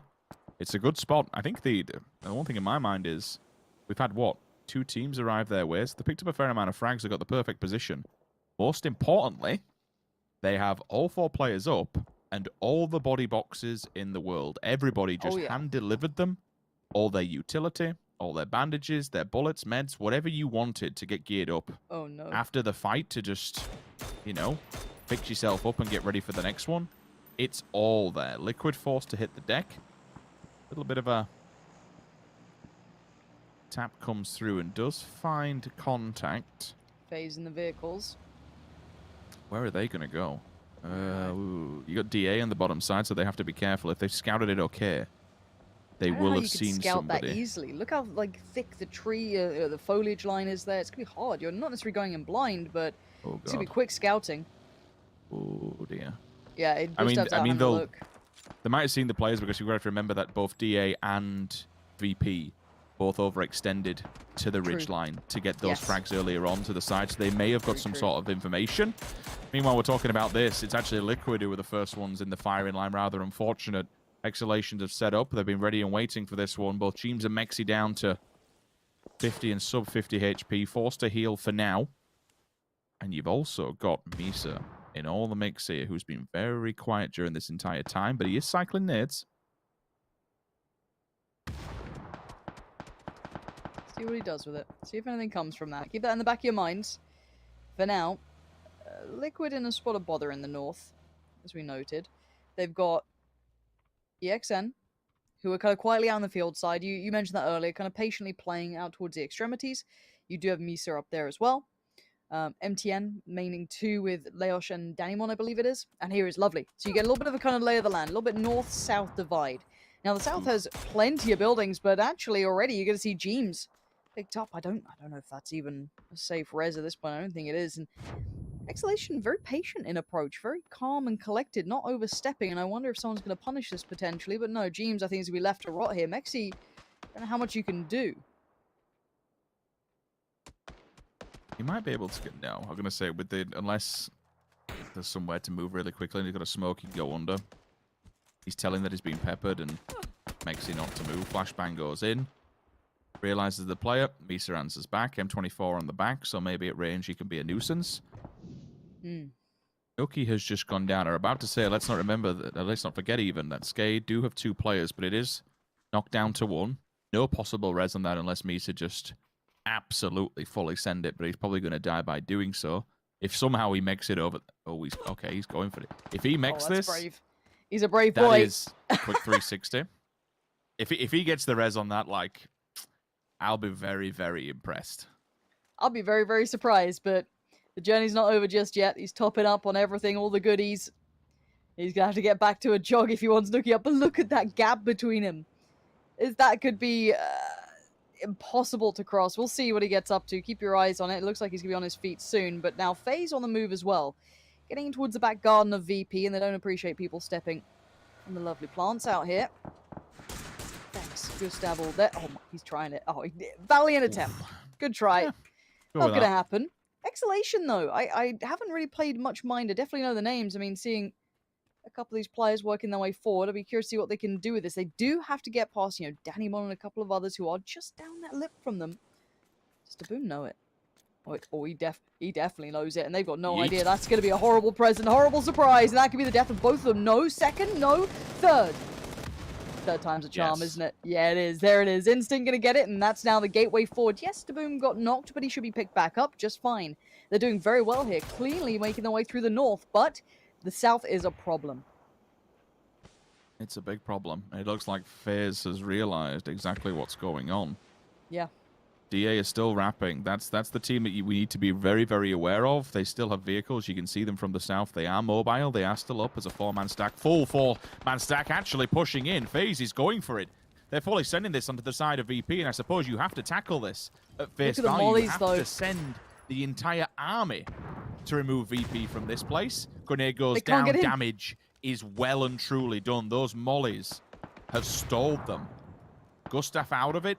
Potential for a res? Maybe. But that's only if VP has run out of utility. I can see one nade, and that's a low ball. If he plants that perfectly, they're both dead outside. Look at all the damage done! Oh, it's so good. Fuzzface is holding the push. But you're right, the molly, the nades, it's absolutely unbelievable damage. And yeah, Fuzzface is one side, but sadly that apartment's got a couple other doors. So now there's problems. Feck's going to deal with the first, though. That's Perfectix down. Fex, though, still stands tall. He does everything he can. He needs Fuzzface to do something about it. And he does at least clutch out for now. There could be a quick res here. Get back 8C, but Fex is gone. At this point, we need to look towards the map, see who's remaining. We're down to the final 4. FaZe with 2, but the other 3 all with 4 players standing. There are some big boy squads here. BBL with 4 alive. We have DA still standing too. That is going to be a grudge match down in the south. I can't believe VP sent it individually. I really can't. Fex just held the angle against 2 of them. He looked away at the wrong moment, and the third one came round, but instantly Fex doesn't need help. Is there to... I am shocked. I am very shocked they sent 3 players all around individually. They didn't just corner peek it together as a team, or at least, double peek for the refrag. So I'm surprised they clutch out the 2 versus 3 and FaZe essentially stay in it. Now they can take any smokes. They took all the utility. They used all the lethal against them, the mollies, the nades, everything else. But there now could be smokes on those bodies that FaZe tanks up. Yeah.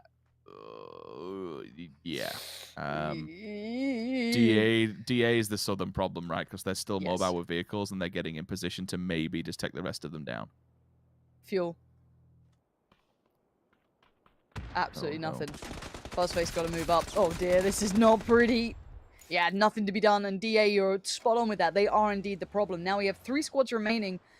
4 players up. BBL in the middle. 1 team towards the north. Exaltation. 1 team towards the south. DA. Now the circle should end slap bang on BBL's compound. Or maybe just out... I can't even see it that close. Maybe just outside of it. But otherwise, this is going to be a stalemate. I don't know how they're going to find a way around this on either side. Because that ridgeline, pretty even around the side here. It kind of curves a little, but there's no high ground benefit or disadvantage either way. So DA can't find a way to just skip around BBL. They can't use it. They're kind of pinned here.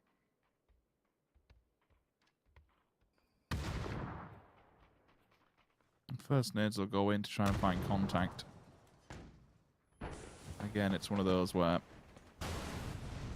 DA would feel, molly. Certainly from an organizational stance, if you can take BBL out, the grudge match would feel pretty good. And yeah, the mollies it's area of denial at this point. They can use it to stall the left-hand side push, and if they have to come through this because of the blue, they're going to be damaged, just like that. VAR comes through on fire instantly with very low health. Uber's put back out of the fray as well. Nothing you can do about that. Look at Exhalation. Wrapping 2 players top corner. They're getting to a much better angle. Salik's there to deny it. 1 goes down. More mollies are coming in abundance here. And BBL are actually directing this fight and orchestrating it from inside their house. This is This is just perfect. firing on all cylinders for information that Exhalation Look can at just that. dump on them. Exhalation just needs to rain down fire from above. They need to not be quiet about this either. Just get the job Big done. nade. Get through DA. Burn them out of these positions. The mollies are now just searing the skin. And Vard, the last one alive, 8 kills is great. But Exhalation hold the ridgeline now. BBL are in trouble, and so is Vard. 9 HP, and the floor's on fire. Lava everywhere. And you can see BBL want to clear him, because you don't want Vard in the back, right? You don't want this guy to be a thorn in your side later down the line, but he's only got bandies left too. Oh, this is not pretty for him. Salix will be trying to keep him maybe pinned in. They're watching for BBL to try and make that push out, but BBL have been weathering the storm for so long here, Rich. This is going to be so tricky. Vard going to try and make the pull-up. Nice work on the nade, but the trade even better for Code Marco. Quick pause for all He's but on a the second. roof. Yeah, they're all inside just wondering what's going on, but He's got the Boom's nade. there straight away. Zoom comes in with an aid. Instinct follows up. Metralius down. Marco down. This is not going well. The second they tried to get outside of it, they left a moment too late. The response, it's smashing a 1 versus 4. You can be the clutch master as much as you like, but Exhalation come in, and once again, we have yet another different winner. It was you cannot. That was a well-deserved win towards the end to send 2 players front of all of that, to take out at the back the team that was trying to push in on it in DA, deal with them, and then collapse around them. Very, very good effort. Really impressive work. We're going to head back to the panel, and when we're back, we'll be closing out with the final game of the day. Thank you so much for that one, guys. What a crazy game to have here in the penultimate game of the day. And also Exhalation, you know, they were pretty much the most southern team when third phase popped, and they were managing to, you know, rotate all the way around, get into a northern position here, Hyperk, and actually win the game from there. Yeah, it's, I mean, for me, Swamp is probably one of the most problematic parts of the map in terms of, you know, when circles get a little funky. There's lots of kind of, you know, all-in dives that we see from teams, which is why we see BBO and Ents basically, you know, the kindred spirits almost diving for the same building there.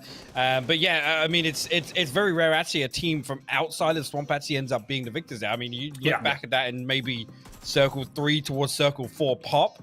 You got to odds on say that's BBL taking it. One thing I will say, Liquid finally being decisive in this hot drop scenario. That's what I kind of wanted to see earlier on in the day. But this is the sort of thing. Yes, we were seeing them kind of coexist it within Picardo and Patinki, but the amount of pressure it puts on you not to have a comfortable looting phase and get away, and the knock-on effect, it's almost like a snowball effect, right? In terms of throwing rotation timings off, you know, set paths towards certain circles and stuff. So it's good to see them take the initiative in this game. Yeah, for sure. And on top of that one, Toby, we saw Syntax, you know, he said that, you talked about it before, he said that sometimes you just have to take the chance and send it to a tier 2 or tier 3 compound when we don't have position. They did that, and they got fully wiped by BBL, which is, of course, unfortunate, but it was literally the compound it ended on. So I'm happy to see that, you know, the effort of trying, because if it worked out, they would potentially be in a chance to take this home. And if it wasn't for a flying squeaky, they potentially could have taken home the win like that. They did go in full speed forward, that's for sure. There was no break on that car. There's no doubt about that. But no, that's right. I mean, a tier 3 compound became a god compound if you just knew where the game was gonna go in. But to go back to the win in this one, I think one of the interesting things to me off of this one was that because that second circle shifted out west, so many teams that were east early on opted to wrap far out towards the west. I'm not saying that Exhalation had it easy, but it sure did take a lot of pressure off their shoulders, because all the way until phase 5, phase 6, all the action, you can see at this point they have 3 kills. They end up on, what, 14, I believe? I mean, all the action that commenced early was out towards the west, because everyone that were in the east side that could have been a problem for Exhalation, they weren't there. They'd already wrapped around, and they had to fight their way in from the west here. They stayed. They were the last team to get in. They stayed out on the east, and they just slowly and schematically kind of pushed their way in with the circles coming. And then in the end, they spread out nicely on the ridgeline there and get themselves the win. Yeah, I mean, we're actually talking about that. I'm glad actually we did catch that one. Vex getting that opening knock there in the scenario of VP was actually insane. But just to come back to what Toby was saying, this is the sort of game we talk about, right? In terms of, you know, ideal scenario, blank canvas, you're able to pick and choose the fights that you should be taking, right? The ones that are going to be the most impactful overall when you think bigger picture about the game. And that's a perfect example there from Exhalation. Again, nail on the head, 3 kills up until the point where actually they start doing damage that actually matters, right? And yes, it's kind of a 1 in 100 game where a team can actually just say, well, you know what, we're going to pick and choose who to pressure and who to kill, but that everything lined up for them there, and that it played out perfectly for them. Yeah, for sure, and especially with a rotation like that, when third phase hit and it's such a far circle away from you, you have to make some of these big rotations. Also, super nice to see Salik and Vard up here. Good Margo again. Obviously, we're going to see him a lot, but making a rotation like that to get on, to make sure that your backs are extremely safe, to then put out pressure on your 180 degrees forward, played out extremely well for them. Mutiny, Team Liquid, then pushing on to Digital Analytics, and the high ground advantage that they had worked out extremely well for them. So happy to see them take home a win for this one here. They were also playing extremely well in the EU East qualifier, so it's good to see. It's a few known faces. Also good to see some of the new guys here, especially with Salik, one of his probably biggest performances on a stage like this. So fantastic for these guys. Oh, yeah. All right, guys, one more game to go here for this one. Do you expect to see a 6-team take the win, or now that we have 5-team potentially be able to take a win here? What do you think, Toby? I gotta say, with how crazy the circles have been so far, Oh, I yeah. would not be surprised by any means to see a 6-team grab that win. But having said that, with all the crazy circles we've had, more often than not, it's been one of the same few teams that has somehow found their way to the center of those circles early on. We've seen Virtus Pro in there all the time. We've seen Redline in there all the time. No idea how they do it. No idea how they predict these circles that literally like jump all over the place, but they are there. So I would say it's a 50-50. I mean, if we're trying to go by the logics, it should be a new team, because who's going to be able to predict this? If we go by what we've seen today, if they're there again, I mean, you only give them so many chances, they will win some of them. Yeah, for sure. We have had some crazy circles today. We have one more game to go, guys. We're going to take a short break before we're back with the ultimate game of the day.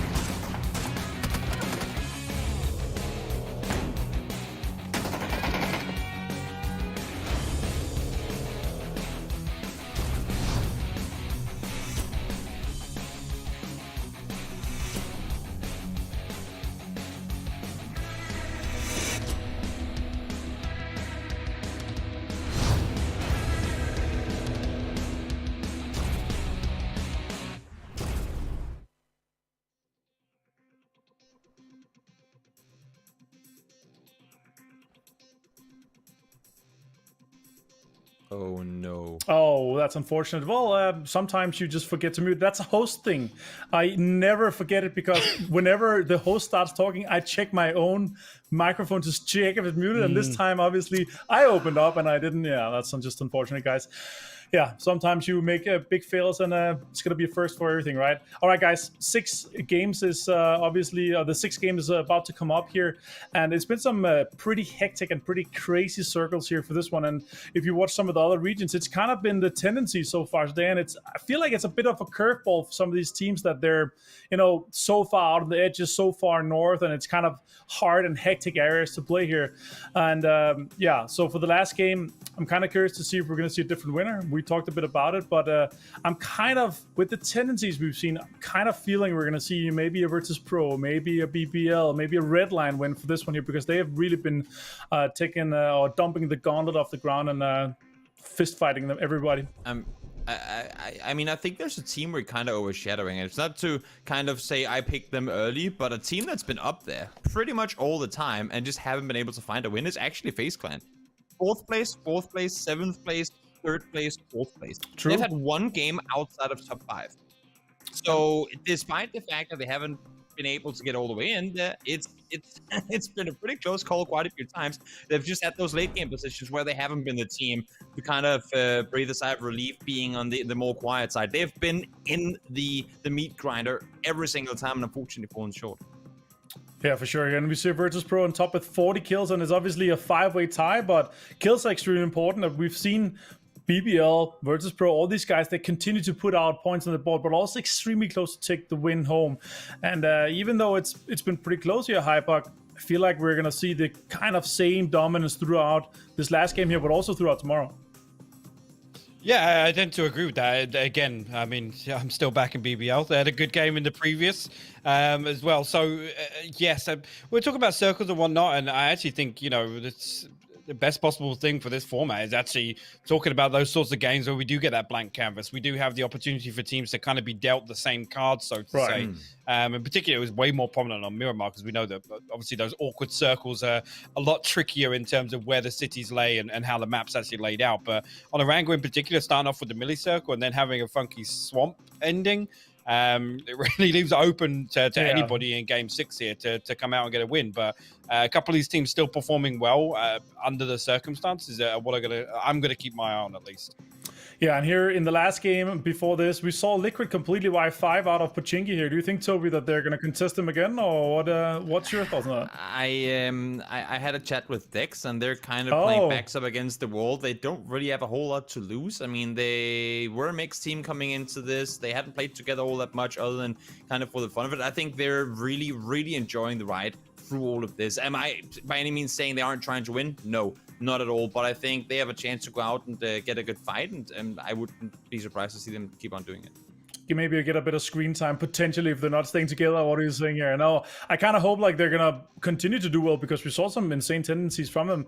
And Dex and the Physics and those guys, they're actually really, really good players. I've had the pleasure of playing a few times against them and with them as well. They are mechanically extremely skilled, and I think that the last thing that they're just missing a little bit is the synergy, like the experience of playing together. And I think we might potentially see that, considering we have 36 games. I was gonna get a thought from you, Hypuck. We're gonna wait until after the game because we're ready with game number 6. Pansy and Sims, take it away here for the last game of the day. We'll do our very best for you, Martin. And we do have one more to go, right? Like, this is it. We got one more shot at things and some surprising winners today. I don't know who else is going to be joining some of these teams and players who've kind of, picked up that first chicken dinner and sat there pretty and happy with it. But at this point, I'm kind of happy to see how this plays out. We've had some crazy circles already, some great moments coming out. I don't know where this goes from now. I mean, from here, it's really open to any interpretation, isn't it? With something like this in a playing path that's more synonymous to the eastern side of it, do we go as far as saying that we're going to get another military? I've no idea. It's in a good position. Or we could get something really generic and really towards the center of the map, which is totally fine as well. Again, it would be unfair not to continuously look towards the initial hot drop. It is what it is, and it will continue to be a thing until maybe tomorrow, if one of these two teams goes away, speak to their coach, looks at the drawing board. But again, I still stand by my words. I think that this is more a forgiving format, that you are able to do this. And if you do want to go for those, you're not going to really be punished heavily. Yes, you take your chances away from losing matches, but you're not dropping down in the leaderboard, so to speak. You're just not gaining any traction. Okay. Yep. Okay. Yep. Yep. Yep. Yep. There it is. Well, It's another one. BBL fans, happy. Oh dear. 5 fans, not happy. Not happy. Well, we'll see. Maybe they'll win this one. Maybe they'll come out better on the fight this time. They got kind of 4-0 basically. If you want to look at like potential trades, Rudy and Naz are going to try and maybe isolate Jeems here. Let's see how Jimbo does on the run. So An glad you said AK that. straight away. That's nasty. He needs a gun in here, otherwise they're dead man. Yeah. Yeah. He really AK's there, invest as well. So he's got some sort of sustainability. It's whether or not 2 people push into him, though. As you mentioned, look at he the is guns just... they've got, dude. Oy. He's got a shotgun. It could catch him off guard, but you'd assume that an AK M4 anything, when you're not really wearing a helmet, should be an insta kill. Has to be. Oh no. Oh dear. That's just got worse. James. Oh, he's got a level 2 vest. Look at this gear. Naz is pretty like happy. It's cooked. It's cooked. Not like 100%. Yeah, it's fine. James slides on back, and he needs the boys to back him up. Naz is on the push. Wait, they're pushing this? You're having a laugh. They are thirsting for this kill. If James... No. Couldn't punish it. As there. Should be flushed. And now it's, you know, avenge James, basically. Should have punched him. Really let him know. Well, losing 1 player, it's certainly going to be an annoyance and a very, very annoying factor as of a whole. It's one of those as well where we're moving towards Sosnovka. So previously when we had a Sosnovka island, you saw Liquid, they disengaged, they managed to get a vehicle. Yes, they threw all 3 players into it and it was a little bit touch and go, but they still managed to get over there even with normal time. Yeah, I'm having a look at the map. We're starting to see a couple of teams heading over.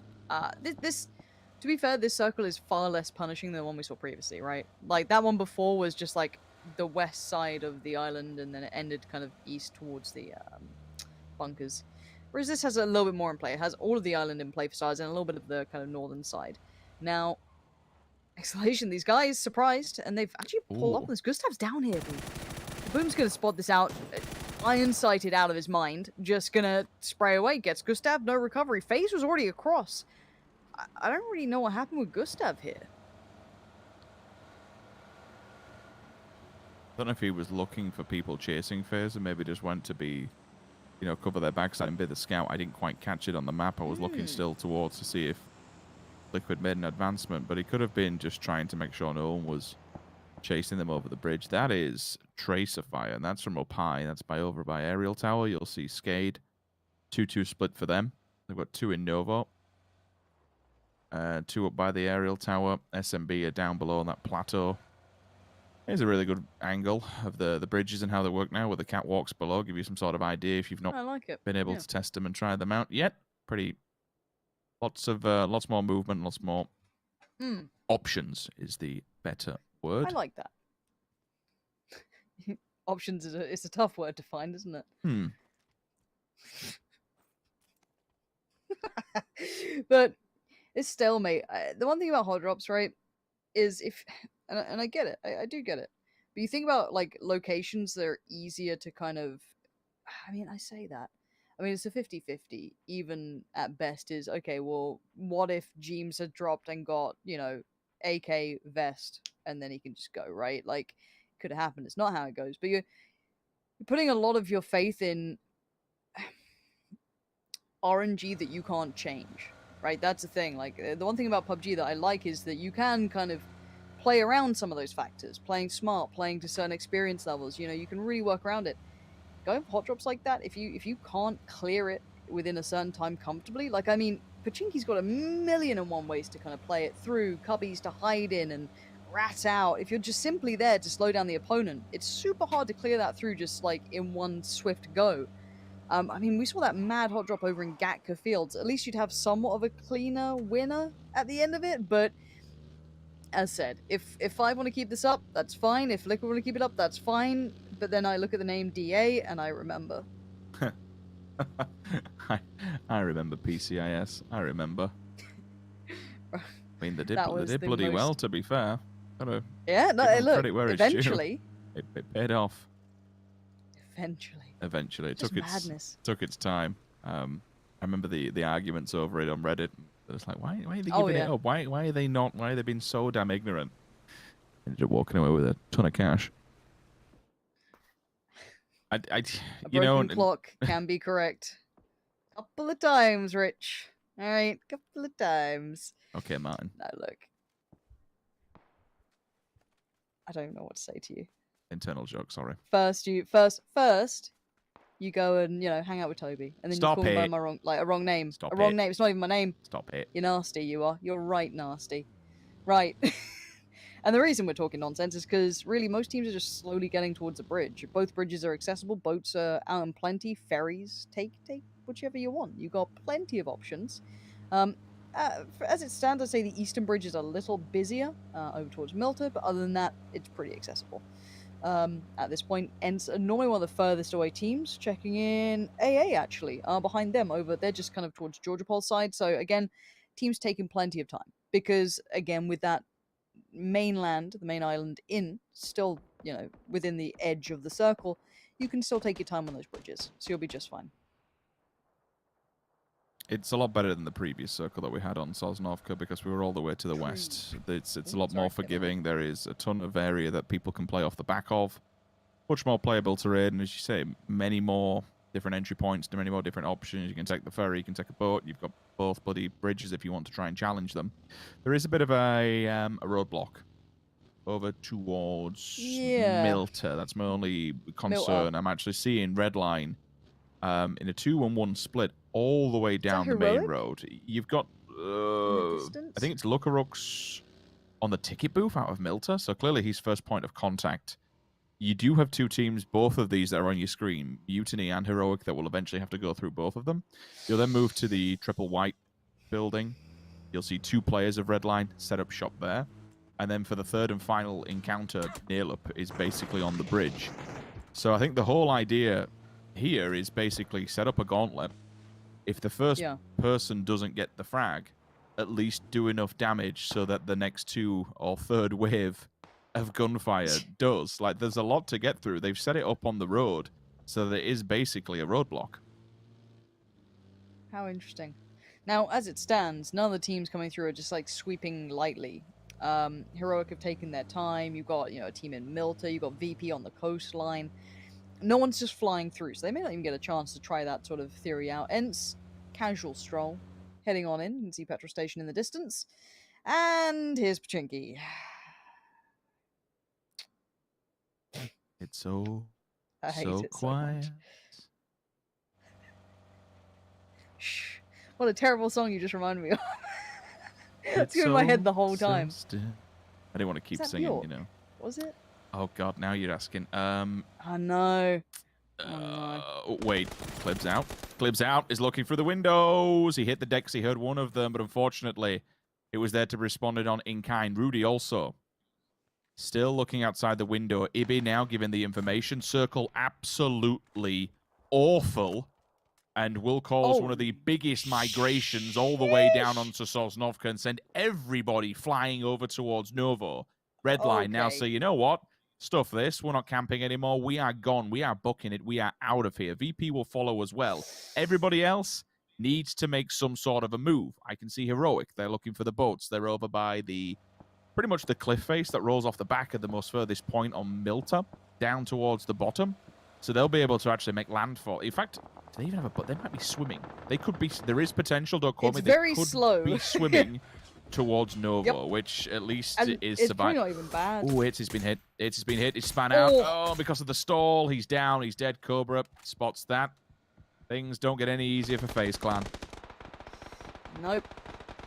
Is it ever easy for FaZe Clan? I feel like they have so much talent, and then it's just like, which struggle will they have today? I see. But now, Fuzzface makes it to safety. VP... Lou just got ripped out of the back of that car. Perfecting Spyro, Batulin's going to carry on forward as best they can, but you can see the roadblocks everywhere. Every team now has the potential just to pile in. Mexi, there's been team kills. Rudy's down. He's got 14 HP. This is nasty stuff. Knocked him. Trying to get a little heal off. Oh, his Great mate's just nade caused a coming problem. through. Oh dear.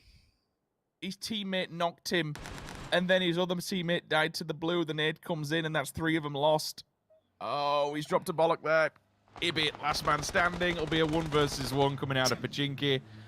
I suppose it's all now for presentation points. If you can at least win the battle. Ibby's rolling the car down to give himself some cover. He's flashed up. He's being toyed with. He should win Come this. on, Ibby. Let's see what you can do. my God, Yeah, nicely done by him. But 5... What on earth? What a wild, wild first day this is going to be. Ibby's done for. But we can now start looking towards this. We can look towards the main meat of it. Now, Diggory, these boys just don't care, do they? They're just flying in. Look at this full fin send. Luke is left just wondering what the hell just happened. Why did they all just absolutely yeet at us? Zoom's managed to find Rustamar, but this is just madness. Hey, whatever works, right? If the confidence is there to do it, and if the format somehow, you know, gives you that relaxation that you don't have to always be in the top 10, it's all or nothing. That's the simple and realistic factor of this format. It's all or nothing. A full send, more than viable. BBL, already got a win on the board. Can't argue with how they play this game whatsoever. It's almost been 2. Correction on Heroic, they were indeed swimming. I thought there was a boat, but it was just a vehicle sinking to the bottom when I was looking on the map. Fair play, whatever works. They've gone for the lower side of this. They'll take one of the lower bridges rather than coming in towards the... It's not even bad. No, it's not far off center. Yeah.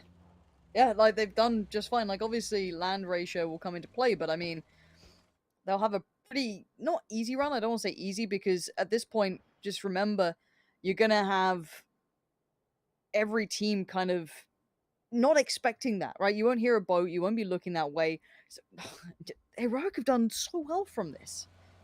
They get to slot in completely unannounced, right? They'll be able to fold into, you know, Novo. No worries there. MTN might not even be checking that. They may occasionally look that way if they see a boat, but would you expect a, you know, a beach approach? No, but now look at those vehicles. BBL, DA, AA, FaZe, all flying up towards Novo. Oh my word. I love Novo. These are my drop spots, man. This is... We're proud of our vehicle physics. Look at that. Oh, it's God. perfect. Back seat swap. Drive. Drive. Just keep driving, dude. Fly, dragon, no. fly. Oh, no. Oh, no. This is just crazy. It's all Everyone gone, is Pete going Tong. to fully send it. Mutiny's already in there. DA next on the chopping block in the vehicles, and away we go. Pixel, first one to fall a bit. Look at how much damage they've done on arrival. It's not good by any means. It's certainly not clean. Ibby's still alive. Just be aware of that. Promo code to reward Ibby for his heroic antics coming out of Pachinki. He's still alive and kicking, and there's a promo code for you. Write it down, throw it in, see what you can do. SMB up on the hillside. Unfortunately, might have to stay their feet because there is a team directly behind them. Hence, with the absolute wild full send, it's kind of paid off. They've got a bit of leverage. They've got a bit of room they can work with. They got Same something. can be said for Redline. It's up against the blue. That's the only damaging thing. It's not quite center. So unless you get the hard shift, you're going to be a little bit disappointed. But the thing is, when we look at the land ratio, there's a ton of water. Who cares? Yep. Like this, even been up against the blue now for this state of the circle, it's good. Like, can I just say, like, as much as I know it's a very divisive thing, I love stuff like that in PUBG. There's no other game like it, man. Like this just makes me so happy. And again, this is about, you know, the chicken dinner, right? At the end, this is all about that final player standing. I love that we get to have some fun with this. It actually feels like a you know, still like a fun game. Damn. It do be hitting.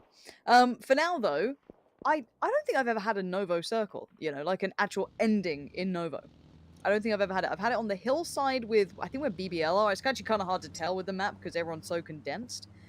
But I think we've had one on that hillside. But I don't think in all my time casting this, I've had a Novo ending. Now, at this point, Ibby, man's on a mission. Man is on a mission. He's in.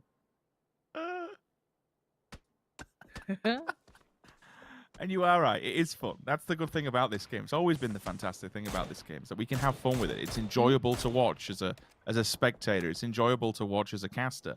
I mean, for a player, this is hell. This is absolute hell that they've been put through their pace at the moment. Ibby's like, oh, circle. I knew it was going to go away from me, but please, not bad. We said it was going to be a hard shift. It goes to the most playable amount of land possible. It's gone exactly where we anticipated. For ENCE, they're in, and that's why we said being all the way up against the edge is not a bad thing. Redline. There's only one real option for them, in my opinion, unless they just pull an ENCE and go full send. With them having vehicles, drive towards the bridge, dip round that ridge line, just towards the left-hand side of the screen that you're looking at now. Go behind it, skirt around, maybe hit the buildings that are bang opposite Exhalation. You can just see the double red. Oh, they're free. Yeah. Yes, they are free. No one's in there. Exhalation have all committed to the double white in front of it on the opposing side. It's not ideal, but it's playable. Oh, yeah, you can see it right there. Yeah, not perfect, but it might give them that next springboard and that next vision on the next couple of teams, because considering Redline have been kind of here, let's see what they opt for. I mean, they can go for whatever they please, but QBE should have good vision on that as well to an extent, or at least being able to maybe scout a little bit of that information. Okay, so smoke's coming out. Let's see what they go for. Rotation route coming in hot. I mean, you could go to the cliffs, or I'd love that compound if they've been able to scout that it's free. Then it looks like they're going to take the wide swing around. Squeaky's seen it, but not much of a shot on it here. Are they picking up QBE? They are. Uber's here, my dude. Get in. We're going. There he is. Get in. No We're worries. going. There he is. Keeping that high rating going on, and it looks like they're going to skirt the edge, as you said. But let's see where they end up. I guess they could play the ridge here, the cliffs a little bit. I say cliffs, then just like the edge of it, or the compound. So we'll see what they opt for, because this is the other option. You could be down here. GG. Aye, aye, aye. I mean, I'm with you. It's hard to predict where this one's going to be. Time and time again, when we have done something in and around this area, it's usually pulled to the hillside, to be fair. But with... Here he is. Please don't get run over by the boat. I can't imagine he's actually dipping below it. Just gets chomped up in the... Please don't get hit by... Oh. This is fine. This is fine. This is fine. Come on, Ibby. You can't help but cheer for him a little bit. You know what I mean? I want to see, like, okay, let's see how far he goes. Right now, he's made it to what, 13th. Let's see what he can do. Let's see it's better see than what 5. Ibby can do. Sorry, it just damn, dude. Damn. It is what it is when you're fighting a hot drop. Yeah, I mean, we have seen a couple. So you're talking about the endings. One, we've seen it go to Hillside itself. I've seen it go to BBL's compound where Smash is currently. I've also seen it go kind of like VP Exhalation way. Those opposing compounds, we've seen it kind of closing on that. There he is. There's the fan favorite. Ibby making it to the shore. It's like when Shroud used to play in a show match. He was just like, Shroud POV, I see. Just got to check in with him. Got to see what's going on. Okay, update. VP Kings of the Hill on this. So they do get to hold a pretty strong position from this. It's a really solid compound, isn't it? Because you've got that overlooks all of Novo. It's going to be hard to... okay. I mean, Redline could have gone for the safety of the buildings that we spoke about instead. They've gone down to the rock face. It's good because you know now from the water side, nobody can touch you. So there's limited areas that you have to cover. Skade tries to make something down the hillside, and they are just flowing down here to hit the buildings. But you know what? The damage from AA has actually taken VP's eye off the ball for all but a moment. Spyro is forced to hit the heel, which does let them get to the ditch, and this is fine, to be honest. If you VP, while you don't want them close, you're not going to waste all of your utility on this. There's no point. If someone then breaches your compound, you need that utility for the late game. You need those mollies. You need those frag nades to be able to just fight off any people that want to try and just barricade and ram raid your building.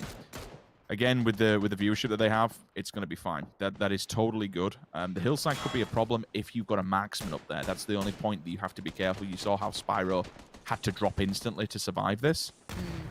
Next survival, it comes from the side of ENCE. All 4 players alive and kicking. We saw the wild madness that they've got to get to this point and what happened in the previous round. The smoke wall is built. It's up. Can they get past Exhalation? That's the big question. It's going to be the big test for ENCE here. The first real test is how do they make it through here. A couple of tags coming out. There's the first knock. There wasn't from what I expected, is Quizzy from up on the hillside had vision of that before he decided to move on, and he's lingering a little, and Diggory gets punished for this. The smokes were there in response to the team in front of them. Great spray again, just as a slither of a player was shown through that smoke, or just a wild blind spray. It did connect, but for now, Ents do make it across to at least the other side. But you got to be careful there, Rustamar. There's players on that hillside. Got something to work with. So we'll tap this at this stage of the game. Ibby's made it actually a lot closer to the center than what I anticipated, to be fair, but he has to share it now with Mutiny just as an update. He's in their buildings directly next door to them. Now, if the circle's favorable, it's not exactly a bad place to be taking control of. They've still got vehicles, some mobility can be in abundance for them. They have these plateaus, but they're completely out of line of sight and completely safe. Getting down the hill, different question altogether. Yeah. It's an easier approach from BBL side. The BBL players would have to look outside the windows downstairs, but I would anticipate that with only 2 players in there, in that like farm hangar, if you will, you've only got the cross windows up top, so you're looking towards you can only look, one way or another. They can't look uphill when they're upstairs. They'd have to go down. Now, I anticipate that those 2 players are upstairs currently looking through those porthole windows, staring at everything, what's going on in front of them. The better part, that building's still inside the circle, so those 2 windows now become very, very nasty. You'll have your 2 players from BBL near the V of Novo looking upwards. You'll have the 2 players down low who can try and deny this push towards the farm hangar.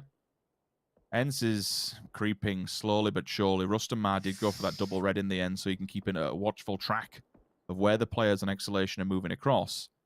If they still have their lethal utility, if they still have their frag nades, this could be quite the decent breach. They'd have to time it perfectly, but it's not out the realms of possibility by any means for Ents. Nah, look, I always think when I look at Ents, they have such a high skill ceiling. Like if you have a Tixu or a Squeaky Moment or a Rustamar, like one of them just pops off, they can do some damage. But coming off the back of a win, though, Exhalation is one of the teams to be taken seriously here. But there's the first bit of contact coming out from Tixu. Vesta a little worse for wear, but they do have nades, molly, smokes. Starlight on the other side, same can be said, but no, we don't. I know it's been nice recently, the weather's been hot, but we don't need any barbecues going this early on. Tixu, though, going to continue to line the top floor with smokes, maybe limit some of that vision, allow Rustamar to get across if they can. I love but this. Squeaky's moving on up. I absolutely love this. You called it perfectly. The smokes were down to just deny the cross. Finally, Tixu does go down, so there is a response in kind. Someone's up close and personal, but you saw he had no helmet. So one bullet does the job, and it comes down to Rustamar to try and fan the flames with the molly. It's a good molly, and it'll force him back, but ultimately, DeBoom should be able to get back on his feet. The molly is cracking, actually. This is probably going to get the knock. There's no way of getting out of... it's not. He's up on top of the little boxes, so he can get away from his life. And he's spotted, though, at the perfect time. He does go down, but it's one hell of an effort from Ents. Yeah, great attempt there. Look how close I got. 2 players knocked. They're in bits and pieces. Nice work with the utility to try and make it through.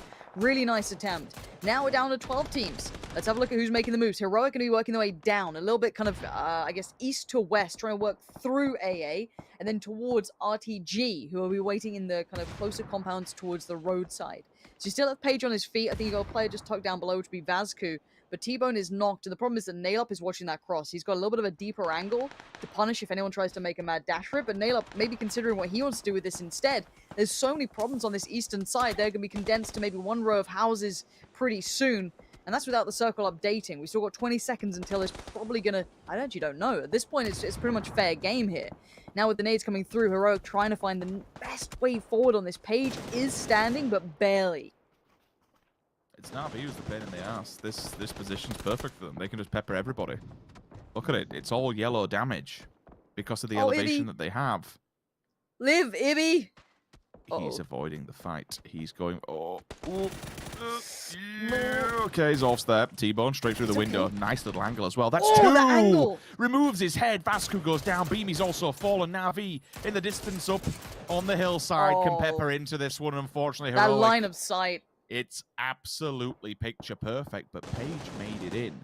The problem is the circle, it just keeps pushing away from them. Ibby is still alive, and he's got another frag to boot as well. Ivers falls down. He can take the body bag. He can take the bits that he needs to try and Can he? survive. I don't know if he can, dude. Not with how much is in front of him, but a top 10 in terms just picking up as many frags as you can at this point for when you do get that win, for when the times are tied up. This is the best you can ask of this man. Just pick up a few frags. The timing. QBU and Nate up and everyone was super busy until they got that res, and then suddenly a little bit of freedom, turned around, spotted him out. It's how it goes. A valiant attempt, though. One man trying to make a bit of a mad run for it, got himself a little frag in the pocket in case they need to break the tie that could happen if they do get a chicken dinner. However, we're looking at what's remaining now. BBL were one of the teams, but they were hyper-focused on what was in front, but rather what was to the side was the bigger issue. All those teams in the East now compacted closer towards the center. You've got BBL, and I think MTN that were on the other side originally. However, you're going to have Heroic, DA, RTG, all these teams trying to work their way through from the eastern side. BBL now have to be so careful. They've got so many players in front of them. Look at the amount of smokes in this one area. It's messy. They will keep on going down. Speaking of going down, Anonymous. He's down. QB spots that one. The nade is absolutely perfect. Launches at his legs and he's gone. RTG have to withstand the fight. Example. Does make it in as well. Quizzy up on top of the hillside. Just trying to dictate where Na'Vi's maneuver is. But this circle has been so good for them. They've just been able to stabilize for the last 3 circles and chill. This is so good. The nade. Perfectix finds 2. Exhalation trying to evacuate the situation. And all of a sudden, again, Na'Vi third-partying every single bloody thing that moves. They're withstanding this. They are very, very strong going into these later stages. And again, that positioning is great because it was always going to move away from the water. It was always going to pull towards the extremity. But Na'Vi were the only team that really played this. A couple of hard shifts put them in prime position now. I have to see how much they can take away with this already. Piling on the pressure, though. I'm wondering if anyone's going to fight back. I mean, VP could, I guess, maybe throw a couple of shots up there, but maybe Skade. None of these are easy fights to be taking at this point. They've all got their own problems to deal with, and the problem is that Na'Vi gets away with less pressure coming through towards them, so they get to stand tall on top of the castle of it all and watch it all unfold. How's Paige in here? I don't know. Oh, Spyro got Melman. 14 as well. There's going to be some gear on the side. Oh, Cobra going for a full push. Flashes are there. Danimon. Arms are up in the air for all but a moment, but he has to hold this one. Spots Cobra first one. Smoke goes down to try and fill the lines, of which will be dissipating any second. Big nade. Does a chunk of damage, and he's looking through this to see if he can just catch an early glimpse of them. Wait a minute. Look, BNR, what are you doing? He just marches on through and does so much damage. Instantly, Danimon does come to the savior of this one, but you can see Quizzy. Look at Na'Vi. They are wrapping their way down the hillside. This is a good opportunity for them to maybe try and get in the fold. Paige is there to try and deny. A good nade will do a copious amount of damage towards him, but look how little health Alia has. Has Paige actually stopped the backfill of Na'Vi here single-handedly? Yes. Yeah, I don't think he can do much with it. I think he's dead in the water, but he's stopped them sweeping through. Now Na'Vi refocused towards VP, and you can see them just peppering away. Na'Vi have just absolutely got everyone banged to rights in this. Yeah, he's done brilliantly. Paige has played the perfect backfill on this one. Batulin's just barreling through, but by now Na'Vi are just being fed every piece of information. There was no way they could fight any of these teams, or any of these teams could fight Na'Vi without getting attention on their doorstep. Everything was their way, and look at these nades raining down. This is just domination from Na'Vi. 12 kills to boot as well. Na'Vi off the top of the hillside, decent amount of circles went their way. Ultimately, just the height advantage. They had full clear vision of what was going on in Novo, and they absolutely took it to them. Full clean usage, I mean, a bit of a stall from Paige at the end, but overall, excellent execution. It's great work. Absolutely love that from Na'Vi. And again, playing the perfect circle positioning. I absolutely think it was the perfect choice for them. Didn't need to get overly involved in the brawl towards Novo or kind of do any mad work towards that, but it's good to see them looking well-rounded and solid in this. So congratulations to them for picking up the final go of things here, I guess, Rich. Yeah, another win, another different team. It's starting to get to that moment where we could be tomorrow, having all teams tied up. It's tough at the top, and we're seeing a lot of players that we anticipated to do well do exactly that. The frags are with the top teams. Can't really say no more. It's been a good tournament, and we're only just starting it. Exactly that. And you know what? We'll leave it on that note. It's been a pleasure casting with you today, Rich. I'm sorry I took you away from Toby. Hopefully you two can get back together soon. Speaking of, let's head back to the desk with Toby, Martin, and Hypok. Oh, you can't have him. He's mine now. I'll keep him for the entirety of the grand finals here. Thank you so much. And thank you so much for that cast, guys. That was fantastic. I guess, guys, what we can say from today's games, we're halfway through the first week here. What we can say from the first day here in those 6 games, it's been some crazy circles, Toby. Yeah, it sure has been. I feel bad for the coaches and analysts having to try and now go down and kind of look through all this and see how it added up to what they were expecting, because the circles have not been kind to, well, pretty much anyone other than the one few teams that got the pleasure of having circles going their way. Everyone else was scrambling literally all day long. Yeah, curveballs to say the least, Hypok. Yeah, it was, again, a little more proactive, or I guess decisive, I guess, in terms of the situation in Pachinki there. But this time around, I mean, it was mutually assured destruction is the best way to describe it, I think, with how many casualties were there. I mean, actually, Ibby making it as far as he did into the game in terms of placement is nothing short of a miracle in itself. Yeah, for sure. And obviously, this situation here, the mutual destruction is probably the absolute best way to describe it, right? And like the teams don't really get much out of it, but it's 36 games, and I think that's what 5 they are kind of thinking about here. Is like it might be worth to try to fight for it, because they've seen Liquid kind of bow down other times if there's teams that is not going out of it. And also the 5 seconds of fame that they can get playing against these big boys here, you don't get that chance every time, Toby. Oh no, for sure. You do not by any means. And again, I mean, as I said, coming into the finals, I mean, coming into the tournament itself, they were hoping to qualify. They're expected to reach round 4, but to make it all the way through, none of them saw it coming. And now they're kind of going, guys, this is actually, I mean, we're actually here. We're actually with a chance to go out and perform. And while coming into this game, I said I kind of approve of them hot dropping Liquid. I do hope that tomorrow they opt to go elsewhere. Yeah, we will see, of course. And Na'Vi with the high ground position here, and it's always the same. Yeah, and I say it really often, especially you know, being an analyst, getting out of the city is often just a detriment to your death, because if you get out of the city, you're either going to be the last team to leave, or you're going to be able to leave because there's a team gatekeeping you. 12 kills here. Vanatis Vincere, Na'Vi, Road to Glory with a lot of kills, and Mutiny as well. But a lot of the teams we've been seeing doing well out here throughout the day, they didn't manage to kind of wrap up the kills that we expect them to. Virtus Pro put 5 on the board, but overall, a game and a day with 6 different winners. Tomorrow, I think we're going to be seeing some more be put on the board. Obviously, statistically, we're going to be seeing more games coming in, and I kind of hope we're going to see a team with, you know, maybe 2, maybe 3 wins when the day is done tomorrow. Hypok. Yeah, I mean, if the circles continue, it's really anyone's guess, but yeah, this is probably I guess the worst possible starting point for us. But the difference is there's a couple of talking points around, you know, these teams that are consistently putting up the kills, right? And we can see that visible difference between the ones that are just happy to try and ride things out. And I mean, Catch 9 is the worst phrase ever, but you know, that's kind of the ethos of some teams.